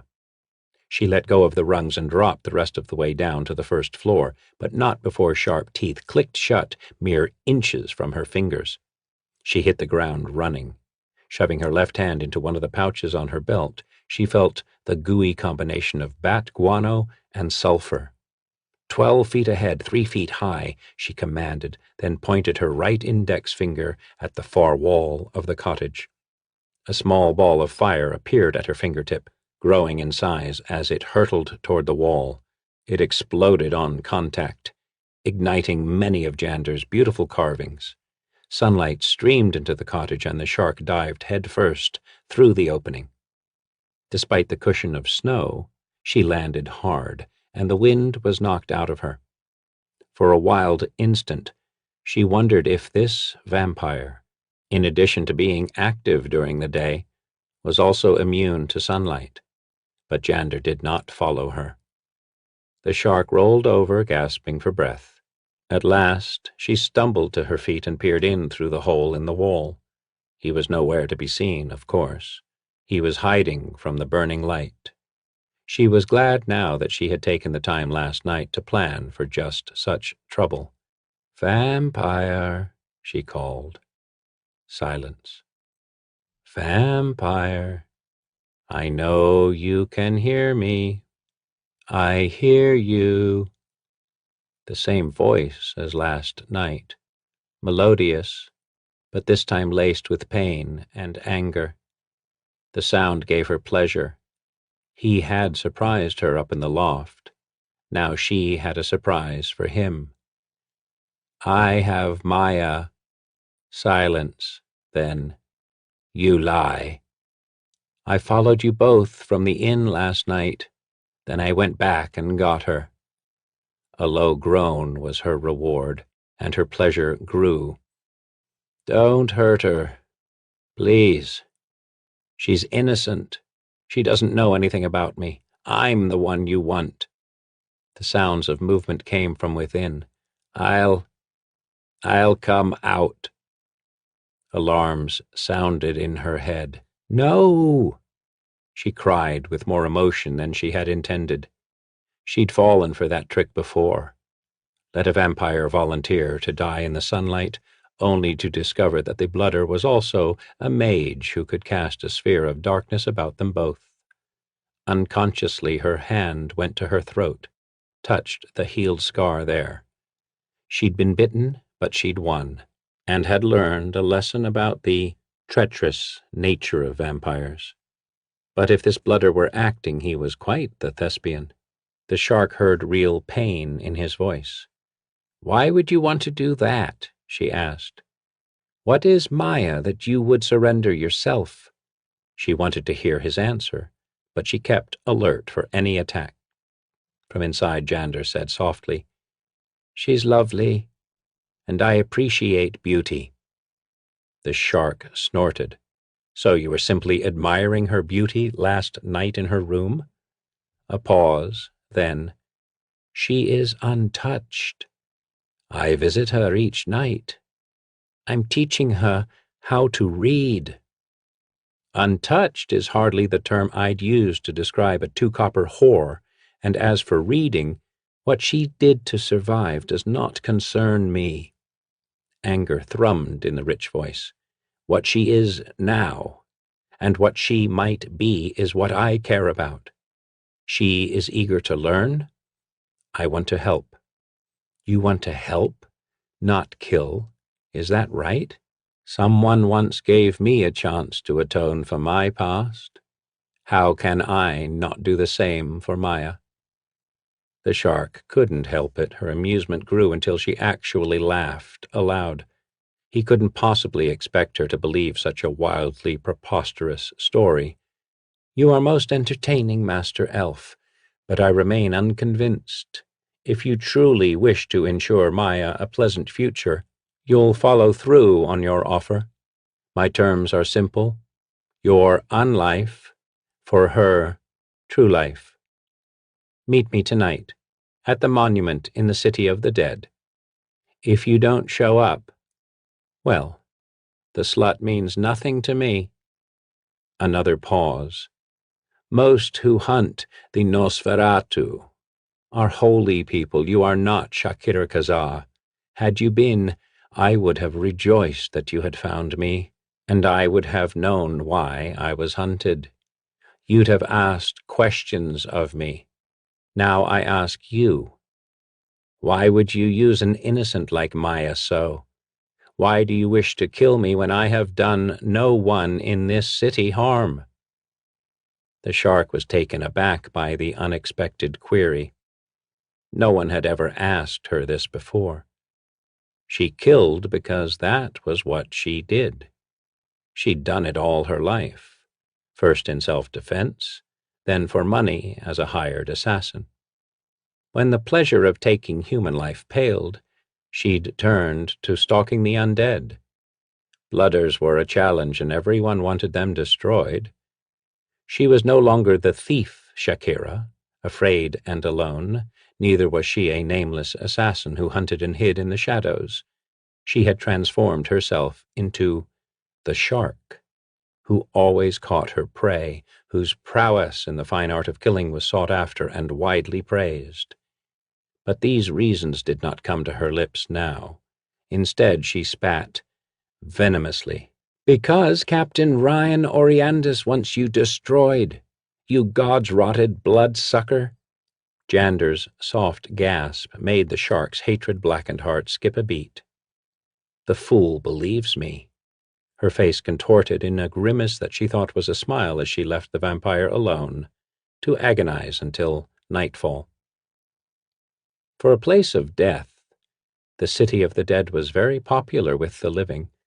Many generations and many classes of Waterdavians crumbled to dust side by side in paupers' graves and gorgeously carved mausoleums. Warriors, sea captains, merchants, commoners. The struggles they had with one another in life ceased to matter as, united in their mortality, they slept the final sleep. Waving grass, shady trees, and beautiful statues lent the place an aura of tranquility. During the day, this little city was a peaceful haven for visitors. Night, however, brought a different class of people to the cemetery. Those who conducted business best transacted under the vague light of the moon and stars. Business handled by people who did not want witnesses. The centerpiece of the city was a giant monument erected only a few years past. Designed to pay tribute to the original settlers of Waterdeep, the statue was a gorgeous work of art. Dozens of individual stone carvings, depicting life-sized warriors battling with all manner of non-human adversaries, comprised the 60-foot-high monument. Wide at the base, it narrowed with each level until a lone hero stood atop the fray. Frozen forever at the moment of greatest action, orcs speared their adversaries. Doughty swordsmen slew bugbears, and heroes and monsters alike died in a variety of dramatic poses. Here the vampire had met Maya several months ago, plying her unsavory trade. Here he hoped to see her again tonight. Jander came in elven form, walking, but leaving no footprints. He stopped as he neared the monument. A pale white ring encircled the grand statue, and the pungent scent of garlic filled the cold night air. There came a sound of muffled sobbing, and he glanced upward. With deliberate irony, the shark had tied the barmaid to a conquering stonework hero, who stood atop the mountain of fighters, arms raised in victory. The girl was lashed securely with rope at hands and feet. A piece of cloth shoved in her mouth stifled words, but not her sounds of fear. Jander walked slowly around the ring of garlic until he came to a 2-foot-wide gap in the otherwise unbreachable barrier. He hesitated only an instant before stepping into the circle. It was obviously a trap, but what choice did he have? At the base of the monument, Jander cried out and fell. His foot had been caught in a cleverly concealed, sharp-jawed animal trap made of wood, not steel, and when he hit the ground, a second trap clamped on one of his hands. Holy water soaked the trap's jagged teeth. Steam and blood hissed from the vampire's wounds, glittering black in the moonlight. With his good hand, Jander splintered the wood that bit into ankle and wrist. On his feet at once, he glanced around, clearly expecting a second attack. None came. He moved toward the statue more cautiously now, his eyes on the snow in front of him rather than the monument itself. There were several more concealed traps waiting to close upon him. Treading delicately, he avoided them. "I'm here, Maya," he called. "You're safe now." The stone figure in front of him was a warrior woman with a single braid of long hair. He reached out to it, prepared to begin the climb up to Maya. But the statue smiled and sprang to life. The illusion shed. The shark drew a small crossbow and fired a wooden shaft directly at Jander's chest. She was no more than 2 yards away. Jander grunted at the impact, but the shaft bounced off his body and fell to the grass. The shark gasped. The vampire smiled and tapped his chest with a golden forefinger. It clinked. Too late, the shark recalled the chainmail shirt she had seen in Jander's cottage. She pulled down her hood, safely invisible, and jumped aside. The vampire's hand closed on her cloak, but she yanked it out of his grasp and began to run. Jander followed without pause. It took the shark a moment to realize the blooder didn't need to see her to follow her churning tracks in the snow. At once she leapt straight up, seized the mighty arm of a stone orc, and hauled herself atop it. She scrambled to the left, balanced precariously on a helmeted head and a stone shoulder, then paused, holding her breath. For a time the golden vampire stood still as a statue himself, gazing about, as if he could penetrate the magic that concealed her by sheer force of will. His gaze traveled over and past her. Then Jander turned and began to climb. When he had gotten halfway up the monument, the shark lowered herself to the ground as quietly as she could. She readjusted the hood of her cape, making sure it would not slip off as she moved. She hoped she could complete her task before the vampire noticed her telltale footprints. Hastening to the circle of garlic, she closed the opening with the remainder of the bulbs she had with her. He now had no escape. He couldn't even fly over the ring. She returned to the statue and followed the vampire up. His movements were swift and sure, but not unnaturally so. Jander was taking great care not to reveal his true nature to Maya. Thus far, his deception was to the shark's advantage. She followed at her own brisk pace, climbing up the battling warriors as easily as if they were limbs of a particularly gnarled tree. He had reached the top now.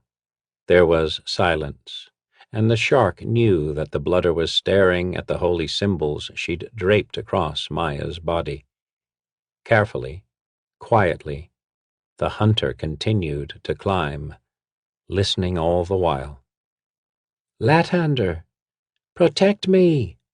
came Maya's fierce, shrill voice as Jander pulled the gag from her mouth. Don't kill me, please.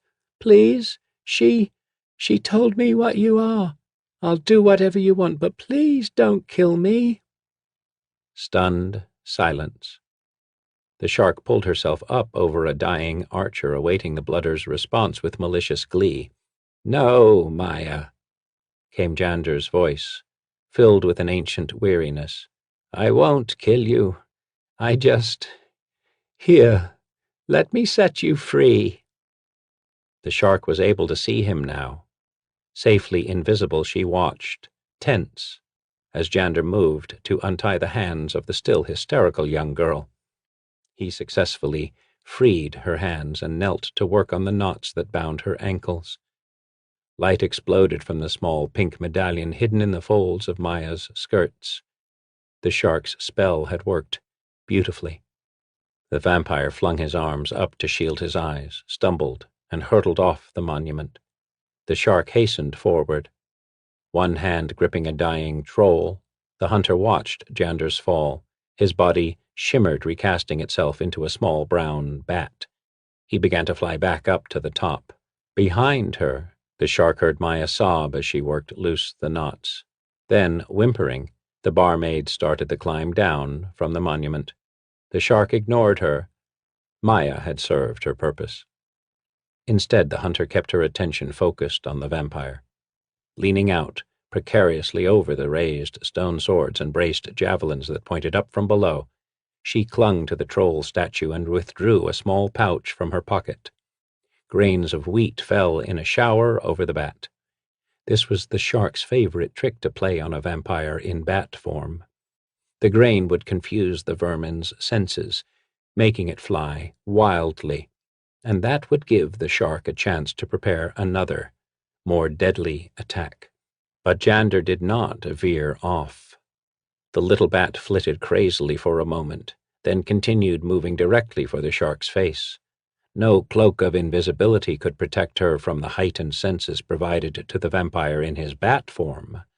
She could see the vermin's tiny, sharp-toothed jaws opening as it approached her eyes. Startled, the shark ducked. Her foot slipped from the snow-slicked perch, and she dropped toward the upturned stone javelins below. She did not cry out, merely grunted when her death plummet was abruptly cut short. A spear, wielded by a bugbear, had snagged her cloak. Her throat was bruised from the sudden tug, but she was alive. The shark hung, dangling, swinging slightly back and forth. Her mind raced, and she cursed herself. She'd prepared no spells for this eventuality. No floating, flying, or transformational magic. Grunting with the effort, she reached up, trying to grab the stone spear that held her suspended. She could not reach it. She then stretched to the right as far as she could in hopes of seizing the ugly, porcine face of an orc beating down on a hapless stone hero. She grasped only empty air. More frightened than she had been in decades, the shark craned her neck to look upward. The blooder was an elven silhouette against the star-filled sky as he bent to look at her. Then slowly he moved. One arm reached down. Crying incoherently, the shark twisted away. Her cloak tore a little and she dropped 4 inches. At least the vampire was too far above her to reach her, but, gods, he could crawl. "Give me your hand." For a moment she couldn't comprehend the words, so unexpected were they. Jander stretched his hand farther. "Give me your hand. I can't quite reach you." The cloak ripped again. The shark stared down at the next tier of battling warriors and their pointed stone weapons. It was at least a 20-foot drop. "I'm coming, Shakira, hold on." And indeed, the golden vampire began to climb head first, down to reach her. She suddenly knew with a deep inner certainty, that Jander Sunstar was not coming to kill her. He was coming to save her life, to pull her back to safety. She The shark, the woman who had spent her life perfecting the art of murder, had finally failed to kill. And having failed, she would owe her life to the creature she had sought to destroy. If his forgiving hands closed on her, she would never be able to lift a weapon again. She would cease to be the shark. She didn't even have to think. Reaching up, she twined both hands in the cloak. "The shark sends you to the 9 hells," she said aloud, but this time the words were intended for her own ears. As the vampire's fingers reached out to her, the shark smiled like the predator she was, spat at his despairing, beautiful face, and tore the cloak free. Gallows Day by David Cook. They did not look like the most dangerous of thieves. Desperate, perhaps, as they sat at a wobbly table covered with half-filled tankards that clung to the wood in sticky pools of spilled drink. Drunk, too. It was barely mid-morning, but already the 4 thieves had drained 2 skins of Hosteler Gurin's cheapest ale, and they showed no inclination to stop. Of course their crimes didn't shine in their drunken faces. Nobody could look at the little one and know he was the man who'd poisoned all the pets in Lord Brian's kennel just to silence the guard dogs.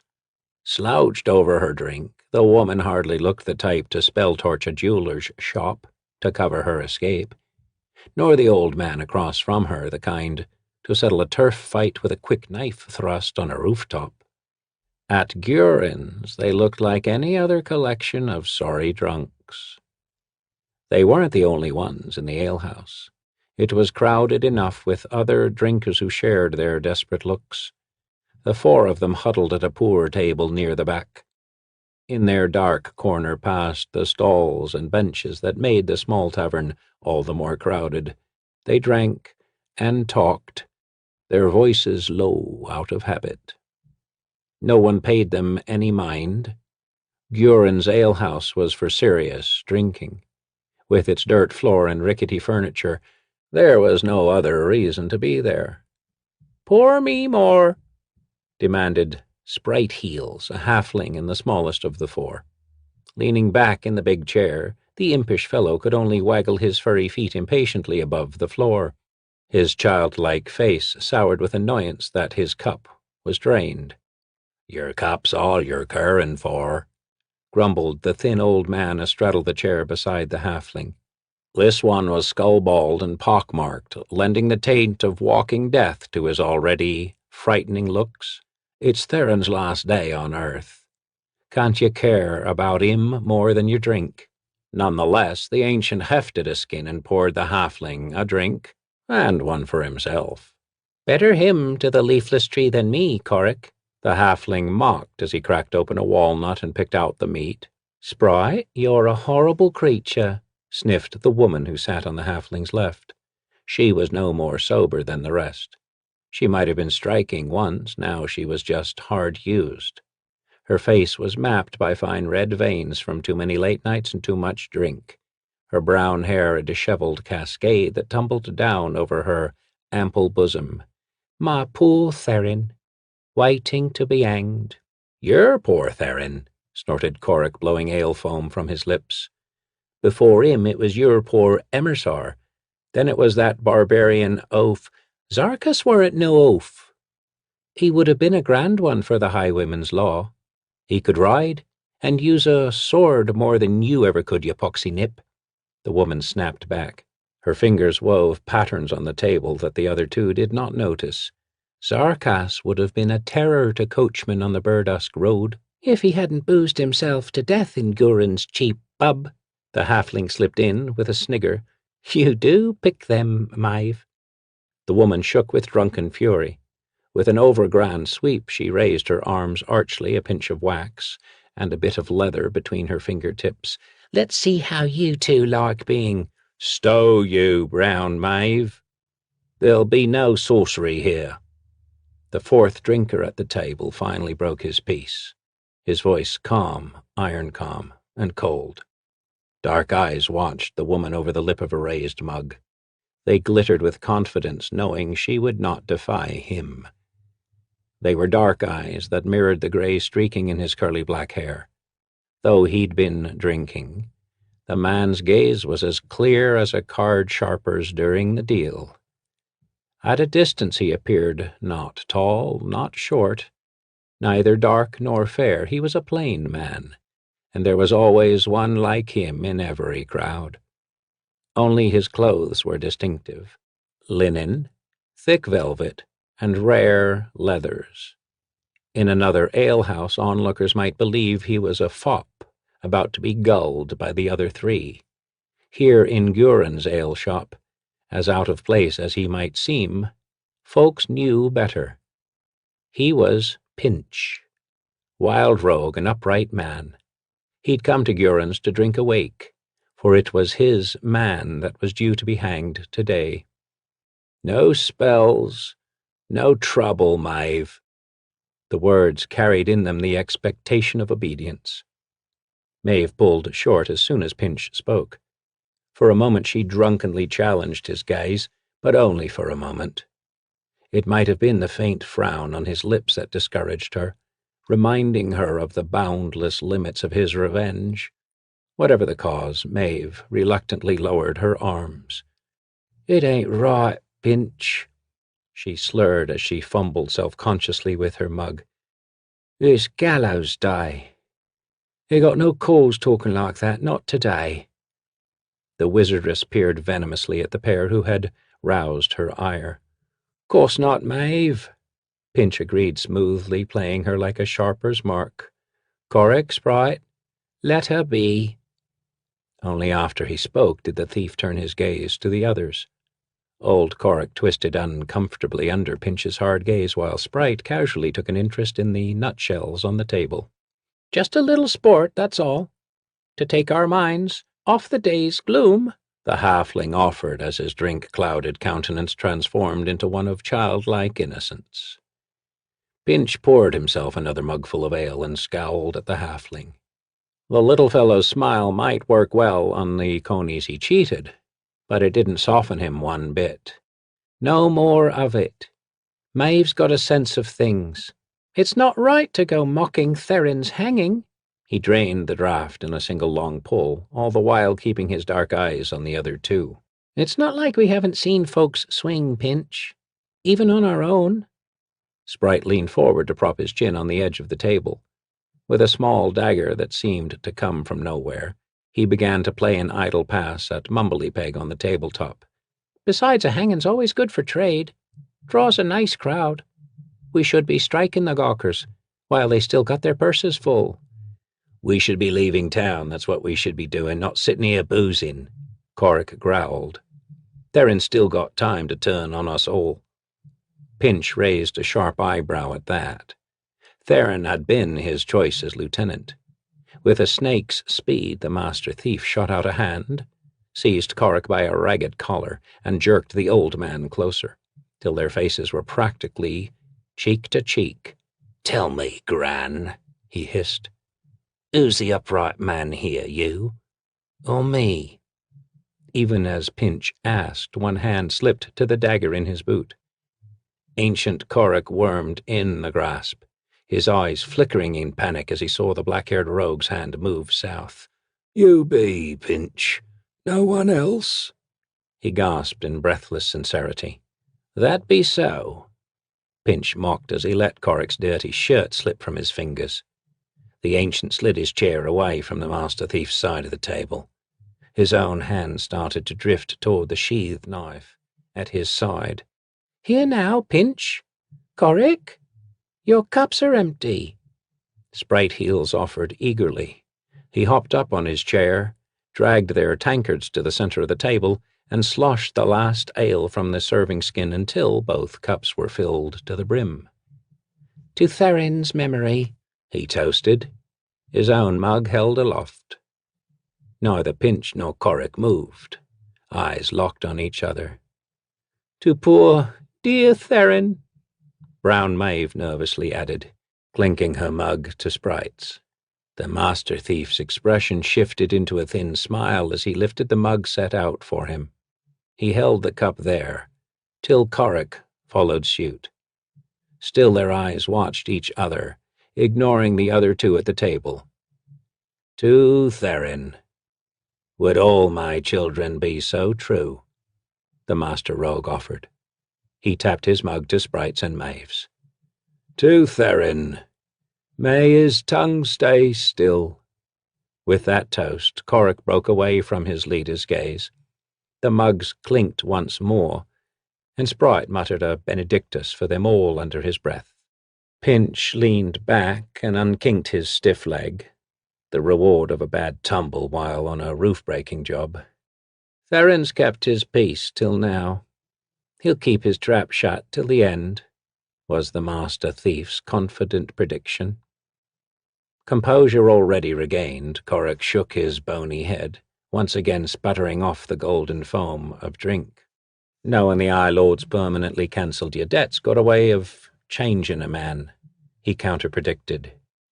I trust Theron, Pinch replied breezily, as if his previous displeasure were all forgotten. I still wish the Hellriders hadn't taken him, Maeve pined. He was a good man to me. We was fixin' to do up the town that night. Why, I barely shimmied down the back when they broke in the door. You should get yourself a crib on the first floor, Sprite jibed as he clambered back into his seat. Still, it was damned quick, the way they found him right after the Firdle job. Aye, it was, Pinch agreed.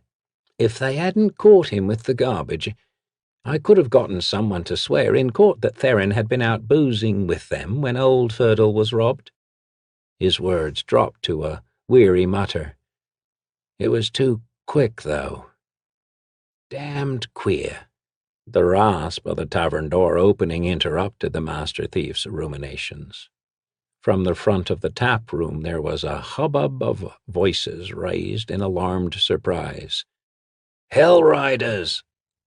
Pinch, who always sat with his back to the corner, was the first to see the soldiers come through the door, and he quickly gave a nod of caution to the others. There were 6 of them, dressed in the unmistakable leather armor of the Lord's men. The metal studs that pierced the red leather glittered with brilliant polish. Their scimitars clinked against the steel points as the troop swaggered in.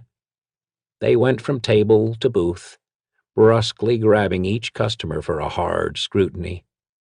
Pinch recognized in their midst the stocky build of Troop Commander Willmark, an arrogant bastard of an officer. Willmark made a business of extorting money from fellows like Pinch, only to arrest them whenever there was a chance for a promotion. His only grace was his greed. Pinch barely held back his wince, knowing the boar-shoulder was probably looking for them. Stow all your bilge and drink, Sad. We're mourning Theron, clear? Pinch hissed to the others as he snatched up his mug and put it to his lips. Here's to poor Theron, Sprite, always quick to follow his master's lead, said, loudly. May he have a clean drop, Pinch added, seconding another round of toasts.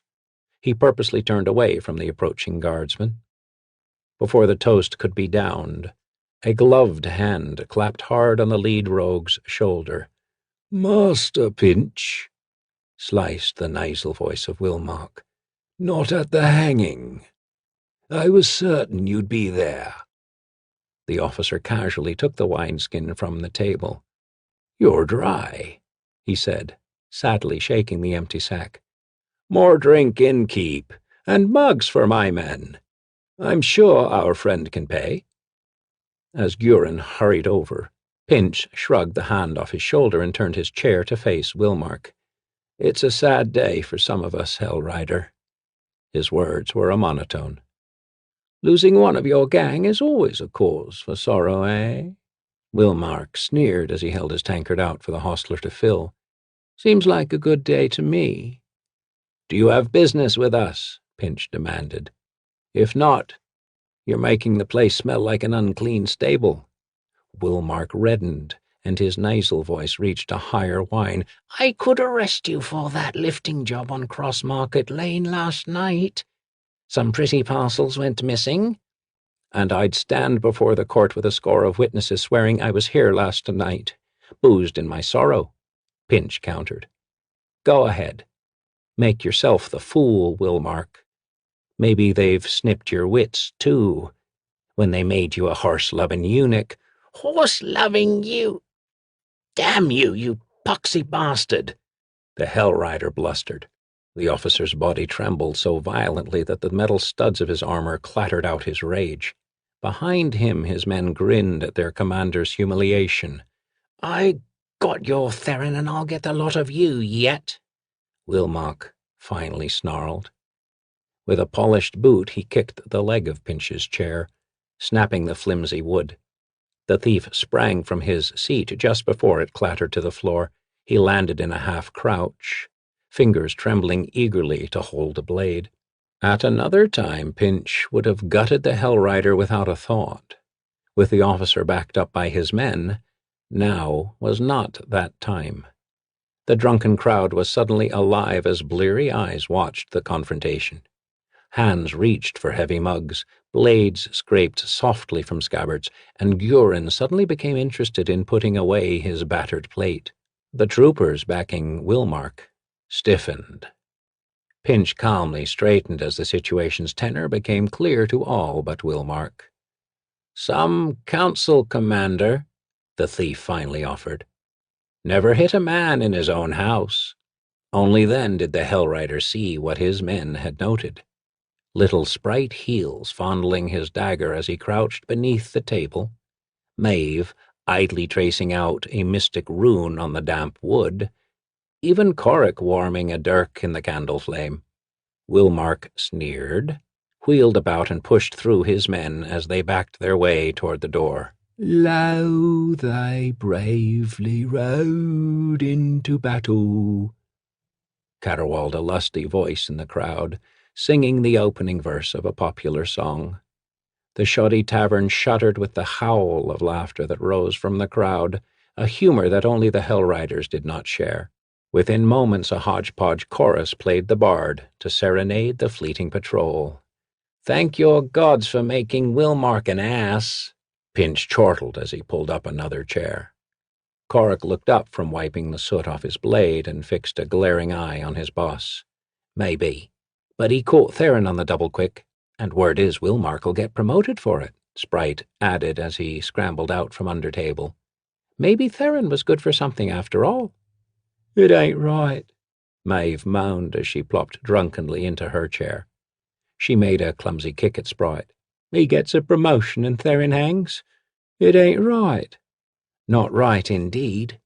Tracking him down to your own house, Maeve," Pinch mused as he leaned back in the chair. His fingers flexed just under his chin.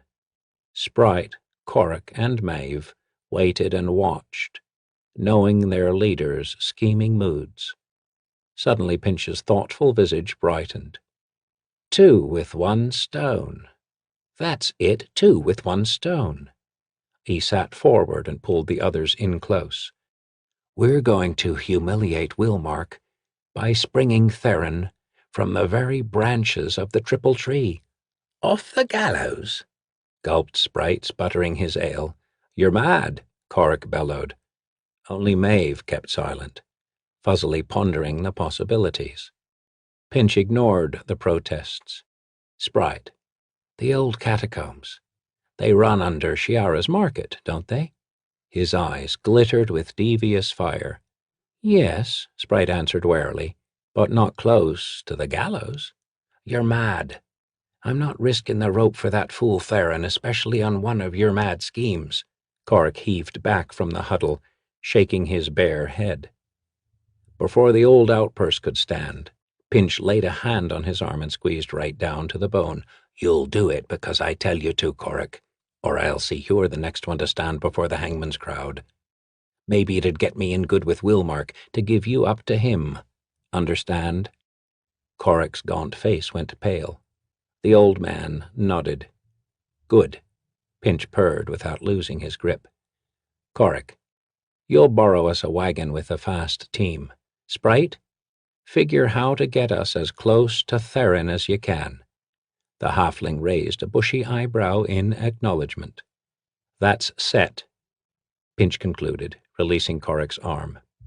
"To your duties, lad. I'll be meeting with Theron, just to be sure he knows where his friends stand." The upright man gave Corac a hearty pat on the shoulder. "We can't have him break before we spring him. Go to your tasks. We'll meet where Dragon Eye Lane joins Shiara's market, an hour before the hanging." The speed and certainty of Pinch's resolve left the pair dazed. "Get going," he had to repeat before they actually stirred. "And Sprite, mind your wandering fingers for now. I don't want you caught before the hanging." The halfling's expression moved from dazed to disappointed. "All those purses, and I can't touch them? It was the only good to come out of this whole hanging," he muttered, as he slid from his chair and made for the door. Corac rose, eyes filled with dark misgivings, and followed the halfling.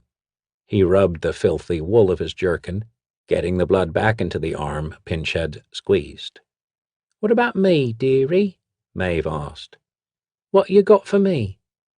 The master thief cast a look toward the door before speaking, making sure his accomplices were on their way. When it was closed, fast, Pinch turned back to the woman beside him. "Now, Maeve. Good Maeve. You said it was queer how poor Theron was bagged?" "I said it weren't right, Pinch, that's what I said." Pinch poured her a drink from the skin Wilmark had ordered. "And it was, Maeve, it was unnatural, the way they came to your place.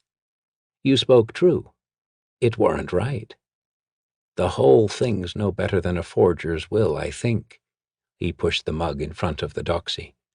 "Tell me, Maeve, you know how long it takes a man to hang?"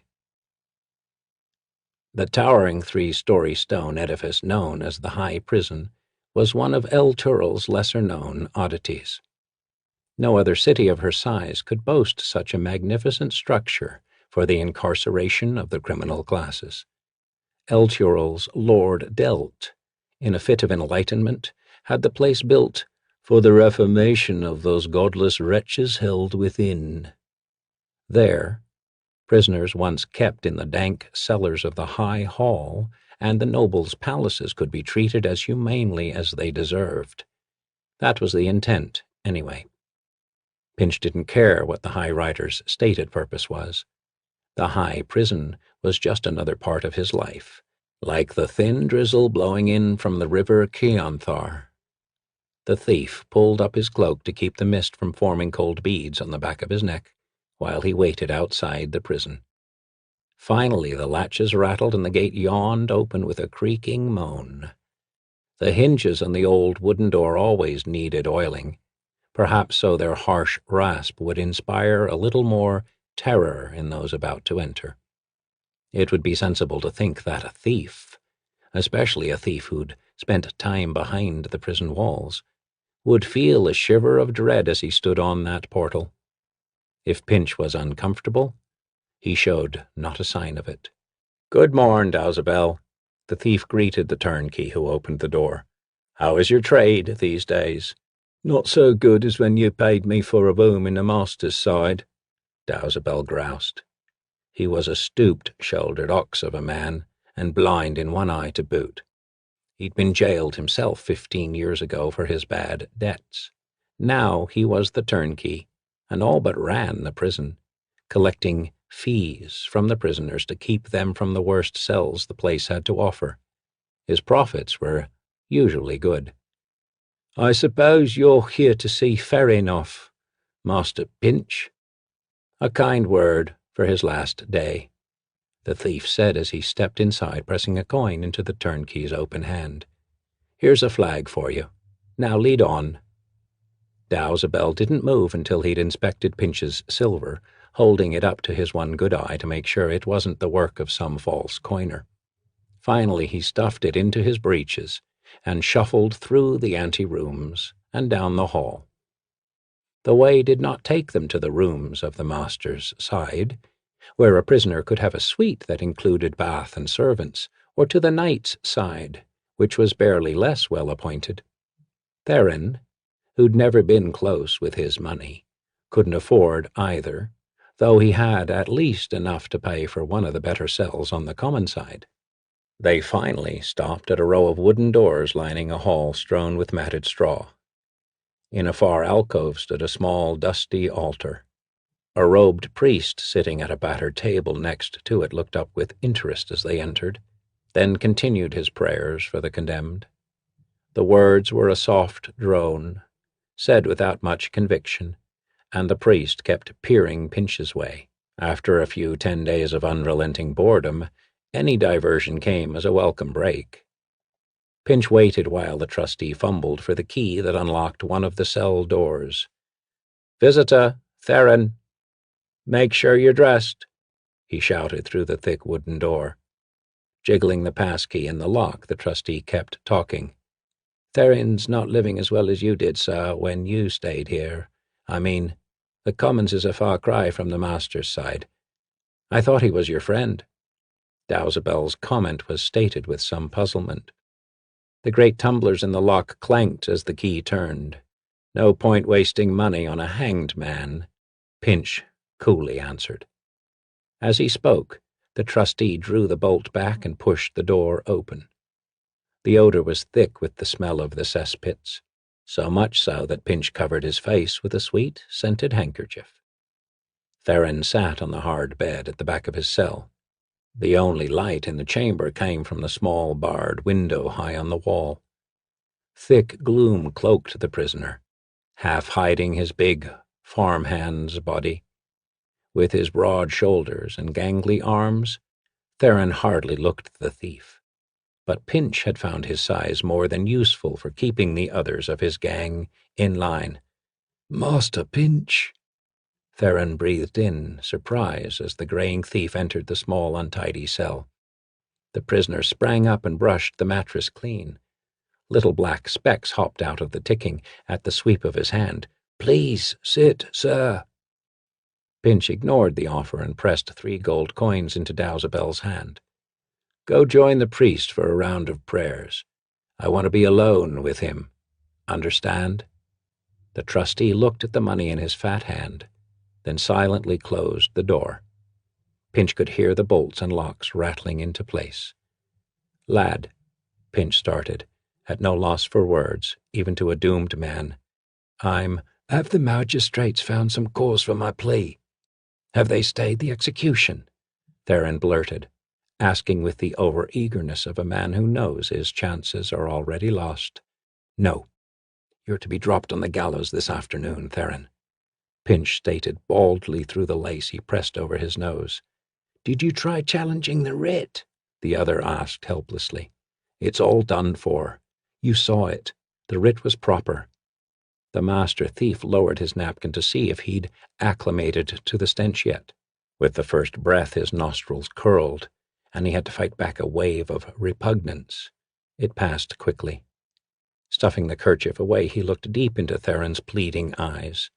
Pinch disliked the man's desperation. "Listen well, Theron. You were nabbed with the garbage in your hands.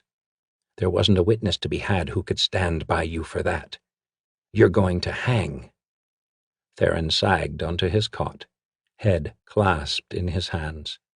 He moaned to the floor. "I could still give somebody up.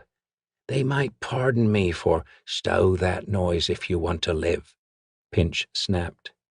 He seized the condemned man by the chin and pulled his face up till their eyes met. "You've done us rightly till now, and you'll not turn stag. Keep your silence and you might not hang, understand?" Theron's eyes grew wide with hope and amazement. "You've bought me free of here?" An eager hand clutched at Pinch's velvet sleeve. "Something like," Pinch lied. "You've stood us true till now, and I've not forgotten it." Pinch knelt beside the other so their voices could be hushed. "I've got a plan." With those words, Theron's shoulders eased with relief. He knew that when his master plotted, nothing was impossible. "What's my part in it?" Too little and maybe too much, Pinch said mysteriously. When they cart you through the streets, give them a couple of good sermons on your sins. I'll need the time. Look upon me, citizens, and learn. Dishonestly I have lived my life, and this is my reward, Theron solemnly pronounced as he rose to his feet in a pose of mock piety. How's that? Good enough, Pinch allowed. Just remember, no matter what happens after that, or how bad it may seem, don't lose your nerve. Theron sat back to huddle by his chief. I won't. I've been true up to now, ain't I? Well and true. Well and true. With his bad leg protesting at kneeling so long, Pinch had to surrender to the fleas and sit beside his companion. His eyes were distant as he mulled over a puzzle no one else could see. Tell me, Theron, he finally broached. Tell me again how you got taken. The prisoner snorted at the curious request. I don't know why. You've heard it before. Pinch said nothing, but waited for Theron to get on with it.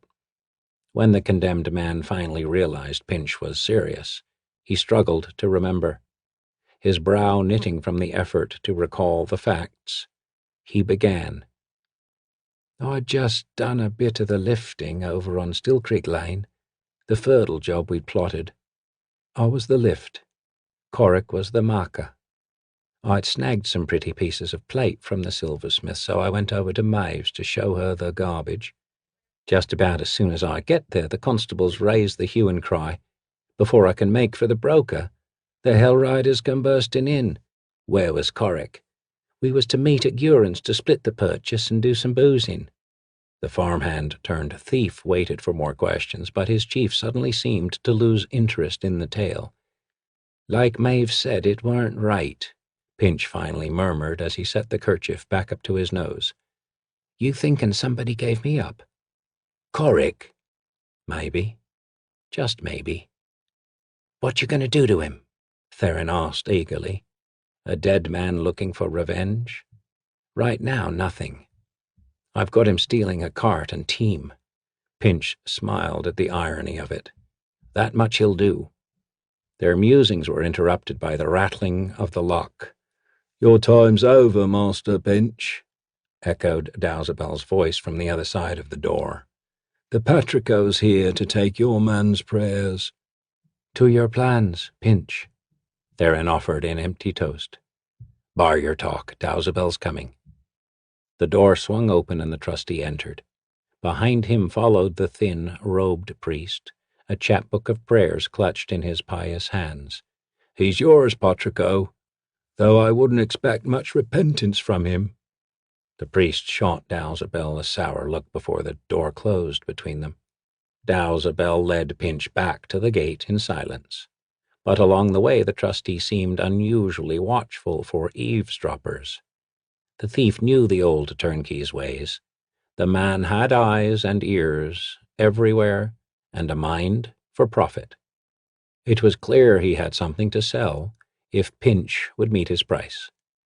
When Dowsabel turned back from unbarring the gate, he found a gold noble sitting on the bench by the entrance. Though his greedy eyes widened a little, the trustee pocketed the coin as if it were a copper penny. He motioned Pinch toward the quiet alcove. What I know's worth more, the turnkey promised as they huddled in the shadows. In advance. Dowsabel held out his hands. I'll judge, was Pinch's cool reply as he fingered another coin under the trustee's nose. Dowsabel scowled. Your man was turned. Not even worth the coin I gave you, I knew. But you don't know who. Wilmark was drunk and bragging about it in a tavern a few nights ago. I heard it from his men. So who'd they say it was this time, Sprite or Corrick? Pinch lied glibly. Dowsabel's jaw sagged like a limp sail. Corrick, the trustee mumbled. With a contemptuous laugh, the thief stuffed the second coin down the man's shirt. You were always too greedy, Dowsabel. Some day it'll catch up with you. The trustee closed the gate as Pinch strode into the growing rain, his mind already turning on the interlocking wheels of plots within schemes. The streets to Shiara's market were never hard to follow, but today a blind foreigner could have found the square. A hanging was as good as a holiday in Elturel. The better part of the city turned out for the event, so many folk that the tide of traffic flowed only one way. While passing through the rain-slicked streets, Pinch was offered The True and Tragic Life of Theron Jackanapes, as confirmed by this gentleman, by 3 different pamphleteers, all for only a few coins. Judging from the covers thrust under his nose, each work was different from the others. They were, if not completely false, highly exaggerated, for in each Theron was the master of a whole gang. Pinch wondered just what lies would be written about him the day he was finally scragged on the leafless tree. By the time he reached the square, it was already packed with eager onlookers. Most of the town's apprentices had contrived to escape their masters and come for the hanging. Their masters were probably here too, blissfully believing their apprentices were minding their shops. An enterprising bard had got himself onto a roof that overlooked the square and was serenading his captive audience while a shill worked the crowd for money. Pinch resisted the urge to palm a coin out of the hat when the boy came by, but he took careful note of the musician overhead. The bard would have money later tonight, and just might be worth tracking down. Reluctantly, the upright man stowed thoughts of other business and worked his way round to Dragon Eye Lane. He was on edge. The plan was at stake. If Corrick or Sprite failed him now, everything would come to naught. Pinch was less worried about Corrick's part in things. He guessed the old cutpurse would play at being loyal just to avoid discovery. Sprite's was another matter, and the rogue could only hope the halfling kept his fingers out of other people's pockets. The whinnies of a nervous team and the shadow of a wagon told Pinch that at least one of the thieves had come through. He wormed through the crowd and into the alley where Corrick and his wagon waited. They were all there, Sprite, Corrick, and Brown Maeve. She was soothing the horses, which had been made skittish by the crowd. Pinch slapped her on the rump as he squeezed past. "Keep watch," he ordered, before turning to the others. Corrick sat on the seat, reins ready, while Sprite hung over the cart's rail, munching an apple he'd no doubt lifted from a peddler's basket. Sprite never paid for anything that wasn't locked down. "All's done?" Pinch demanded. Corrick gave a peg-toothed smile and waved to the cart and team. "Best I could get, Pinch," he bragged. The team was actually nothing to brag about. A scrawny pair, spotty with mange, their necks calloused with years in the collar. At least the wagon was sound. The back was covered with a patched canvas awning where they could hide. Somewhere, Pinch guessed, there was a rag-and-bone man trying to find his wagon. "Well, Sprite, the sewers. How close can we get?" The halfling threw aside his apple core and climbed onto the wagon's seat. He pointed over the heads of the crowd to a shop across the square. "Better'n I thought. See the weavers? In line with that, maybe a stone toss from the triple tree. At this distance, the weavers and the gallows were no more than a hand's breadth apart. Can you guide us once we're in the tunnels?" "Marked it out this morning, Pinch." Pinch suppressed the urge to congratulate himself. The job wasn't done yet. "Well done, boy." The master signaled his accomplices to join him, and join him quick they did. "Maeve, you two, listen wise, 'cause here's the plan. We're body collecting. Maeve's already spread it through the crowd that a group of wizards are wanting the body for dissecting." The wizardress mock curtsied slightly at mention of the part she'd played so far. "That should suit the crowd out there fine. Saves them the fear of anyone resurrecting Theron after he's dead." Sprite scowled. He'd always been picky about grave robbing and the like, but Pinch added, "That's just so we can get the wagon close. Then, just before the drop, Maeve will use her spells to whisk Theron out of the twined hemp. When that happens, Corrick will whip the team into the crowd. We'll all make for Sprite's bolt hole and be out of here before they know what's happened." "That's your plan?" Sprite asked incredulously. "I think old Coric here was right. We should have been huggering this out in another town." "Well, we're here, and there's no point uggering now, Sprite," Coric croaked. "I say we give Pinch his due. Don't his plans always work?" "There's no time to waste," Pinch barked. "In the cart, all of you." With easy grace, he swung into the back, then helped the less agile Maeve alongside. Sprite tumbled in beside them and pulled up a span of canvas to roughly cover them. From the shadowed interior, the three had a narrow view of the still vacant scaffold. A roar went up from the crowd as a crier mounted the gallows platform. The writ of execution rolled under his arm. The official swung his bell in a futile attempt to get silence. "Go, Coric." The ancient gave a flick of the reins, and the horses got the cart moving with a rough lurch. The passengers bounced in the back as the wheels rolled down the cobbled street. A wild cheer, part savage, part joyous, rose from the crowd as the cart entered the square. The roar died down as quick when the mob realized the covered wagon was not the executioner's cart. With a vigorous application of the whip on the horses and the crowd, Coric was able to force their passage through the pressed throng.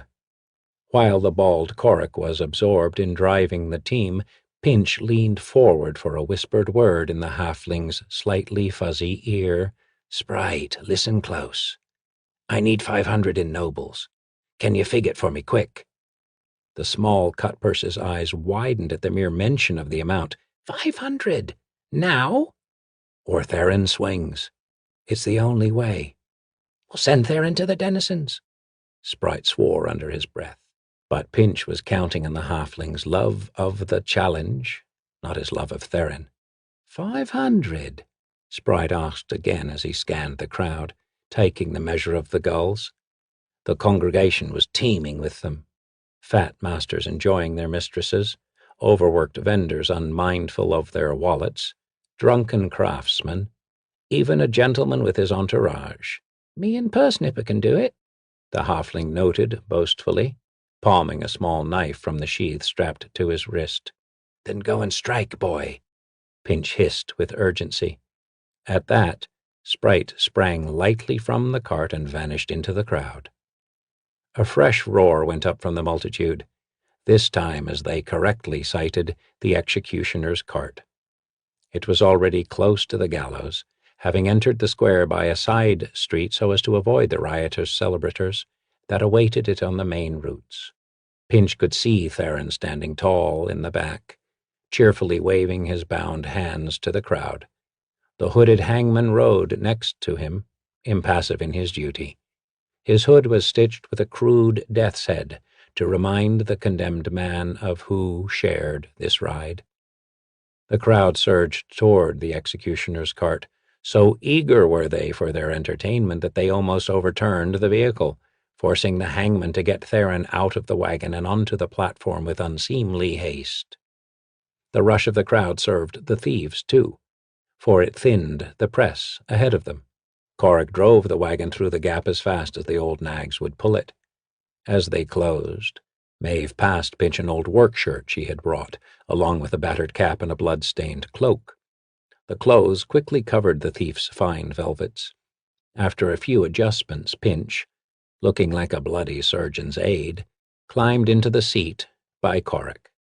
There was barely time as the wagon lurched to a stop at the base of the gallows. A squad of hell riders, their red and silver armor glittering in the sun, formed a wall around the gallows. The 20 or so soldiers held the crowd at bay with a bristling ring of spears. On the inside was a bearded sergeant, exhorting his men to stand ready. "We be sent to buy the body for our master, Wizard Childress, so he can cut it up," the cloaked Pinch shouted to the sergeant. For that extra touch he held up a purse, jingling it meaningfully. It was filled with nothing more than coppers, but the sergeant didn't know that. Once again the lies flowed smoothly off Pinch's lips with less hesitation than the truth. On the platform above, The crier was reading out the death warrant while the hangman fitted the noose. Maeve shifted uneasily, watching Theron's progress, while Corrick kept a grip on the reins.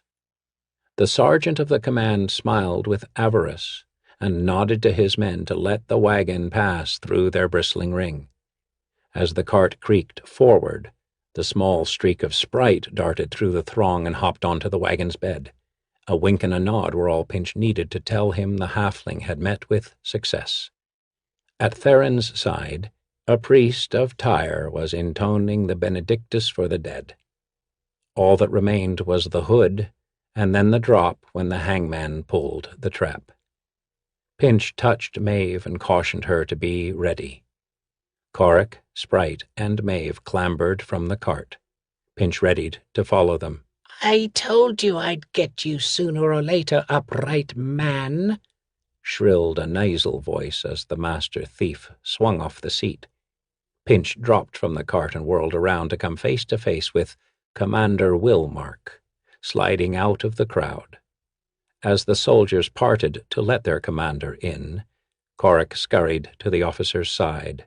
"Now, with some small thanks to your friend here, I've got the lot of you," the pudgy hellrider gloated. Sprite-Heels and Maeve stood helplessly by, encircled by swords. And thus Tyre's justice is done, the priest concluded from the platform. The crowd drew a collective breath. "Oh, Pinch, save me!" wailed Theron through the silence. A tear trickled down Maeve's cheek. Pinch's hand slid slowly toward his dagger. There was a rattling bang as the trap fell open, followed in the next instant by a shriek of delight from the crowd. The cheer almost drowned out the twanging snap as the rope reached the end of its drop. Theron's feet, still kicking, almost touched the cart's bed before they recoiled up again. The crowd roared with each sway and bounce. "You're a failure, Pinch," Corrick gloated from where he stood, safe by Willmark's side. "You'll be gone and I won't, so guess who'll rule this town now? The commander and I have an understanding." "Do you?" Pinch let his hand fall away from his dagger. Even with Theron still kicking overhead, the mob roaring for blood and swords all around him, the master thief remained remarkably calm. Maeve was already sobbing, perhaps more for herself than her departed Theron. Sprite looked ready to take up religion. Any religion. "Perhaps the commander and I can reach an understanding too. Sprite, do you have it?" Pinch asked without ever taking his eyes off Willmark or Corrick. The old cutpurse's brow furrowed at the turn things were taking. "Yes, and then some. Struck a gentleman, I did," the halfling replied nervously. He passed the leather purse to Pinch's outstretched hand. "It might be best, Commander, if we talk in private." Pinch nodded toward the covered wagon. "Theron's not going to distract this crowd forever." Willmark hesitated, looking from Pinch to Corrick and back again, like a dog choosing between two bones. "Bring these two," he ordered the guards nearest him, then pointed at Pinch and Corrick.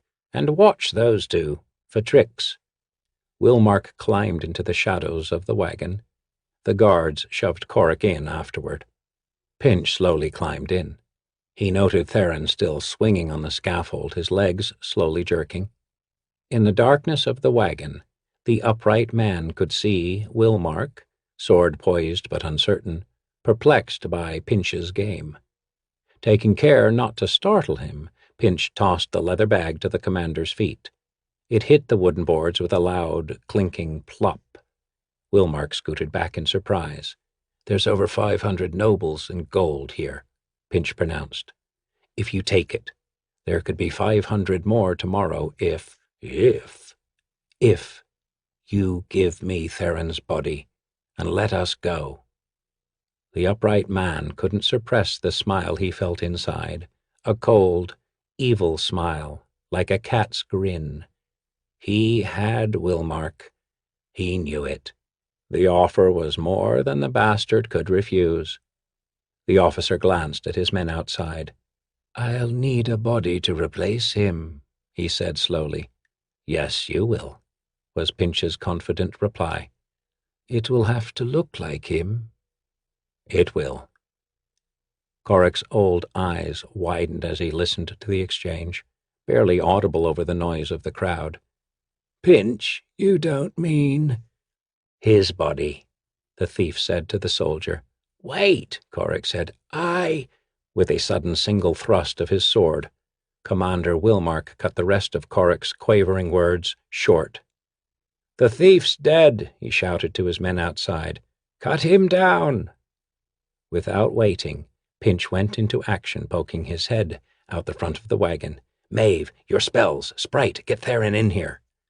Brown Maeve, suddenly dry-eyed and calm, heaved herself into the cart and knelt by Corrick's body.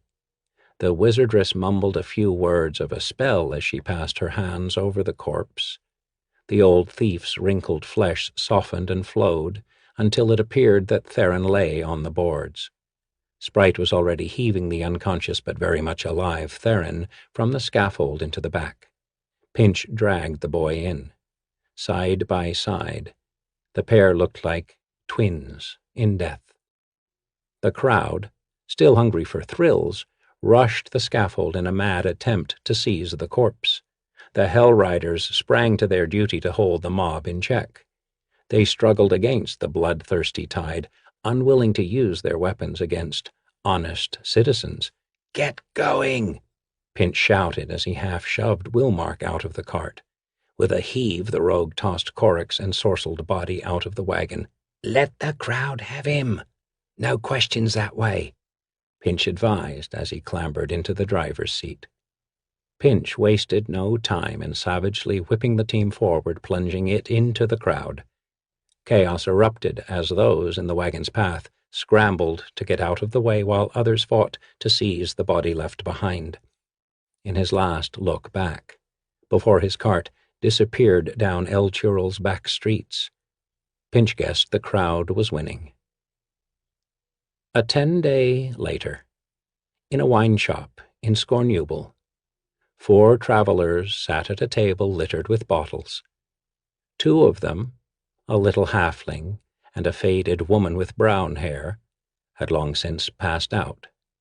The other 2 men were still boozing. It was late, but the owner didn't mind. The 2 were free with their money. Every once in a while the older man, a nondescript fellow who dressed too well, would flex one leg as though it were stiff. The other, a big farm hand, had the equally odd habit of rubbing a scarf around his neck. "Told you I had a plan," slurred the older as he sloppily poured another round. "Fine plan. Hang him and buy him back? You should try it sometime," groused the farmhand.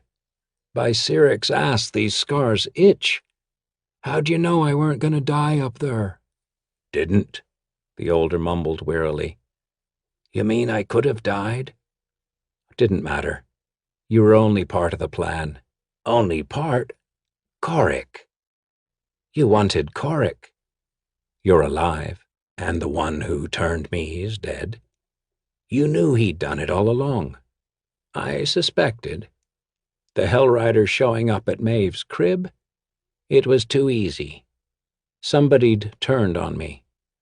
The dark-haired one dismissed the question with a wave of his hand. The first streaks of dawn shone through the cracks in the tavern's shutters, glinting off the bottles. "Then this whole plan, it wasn't about rescuing me at all, was it?" The older man raised his glass to play the wine in the morning light. "I like to think of it as a lesson in loyalty." A Matter of Thorns by James M. Ward. It was a meaningless little castle, perched on a high hill overlooking an insignificant spur of the Immerflow River, protecting nothing. The military minds of neighboring Cormyr didn't consider the keep, known as Castle Stone, worth the troops it would take to occupy. So they left it alone and labeled it, strategically, useless. The 60-odd souls who lived in the village that squatted around the castle walls thought otherwise. They were fiercely proud that Castle Stone had never been defeated in battle. Small wonder, the granite towers and oaken gate had never been attacked. In truth, Castle Stone's unusual garden was the fortification's only real claim to fame. 200 years past, wild rose hips planted in a small bower in the center of the main courtyard had grown into stunningly beautiful roses, red as new-spilled blood, and thorned like morning stars. More luck than skill had allowed them to prosper and bloom over the decades, but their remarkably deep color caused the castle lord to claim them as his own. From that day to the present, the lord's banners all bore the blood-red rose as their emblem. Those same banners had been flying at half-mast for 2 days now, ever since death had come for the old lord of the keep. The new Lord Stone, filled with the foolishness of youth, thought himself a builder of empires. He reorganized the 60-man army, set his accounts to right, and replaced all his father's advisers with younger, more far-seeing men. This wasn't to say that the new Lord Stone's thoughts were focused only on matters far afield. Musing, the young nobleman wondered if there shouldn't be a new symbol for his domain, a unicorn or great dragon, something to gain him respect, or even fewer snide remarks from his enemies. At the very least, it was time to get rid of the gardener. The old sot had been at his post for 5 decades at least. Pleased with his decision, Lord Stone sent his young chamberlain with the appropriate orders. The head of the household hurried to obey his lord's wishes, his scepter of office thudding against the stone floor in staccato rhythm. For his part, Lord Stone turned his mind toward another matter vital to the keep's continued prosperity, the menu for dinner. He had barely decided upon a choice of soups before the seneschal's scepter came thudding quickly back. "There is a slight problem, my lord," murmured the head of the household. "Goodman Grimm refuses to retire." "What?" Lord Stone bellowed. "When I give an order, I expect it to be carried out." "I understand, my lord, I agree." "Well, why wasn't it?"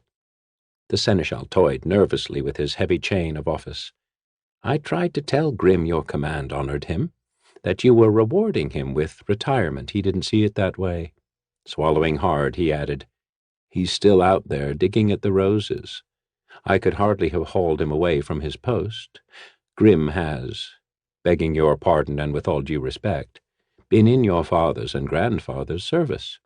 He's rather popular with the rest of the staff, and such a scene might cause unrest in the household." "Unrest, indeed." The young nobleman jumped from his throne and stomped out of the chamber. "We'll see about this." All Grimm had ever wanted to do was tend Castle Stone's roses.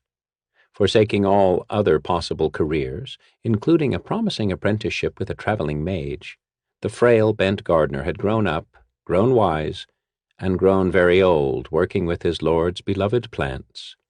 He fondly remembered his father, who had been the gardener before him, bringing him to the castle to view the prized plants.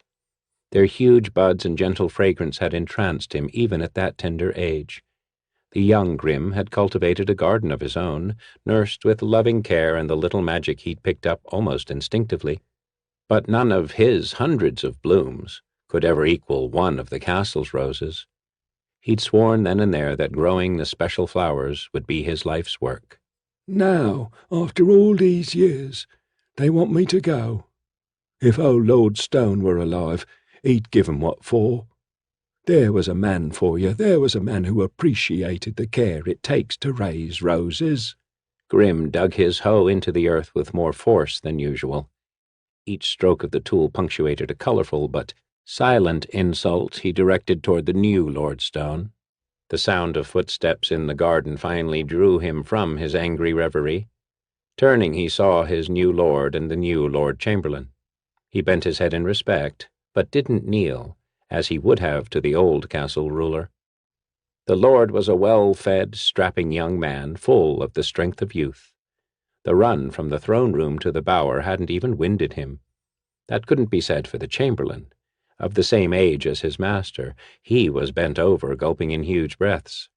It took both hands gripped tightly on his scepter just to keep him on his feet. "Grim, what's this I hear? You won't retire?" Lord Stone began without prelude. "Listen, everybody needs to retire some time or other. It's time for new blood here at Castle Stone, men with new ideas in every office. That's what progress is all about." He waited for Grim to nod his agreement. When the old gardener merely stood there, staring blankly, he continued, "Perhaps I'm not making myself clear. Be a good fellow and run along. We're giving your job to someone else. There, that's an end to it." The Lord turned to leave, smiling at a job well done. "That's far from the end," Grim wailed. "After all these years of service, I'm not going to be thrown into the dung heap just because your lordship is foolish enough to think he's done with me." Each word was louder than the last until the gardener was fairly shrieking. "I've worked for this castle and the lords of this castle since before you were born. You've no right to set me aside this way." Old Grim's face grew perilously red, almost the hue of one of his prized buds. He could see the anger growing in the young lord, too, but he didn't care. He raised his hoe to punctuate his words. "I'll not." That was the last straw for Lord Stone.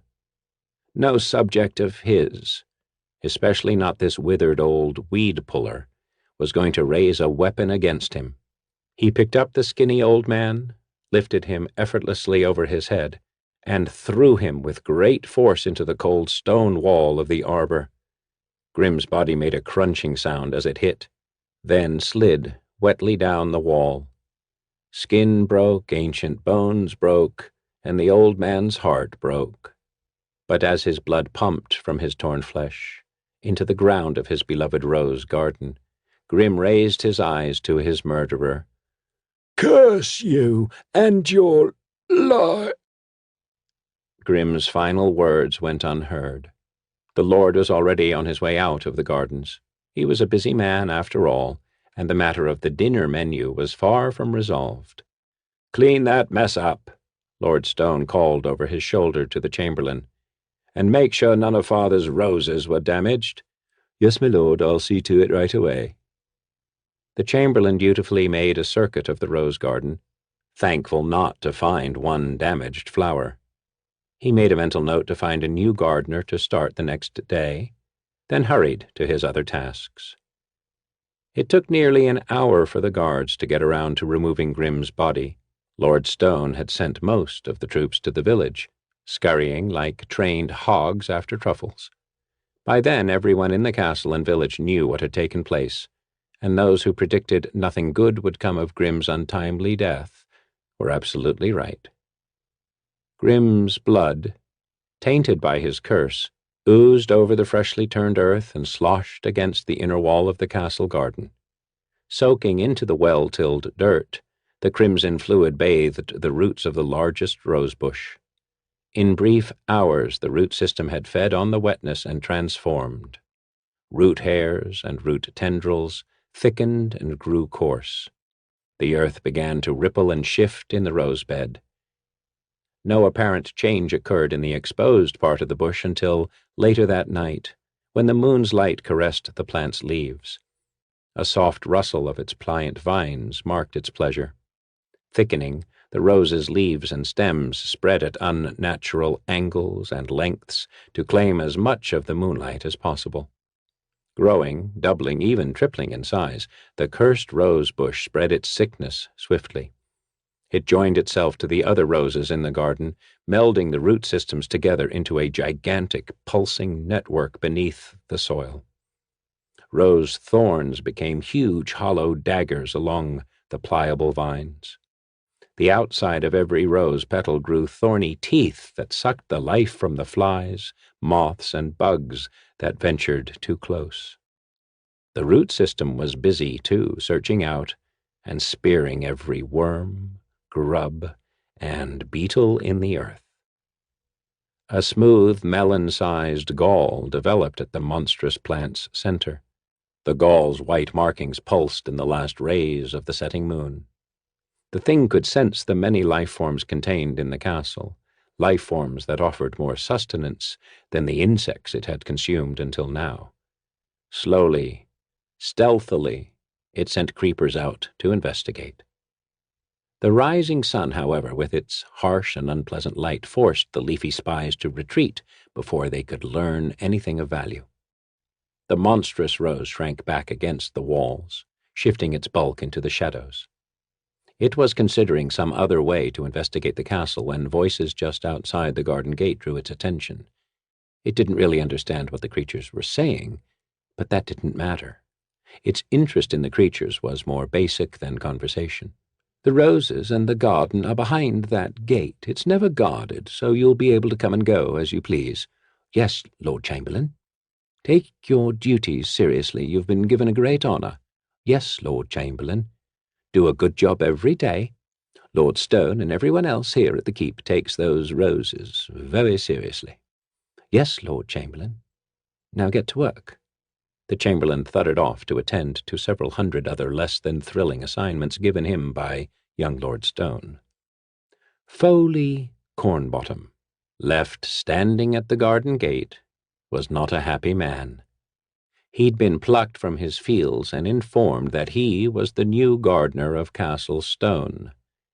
Not that he wouldn't enjoy the position in and of itself, but Lord Stone didn't pay enough for him to abandon his farm completely, and he couldn't imagine how he was going to manage both jobs. And then there was the manner in which his predecessor had been hurried on his way to the realm of the dead. Still, there wasn't a thing to be done about it.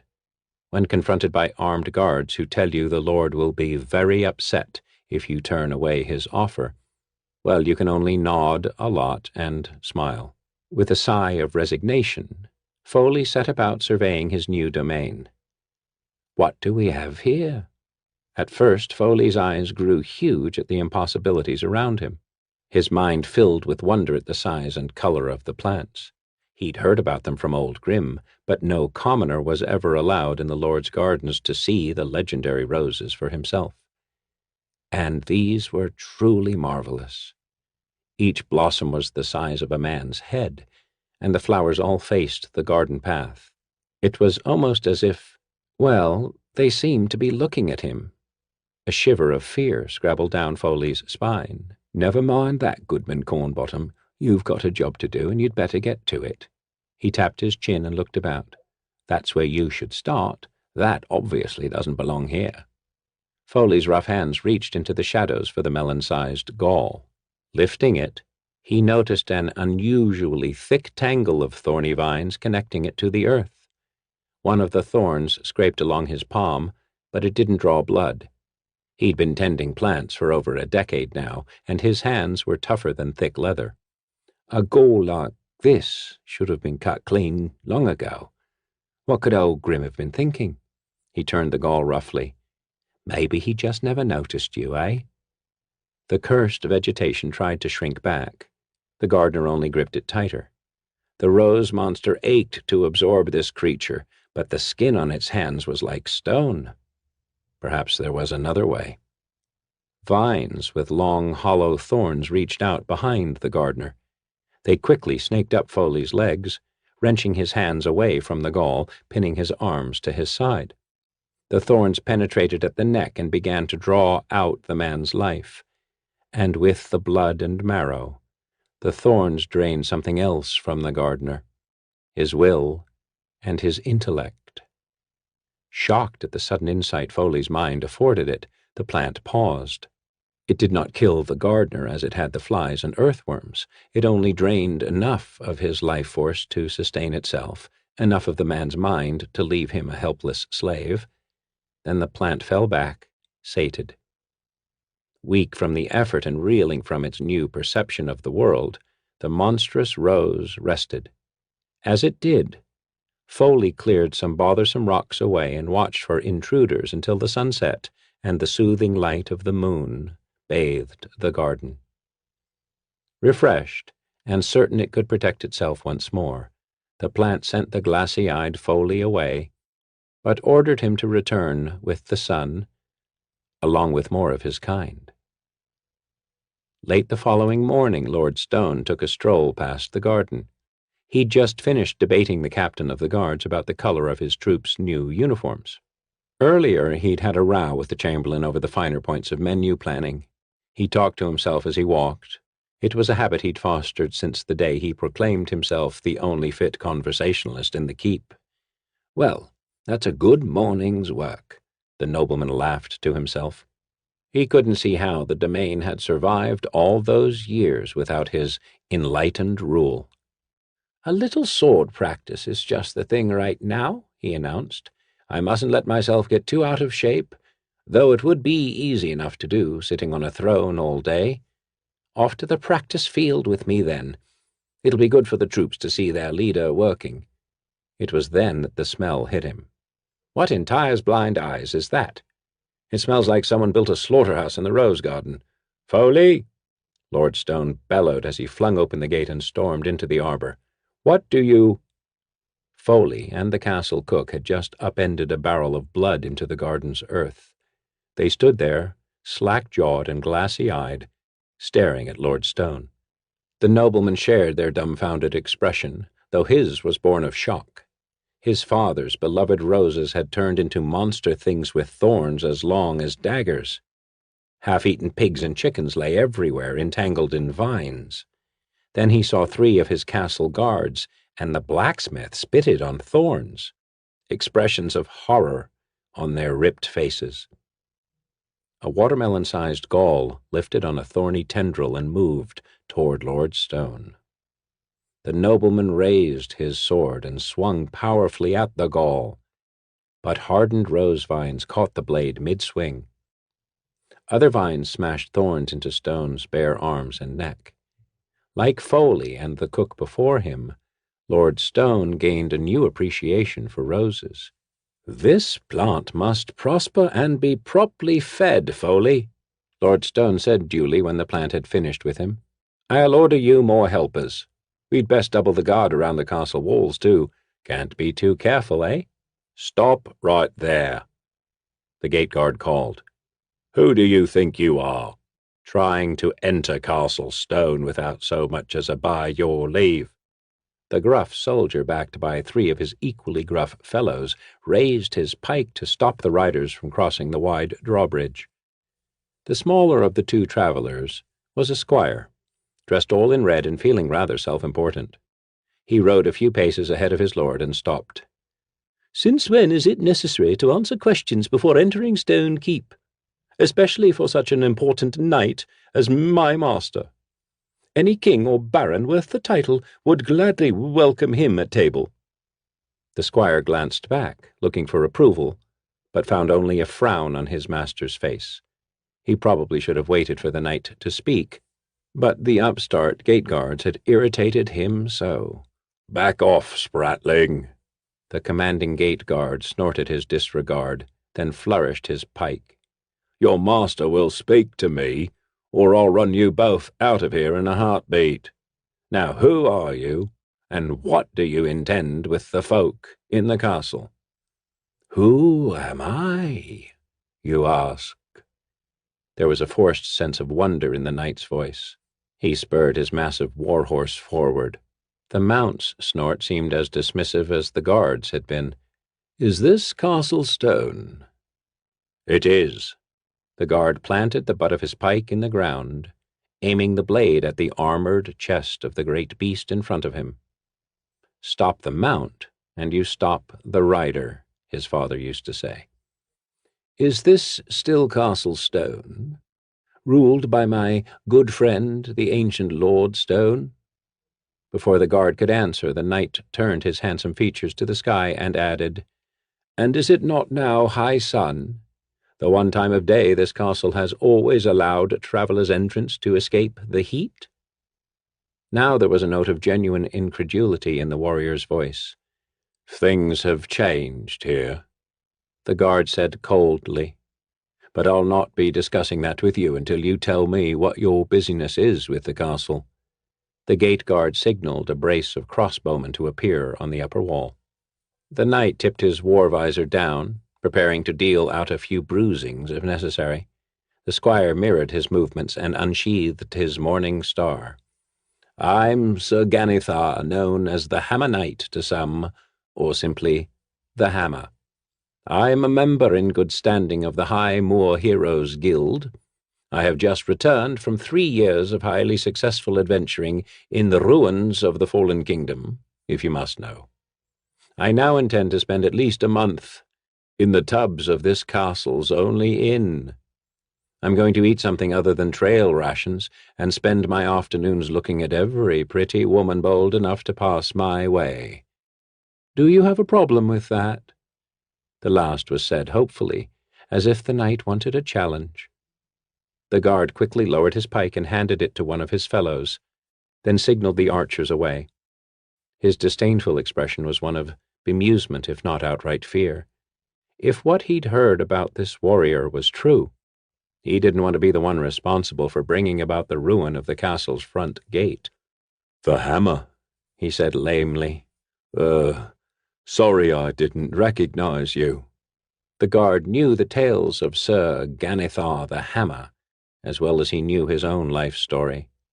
It was said that the knight's enchanted war hammer was a thing of the gods. Others said Ganithar could walk unseen into any well-guarded place and take whatever he wanted. The guard bowed and backed away. But at that precise moment, a group of mounted soldiers appeared in the gate heading from the courtyard out on patrol. Spotting the leader of the troop, the Hammer waved a friendly greeting. The young Lord Stone led these men on patrol. Now he would get to the bottom of this situation. "My lord, how goes the realm?" The young warrior ignored the greeting and made to ride past, ignoring Ganithar and his squire completely. The knight bristled at the insult. The boy owed him civility, at least. He'd rocked the mewling little whelp on his knee all those years ago. This insult just wouldn't do. It wouldn't do at all. With a flourish, the knight raised his hammer. A flurry of magical lightning bolts lashed out of the clear sky and struck the ground around Sir Ganithar's war-horse. The battle-hardened mount reared majestically, an impressive move that the squire's smaller war-horse mimicked. The patrol horses were not so hardy. They screeched in panic at the lightning and retreated. Only Lord Stone's mount stood its ground. Ganithar raised his visor and shouted, "Now you recognize me, eh? It's good to see you again. I'm looking forward to drinking with your father. You're looking well." This last was a lie, well meant, but still utterly false. The young castle lord looked haggard, years older than his true age. "Oh, Ganithar. Well met," Lord Stone said vaguely. "I didn't see you before. I'm glad you're alive and well. The castle can use all the bold adventurers it can get right now. What's wrong? Is there some attack coming? My hammer is always at your service." No attack.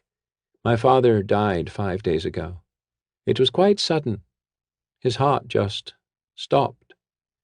The young lord advanced as if to ride on, but Sir Ganithar was far too perplexed to let that happen. The knight spurred his mount to block the nobleman's path. The squire followed his master's lead and hemmed the lord in. From his high war saddle, the Hammer looked down on the new ruler of the castle. "Friends usually invite friends to dinner when they haven't seen each other in years.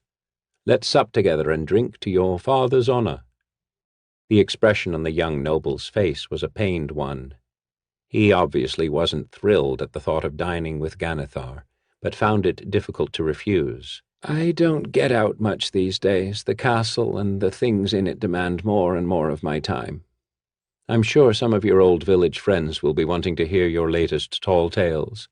"I'm sure that's true, but there's no one I'd rather break bread with than you." Lord Stone winced as if he'd been struck. "So be it. Please come to dinner with the rising of this night's moon. I should be back from patrol by then. We can raise a glass or two and speak of my father."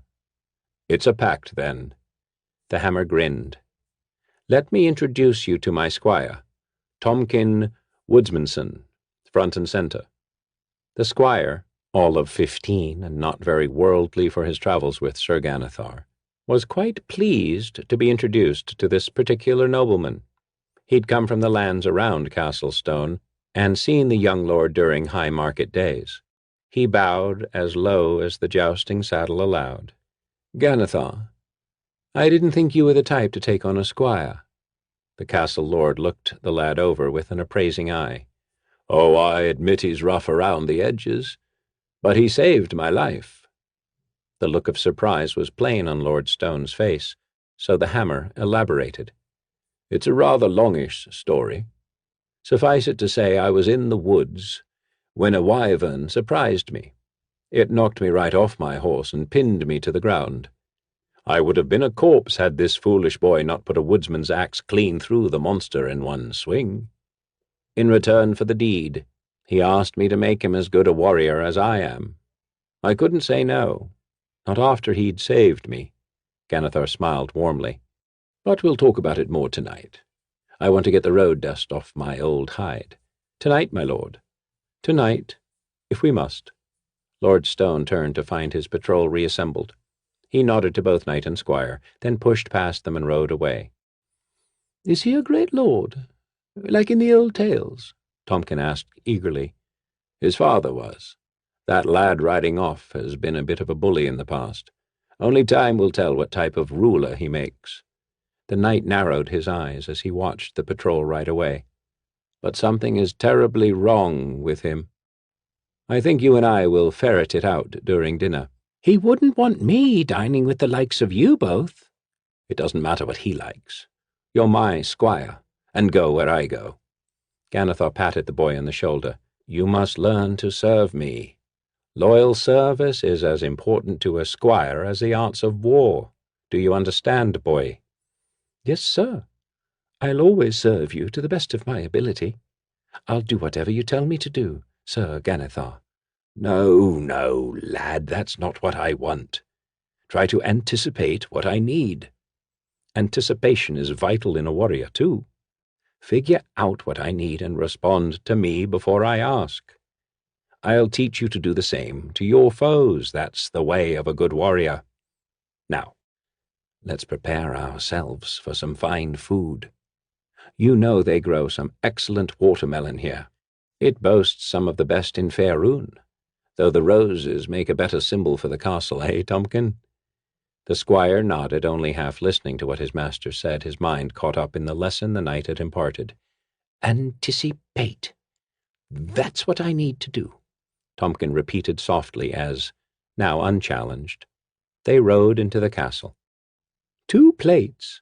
Lord Stone obviously doesn't want me to dine with you."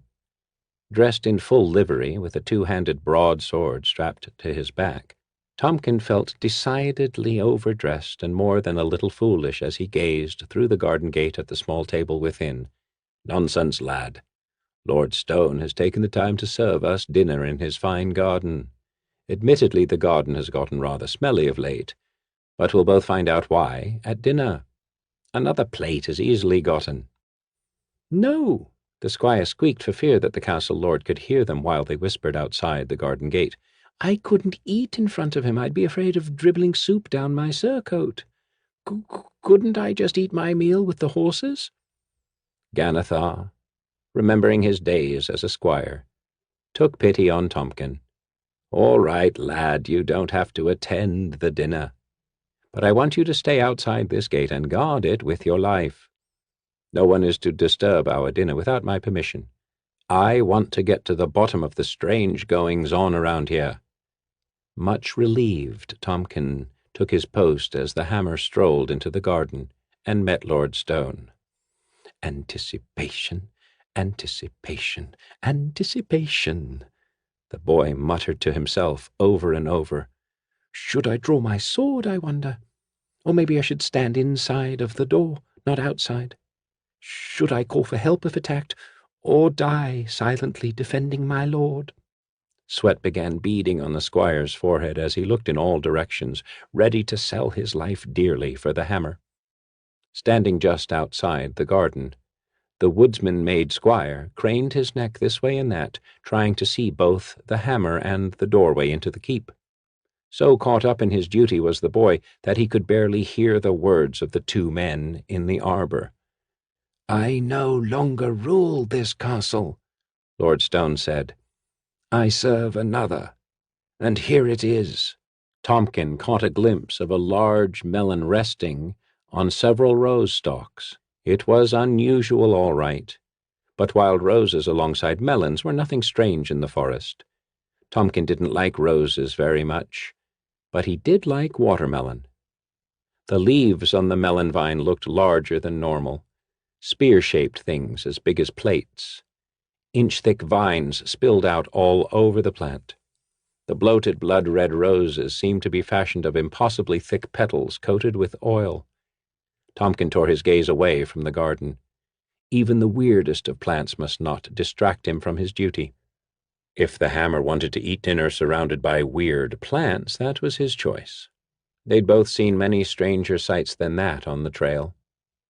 After surveying the area around the garden, Tompkin once again glanced into the arbor. He saw his master tugging at a rose vine connected to the melon. There were rose vines wrapped around his back, too. The squire shook his head. What a silly game this seemed to be. He and friends held such contests of strength in the woods, but they used small trees to bend and snap. This melon stalk didn't seem like much of a test for what he knew of his master's considerable strength. The scene also confused the squire, for the knight had laid strong prohibitions against playing with food, and that melon looked ripe for the picking. Again Tompkin shook his head. Strange were the ways of his betters, and he was nowhere near experienced enough a warrior to judge them silly for it. He sighed and turned back to his watch. Anticipate. A shove from behind sent Tompkin reeling. Sir Ganithar and Lord Stone pushed through the garden gate, barely noticing that they'd knocked the boy down. The squire glanced back into the garden and saw the plates still heaped with food. A glance back at his master revealed a terrible look on the Hammer's face. His cheeks were flushed, and his eyes were glassy. Their contest of strength must have become a squabble, Tompkin decided. Sheathing his sword, the squire followed his master away from the garden. Sir Ganithar dismissed the boy's concern with a stiff-limbed wave. "No, nothing's wrong. You and I will be sleeping in the hall tonight. Tomorrow we have much work to do, and a trip to take." That was decidedly odd. Just a few hours ago the squire had heard the Hammer order special baths to be prepared every day for 10 days. Ganithar had also ordered the fixings for a huge party. Tompkin himself had carried the invitations to all of the knight's local friends, and sent off even more to the High Moor Heroes Guild. Tompkin hoped that he hadn't done something to cause the argument between Lord Stone and his master. Perhaps, the squire realized grimly, I failed to anticipate something Sir Ganithar needed at the dinner. The knight must surely have been furious, for he left without eating a bite. Sir Ganithar's chilly silence as Tompkin helped the knight prepare for bed only confirmed the boy's suspicions. Tompkin was miserable as he went about his chores.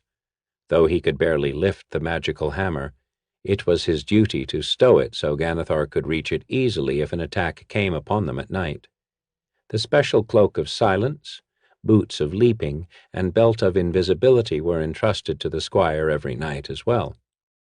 The Hammer figured no one would ever suspect the young squire of holding such fabulous items. Before he dozed off, the Hammer ordered his squire to sleep on a pallet outside the room's only door. Tompkin did as he was told, but only pretended to sleep. A short time later, hearing the snores of Sir Ganithar, he rose from the pallet. He donned the cloak to prevent the guard from hearing his movements. The boots would allow him to spring great distances and move as lightly as a feather over any floor.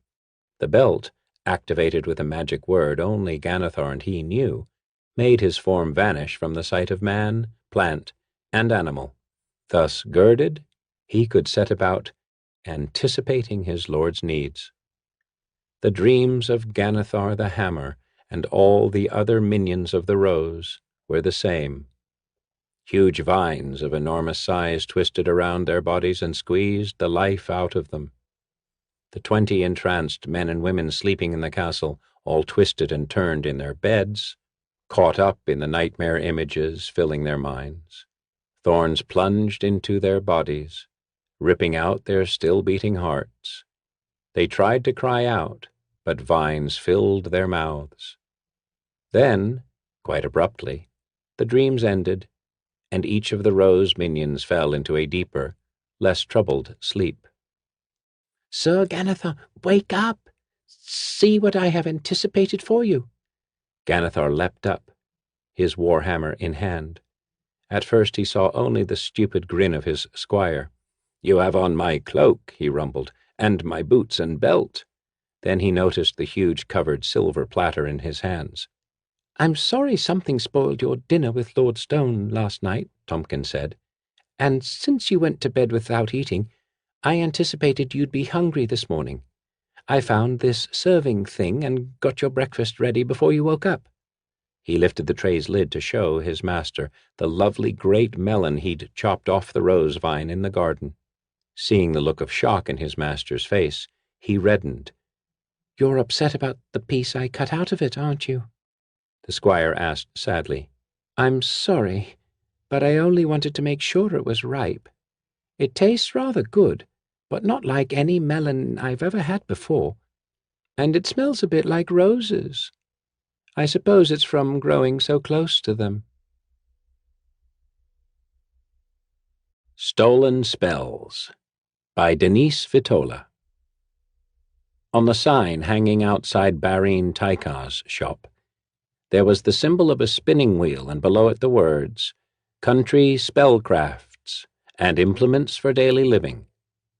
I cast my gaze over the door, noting the deep, rich color and the carving of a twisted tree. It was a beautiful piece of art, gloriously old and fashioned from timber found only in Cormyr. The man who owned such a door would have money enough to buy a magical lock that would keep thieves like me standing out on the street. I had just arrived in Kendil, a quiet hamlet in the foothills of the Sunset Mountains, just east of Asbravan. The village had a mercantile look about it. The majority of the buildings were well kept, whitewashed affairs edged with flower boxes, each decorated with a quaint, homey motif. An inn fronted the swept cobbled street, and farther down the way there was a tiny shrine honoring Suni Firehair, goddess of beauty and patron of love. I felt inside my jerkin pocket to check the bits of helpful magic I carried. A thief is never far off from his tricks and spells, and knowing that I had come to this place adequately prepared made me feel more confident about meeting the proprietor of this shop. Entering the establishment, I paused to glance around. The place was empty except for an old fat clerk wearing a green apron and brushing a beefy hand through his shock of white hair. He stood before a wall of shelves arranged with rows of glass jars, tins, boxes, and intricately plated baskets. The light from thick, stubby candles set among the goods gave these mundane treasures a bright sparkle, but there was so much dark wood that the large room had an oppressive feel to it.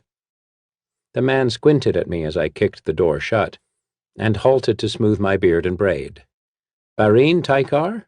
I asked, stepping up to the polished stone counter. "Aye," he answered, "and who would be asking?" "My name is Arek Adar. You sent a message along the trade route to Triel about wanting to find a certain elixir from the Sunset Mountain region. An elf named Latine Firewalker spoke with me." He didn't reply immediately. Instead, he studied me. Finally, he smiled. When he did, his lips disappeared into the bag of wrinkles that made up his face. "Firewalker came by earlier and said to expect you."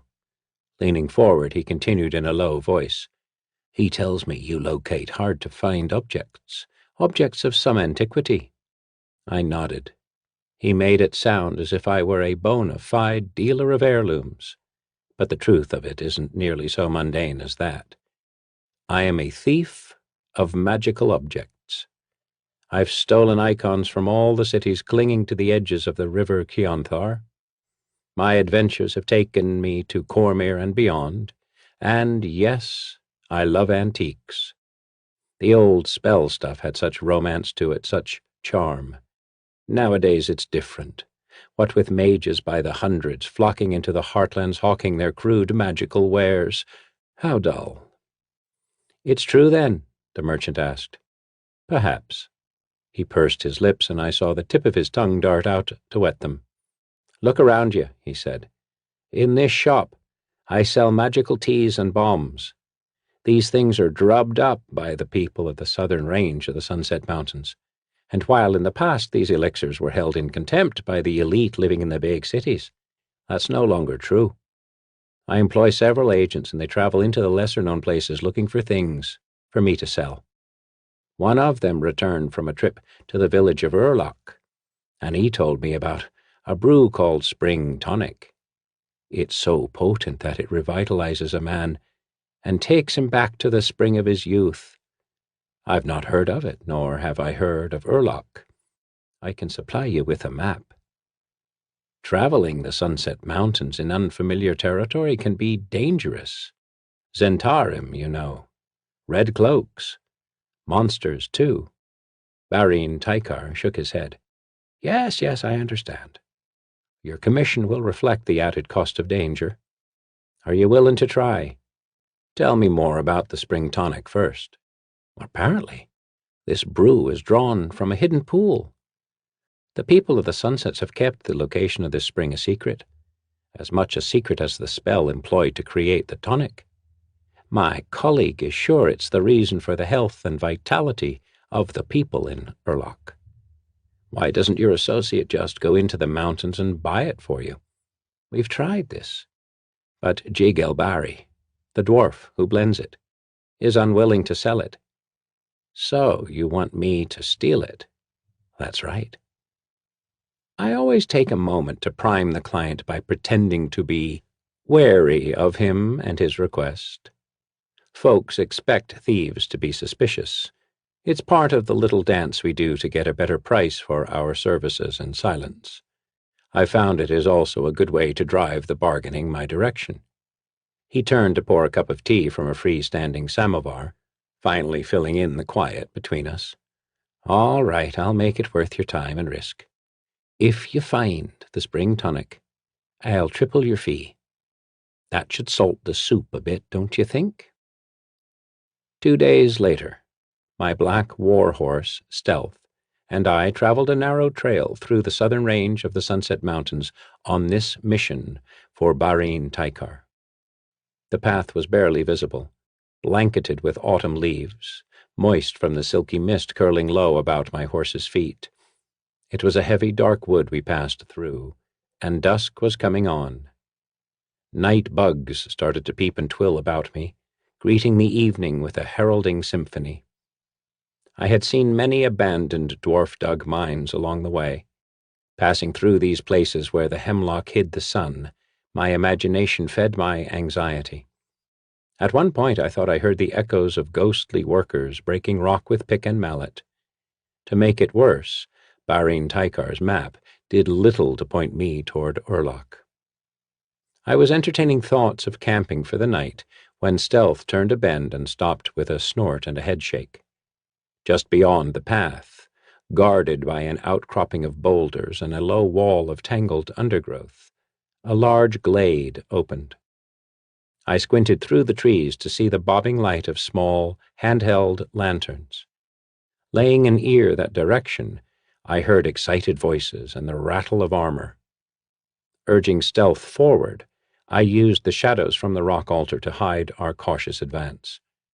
I halted to blink several times, a thief's trick to adjust to the contrasts of bright and dark. Goblins. Sure as I had stolen swords from their kind, I knew the commotion in the grove was caused by goblins. Ugly, stinking, cowardly goblins. Where were the red cloaks when you needed them? Goblins are some of the best highwaymen in the realms, and they don't care whom they attack. I glanced about looking for those who might still be concealed in the creepers and vines bordering the path. I even looked overhead, thinking they might drop out of the trees on me at any moment. Except for the ruckus in the glade, all was still. I dismounted. Clinging to the boulders, I came close enough to count 6 goblins and 1 female dwarf. She was trying to keep the group at bay with grunting shouts and a wooden staff. The goblins poked back at her with their swords. One swung a club. She ducked this attack, jabbing at another with her staff. He fell, and she assured he stayed down by punctuating her parry with a savage kick. Being that I'm not given to heroics, I'm the first to admit that I thought of turning back down the trail and running away from the problem. I was here to find spring tonic, not to save people from nasty little ravagers.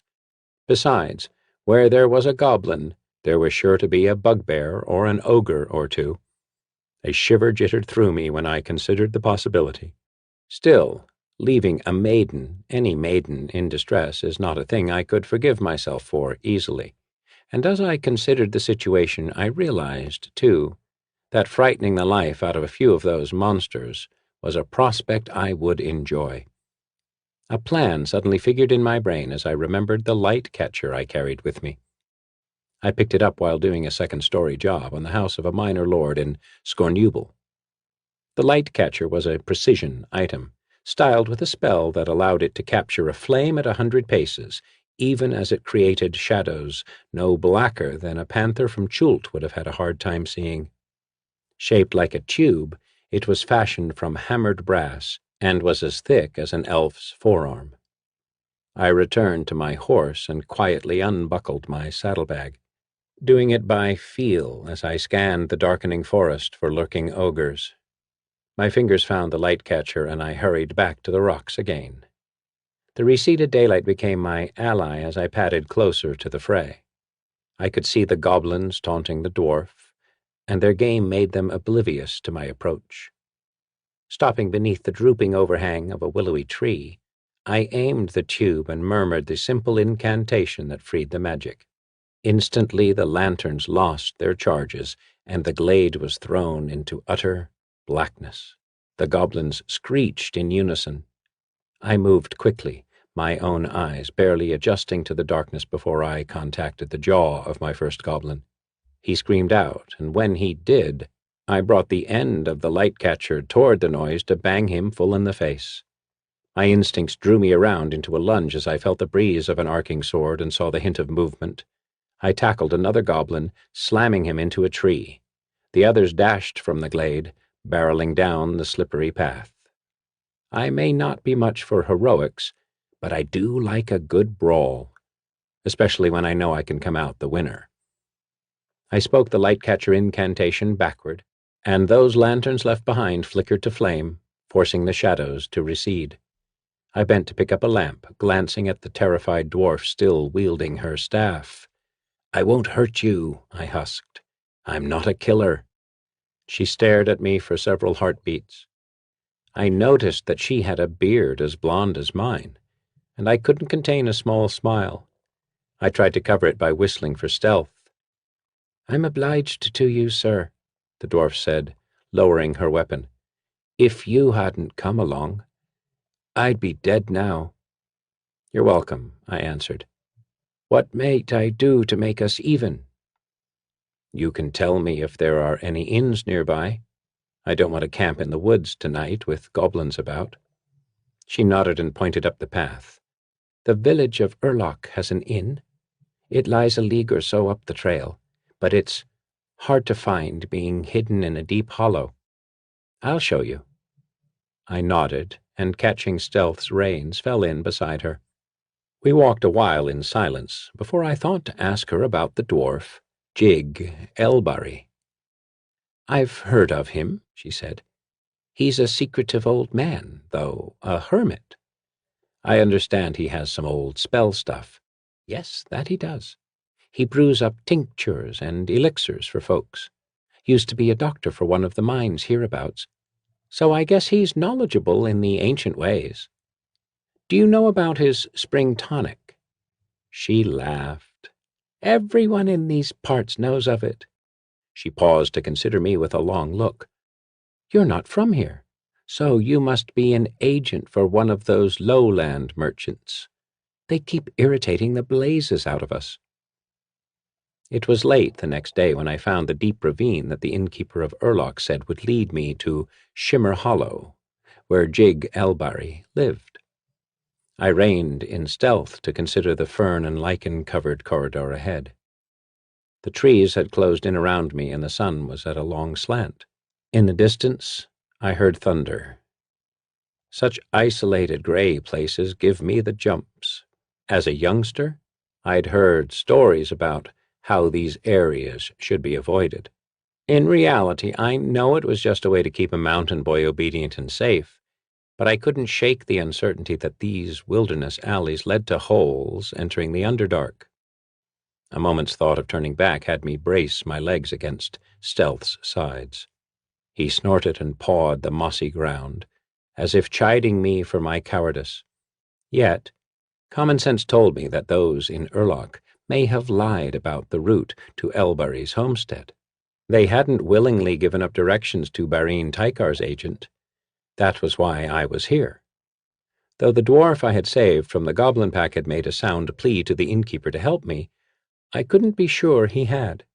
Pulling a deep breath, I tapped Stealth's reins, and we moved forward into the trench.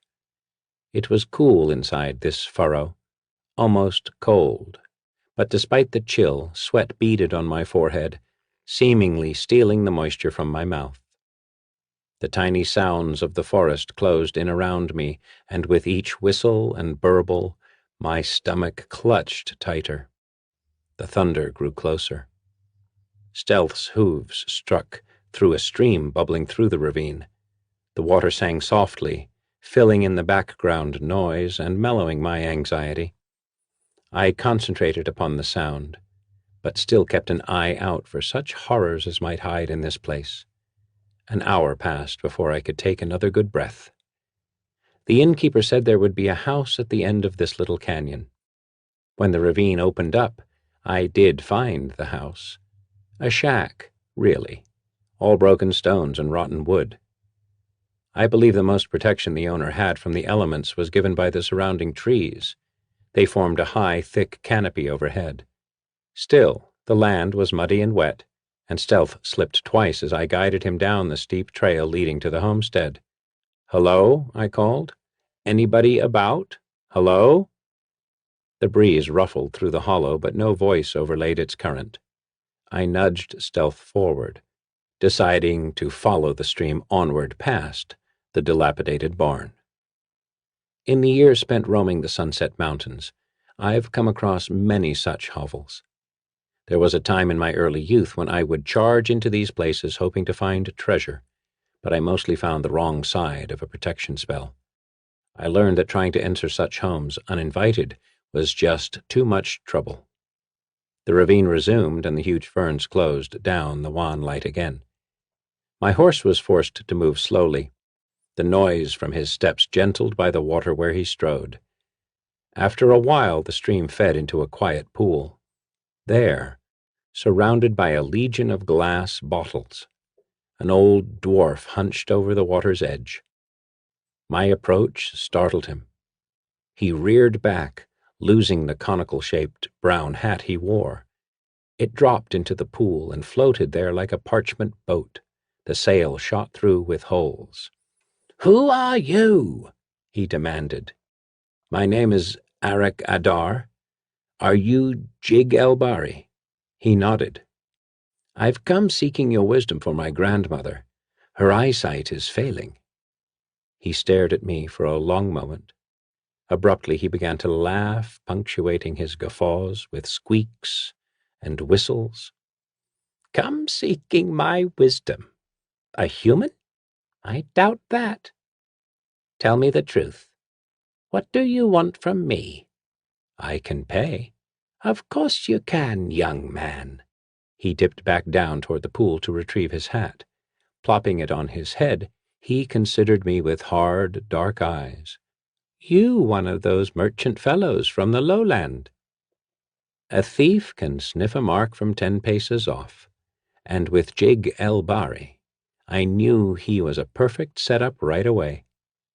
Maybe he was bored or lonely. Whatever, it didn't matter. He was already playing the game. He didn't wait for a reply. "Well, if you have the money, I have the tincture. Coming out this way says a lot about your courage. See any ogres or trolls as you came through the fissure back there?" "No, sir," I answered, feeling the hair rise on the back of my neck. "On the return you probably will," he cackled again. I watched as he filled each bottle with the pool's clear liquid.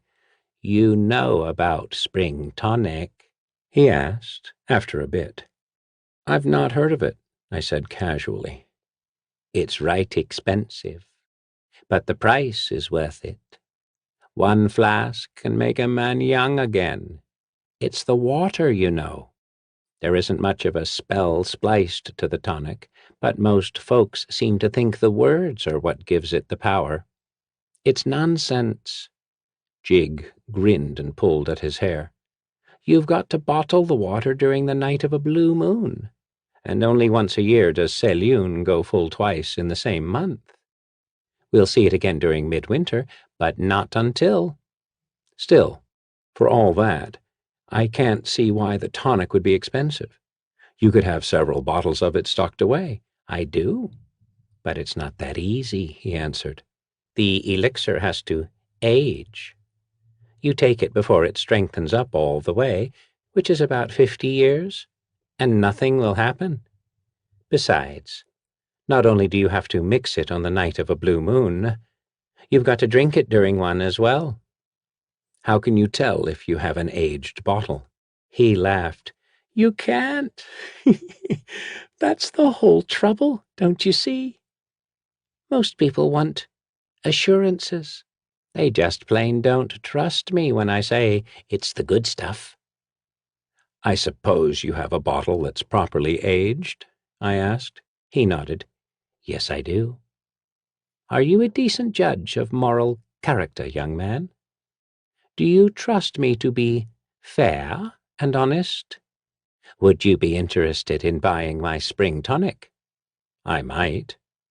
"Then follow me to the house and we'll talk about it." He scooped up his jars and clinked on by me, disappearing into the fern hedge. I rode in behind him, and he invited me into his hovel without another thought to it. A small bit of light came from a miner's lamp sitting on the board of a dry sink, but it was still a gray little place inside, decorated with tattered chairs and 2 crooked wooden tables. Every available square inch and flat plane in the room was covered by a bottle. The containers were everywhere, glinting and sparkling in the lantern's shine. Elbury dumped his new load into the seat of a lumpy recliner. "Is all this made from the pool?" I asked. "Yes, blended with different mountain herbs, and the water is good for whatever ails you." He led me to the smallest of the rickety tables and picked through the bottles. Finding what he sought, he handed one to me. "This is some of the elixir. That's the only potent brew I have now." "How much does it cost?" "A single bottle is 30,000 tricrowns." No wonder Barine Tykar wanted me to steal it. "Are you mad? That's outrageous." "I told you it was expensive. Is your grandmother worth it to you? With spring tonic, she'll get back her sight and her youth." "I can't afford it." "And you can't be sure it will work," he said. "If it's the real thing, then why don't you take it yourself?" I asked. "I'm not interested in being young again. Once around in this life is enough for me. I'd rather have the money." Rubbing his long, crusty beard, he cast a look across the room. "Well, it was worth a try anyway. We can at least help your grandmother get back her sight. She'll need some rootwort balm enhanced with a brightening spell." He stepped toward the dry sink, and I saw my opportunity. Most thieves carry the mundane things of the trade, lockpicks and glass cutters. Some also use whatever enchanted items they can lay their hands on. Things like magical pouches complete with spells to shrink large objects for easy transport. Yet, with all that, the one thing a good thief depends upon is natural-born ability. In the years that skullduggery has earned me a living, I've always found my talent for sleight of hand the most useful. With the dwarf looking away from his precious bottle of spring tonic, I found my chance to nip the goods. I made a small movement, turning a bit to the side to hinder the dwarf's full view of the table. Scraping the bottle against the wood, I pretended to return it to its square inch. In the few seconds I took, I gently fingered a neighboring container closer to the relinquished space and slid the spring tonic into the inside hem of my cape sleeve. El-Bari moved to search the other table. "Yes, here it is," he said, turning back to face me. "For 5 pieces of gold, your grandmother will get her eyesight back. She'll need to use the balm 3 times daily." "I'll see that she does," I answered with a smile. After visiting Jig El-Bari, I knew one thing for certain. Barine Tykar was a liar and a skinflint. He could have bought the tonic for the right price, but instead thought to steal it. I can't fault a man for resorting to these tactics. If they didn't, I wouldn't be in business. Still, such people give me concern when they're not up front with their motives. I stood in the center of his shop and took my weight low in the legs in case I needed to spring toward the door. Barine Tykar licked his lips and looked at his 2 associates.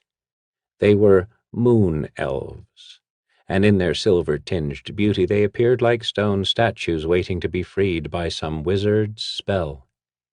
Stationed to either side of the old merchant, each elf leaned on a glittering scimitar, the point of which ground into the wooden floor. To crystallize the scene, 100 candles sparkled on the shelves behind the counter. The effect was beautiful, but my wariness didn't allow me to enjoy it. "You have the elixir?" Barine Tykar demanded.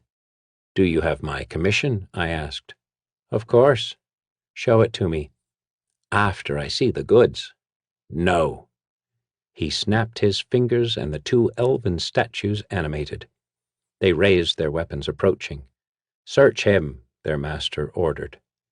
I slowly retreated, meeting their advance by unsheathing my hunting knife.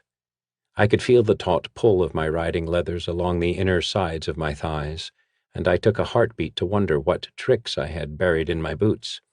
The elves were on me before I could remember. I sliced at one, but my blade fell wide of its mark, cutting empty air and enraging the fellow.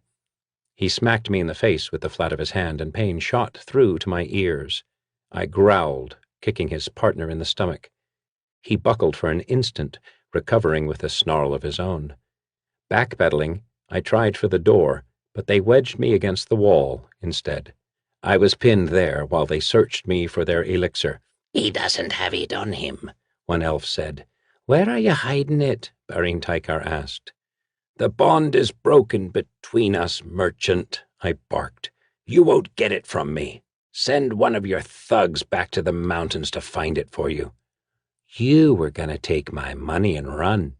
With that, I received a slap to the head, and the room spun. "One more chance," Barine Tykar said. "Where is it?"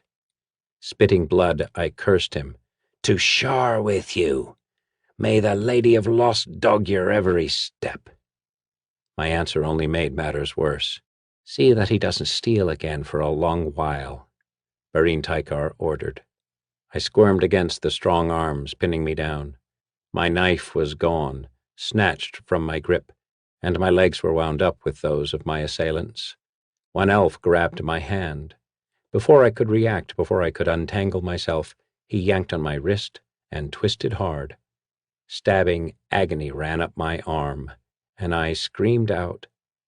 They tossed me into the empty street, shutting the door on my cries. I lay in the gutter staring up at the heavens. For how long, I can't say. A street sweeper brushed by, ignoring me, intent on his evening duties.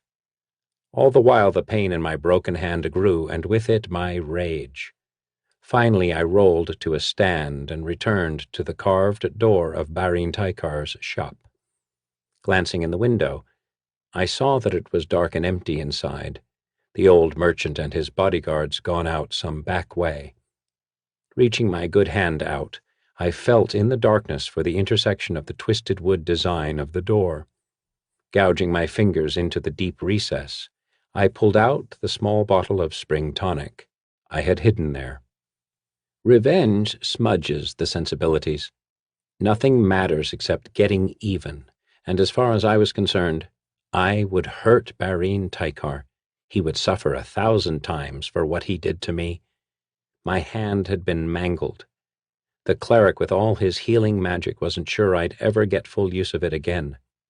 I was lucky to have a storehouse of goods to sell, so while I tried to recover my mobility, I could at least earn a living.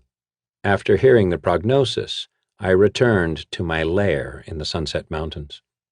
The moon courted me as I rode toward the wall of shrubs and boulders hiding the entrance to my retreat. A stream-fed waterfall spilled over the granite face of the mountain's upper brow, and I angled toward its gentle sound. Stealth stepped into the wide groove formed by several huge rocks and stopped when he neared the lair's door. I paused in dismounting to breathe in the cold, fresh air, filling my lungs and reviving my spirit as no spell-slicked spring tonic could. My horse nickered, seeming to agree. Grunting when the wrappings on my hand snagged on a saddle buckle, I slipped off, slapping Stealth gently on the rump. He made for the overhang of his stone barn. My lodge was situated in a deep cave on the ridge overlooking Oak Island, a spit of land breaching into a high, wide lake. Here, in shacks and shanties, were the remains of the village where I grew up. I returned here often, though the mountaintop had long turned toward ghosts and memories. The people were all gone, my family included, trading the freedom of alpine life for a living in the lowlands. A rock slab set on a swinging pinion served as the door to the lair. Tipping back the recessed handle, I entered, immediately comforted by familiar surroundings. I lit the lantern on the shelf by the door, tapping the stone portal closed with my shoulder. My mood brightened as the flame glow picked up the wondrous things I had stored in my burrow. I moved into the room and, as always, lingered to touch these ancient magical objects. Many had been created in the heartlands, and many had come to the Sunset Mountains by the old trading routes. I'd stolen artifacts from peasants and aristocrats alike. The gentry had rare, fanciful items that I loved and used to adorn my home, collectibles such as the banquet board, cut from northern wood and fashioned in the year of the High Mantle, when Azun IV took the throne of Cormyr. It was rubbed to an exquisite luster by some craftsman of long ago, and the spell, too, was laid on like silk. 3 short, lyrical words pronounced while standing at the long end of the table made the magic come together and the finest, tastiest foods appear. Such classic antiques were in great demand, but high in price. The merchant class of the heartlands couldn't yet afford them, so they settled on buying those more homespun objects I collect from the peasants. Their particular fancies were spell-sewn quilts that kept a person warm on the chilliest days, and cinnabar leaves once grown in the long-dead city of Shun, and used by their magicians to conjure feng shui, good luck. I flamed up another lantern and flooded the cave with soft, orange light. There was one item here for which I had come specifically. Opening the top drawer of my storage chest, I unwrapped the delicate packing paper surrounding my favorite possession. I carefully removed it from its parchment nest, lifting out the ancient hand-sewn shawl. Spun through with gold and platinum, and strung with tiny bronze beads, it was shaped like an arrowhead, lacking fringe or ruffle edging to mar the simplicity of its lines. The weaving's antiquity and worth? Beyond comprehension. I stole it and the incantation from a mountain wizard who used the shawl to capture his enemies. With a little ingenuity, it was possible to trap a person's life force in the very fibers of its weaving. When I claimed the shawl as my own, I discovered that it had imprisoned many people already. By reversing the spell, I released them whole and complete. They went away thankful for their freedom and the chance to retaliate against the man who had done them wrong. Emptied, the cloak was packed away, though I knew that one day I would have an opportunity to try its magic on someone like Barine Tykar. Thieves can be masters of disguise. It helps to deflect the possibility of being recognized when out and about on business, and I, for one, take such things seriously. I move around too much in the towns and cities of the Heartlands to risk being recognized by my many enemies. This night I walked through Kendall wearing coarse brown linen. My long blonde hair and tight beard were stained dark. I had added the tracks of a false scar along my cheek and an eye patch to balance the look. Sporting a limp, I hoped to distract attention from the filthy bindings wrapping my bad hand. I entered Barine Tykar's shop just before closing time, waiting silently by the door until he'd finished with a customer. The old man stared at me, and it looked as though he was going to summon his thugs.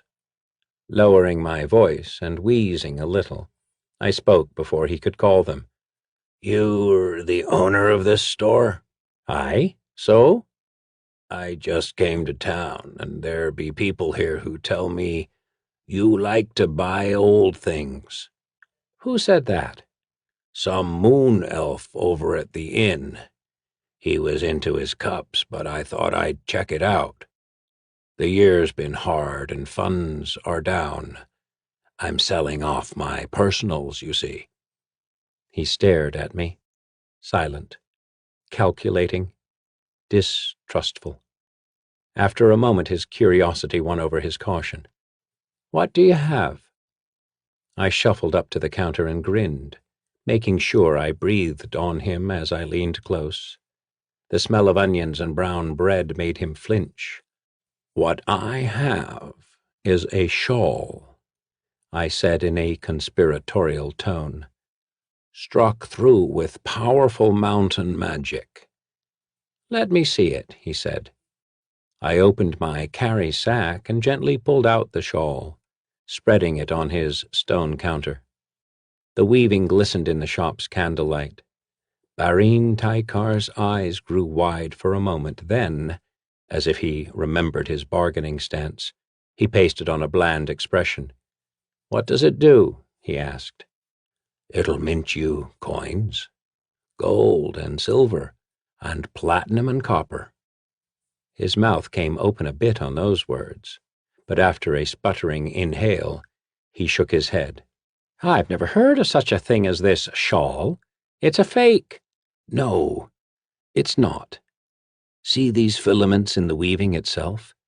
Look how bright they are with the metals.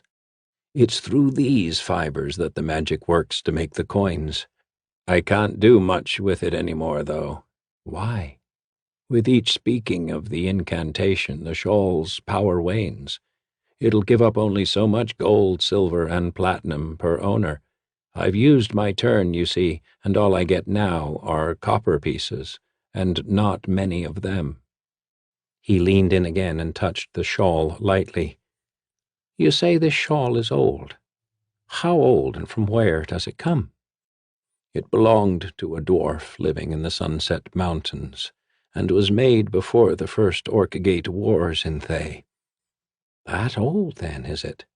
Barine Tykar asked. "Do you have any letters of authenticity?" I laughed. "From a dwarf? Are you mad?" I smoothed my chuckling into a glaring frown.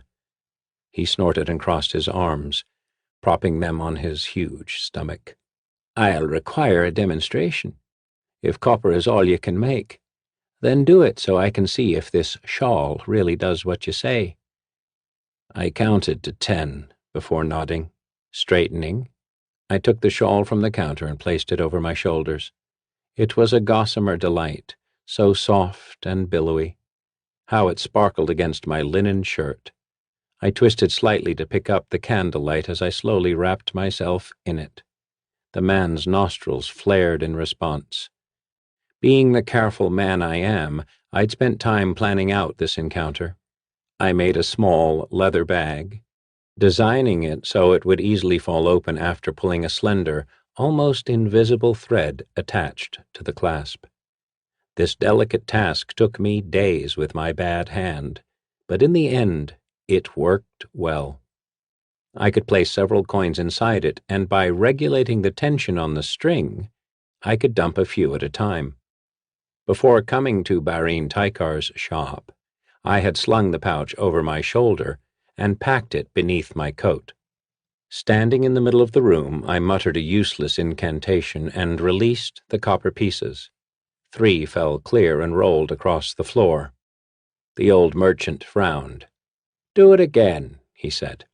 I repeated the motions and the nonsense words, dropping the rest of the contents from my bag. It looked good, like the shawl actually worked. "I'll try it now," he said. "Give it to me." I did as he commanded, watching him as he fitted the cloak around his body. "What are the words I need to speak to make gold?" he demanded. Digging into my breeches pocket, I pulled out a small tear of parchment. I had written down the incantation that triggered the shawl's real power. "Can you read?" His response was to grab the paper and whisper the ancient words to the spell. The shawl began to shimmer. From where I stood, I could feel the warmth coming off it as the magic surrounded him. In the candle glow, I saw a distinct, woven texture forming on the skin of this encasing bubble. It sparkled and glittered. At one point I had to glance away from the brightness. A minute passed, and it was, then, too late for the merchant to escape without my help. He realized he was trapped. His growing panic fed the constricting power of the cloak, and he began to beg for mercy, but the shell around him muffled his voice. I watched as the tears of anguish rolled down his fat cheeks. Then, finally, he squeezed his hands against his temples and opened his mouth to scream. Before he could, the shawl captured him. He disappeared in sparks and glitter, the cloak falling to the floor with a soft flutter. I picked it up and felt the heaviness as the man's very being settled into the threads. Throwing it about my shoulders, I sagged beneath this weight, but after another moment slid by, the weaving grew delicate and silky again. Turning a slow circle, I smiled, then laughed. Such sweet revenge. Barine Tykar will remain in this filament prison for years, aware, yet helpless. It's only after I've grown old and think I've seen my last blue moon that I'll finally release him. When I do, I'll make him watch as I drink his precious spring tonic. The Greatest Hero Who Ever Died by J. Robert King.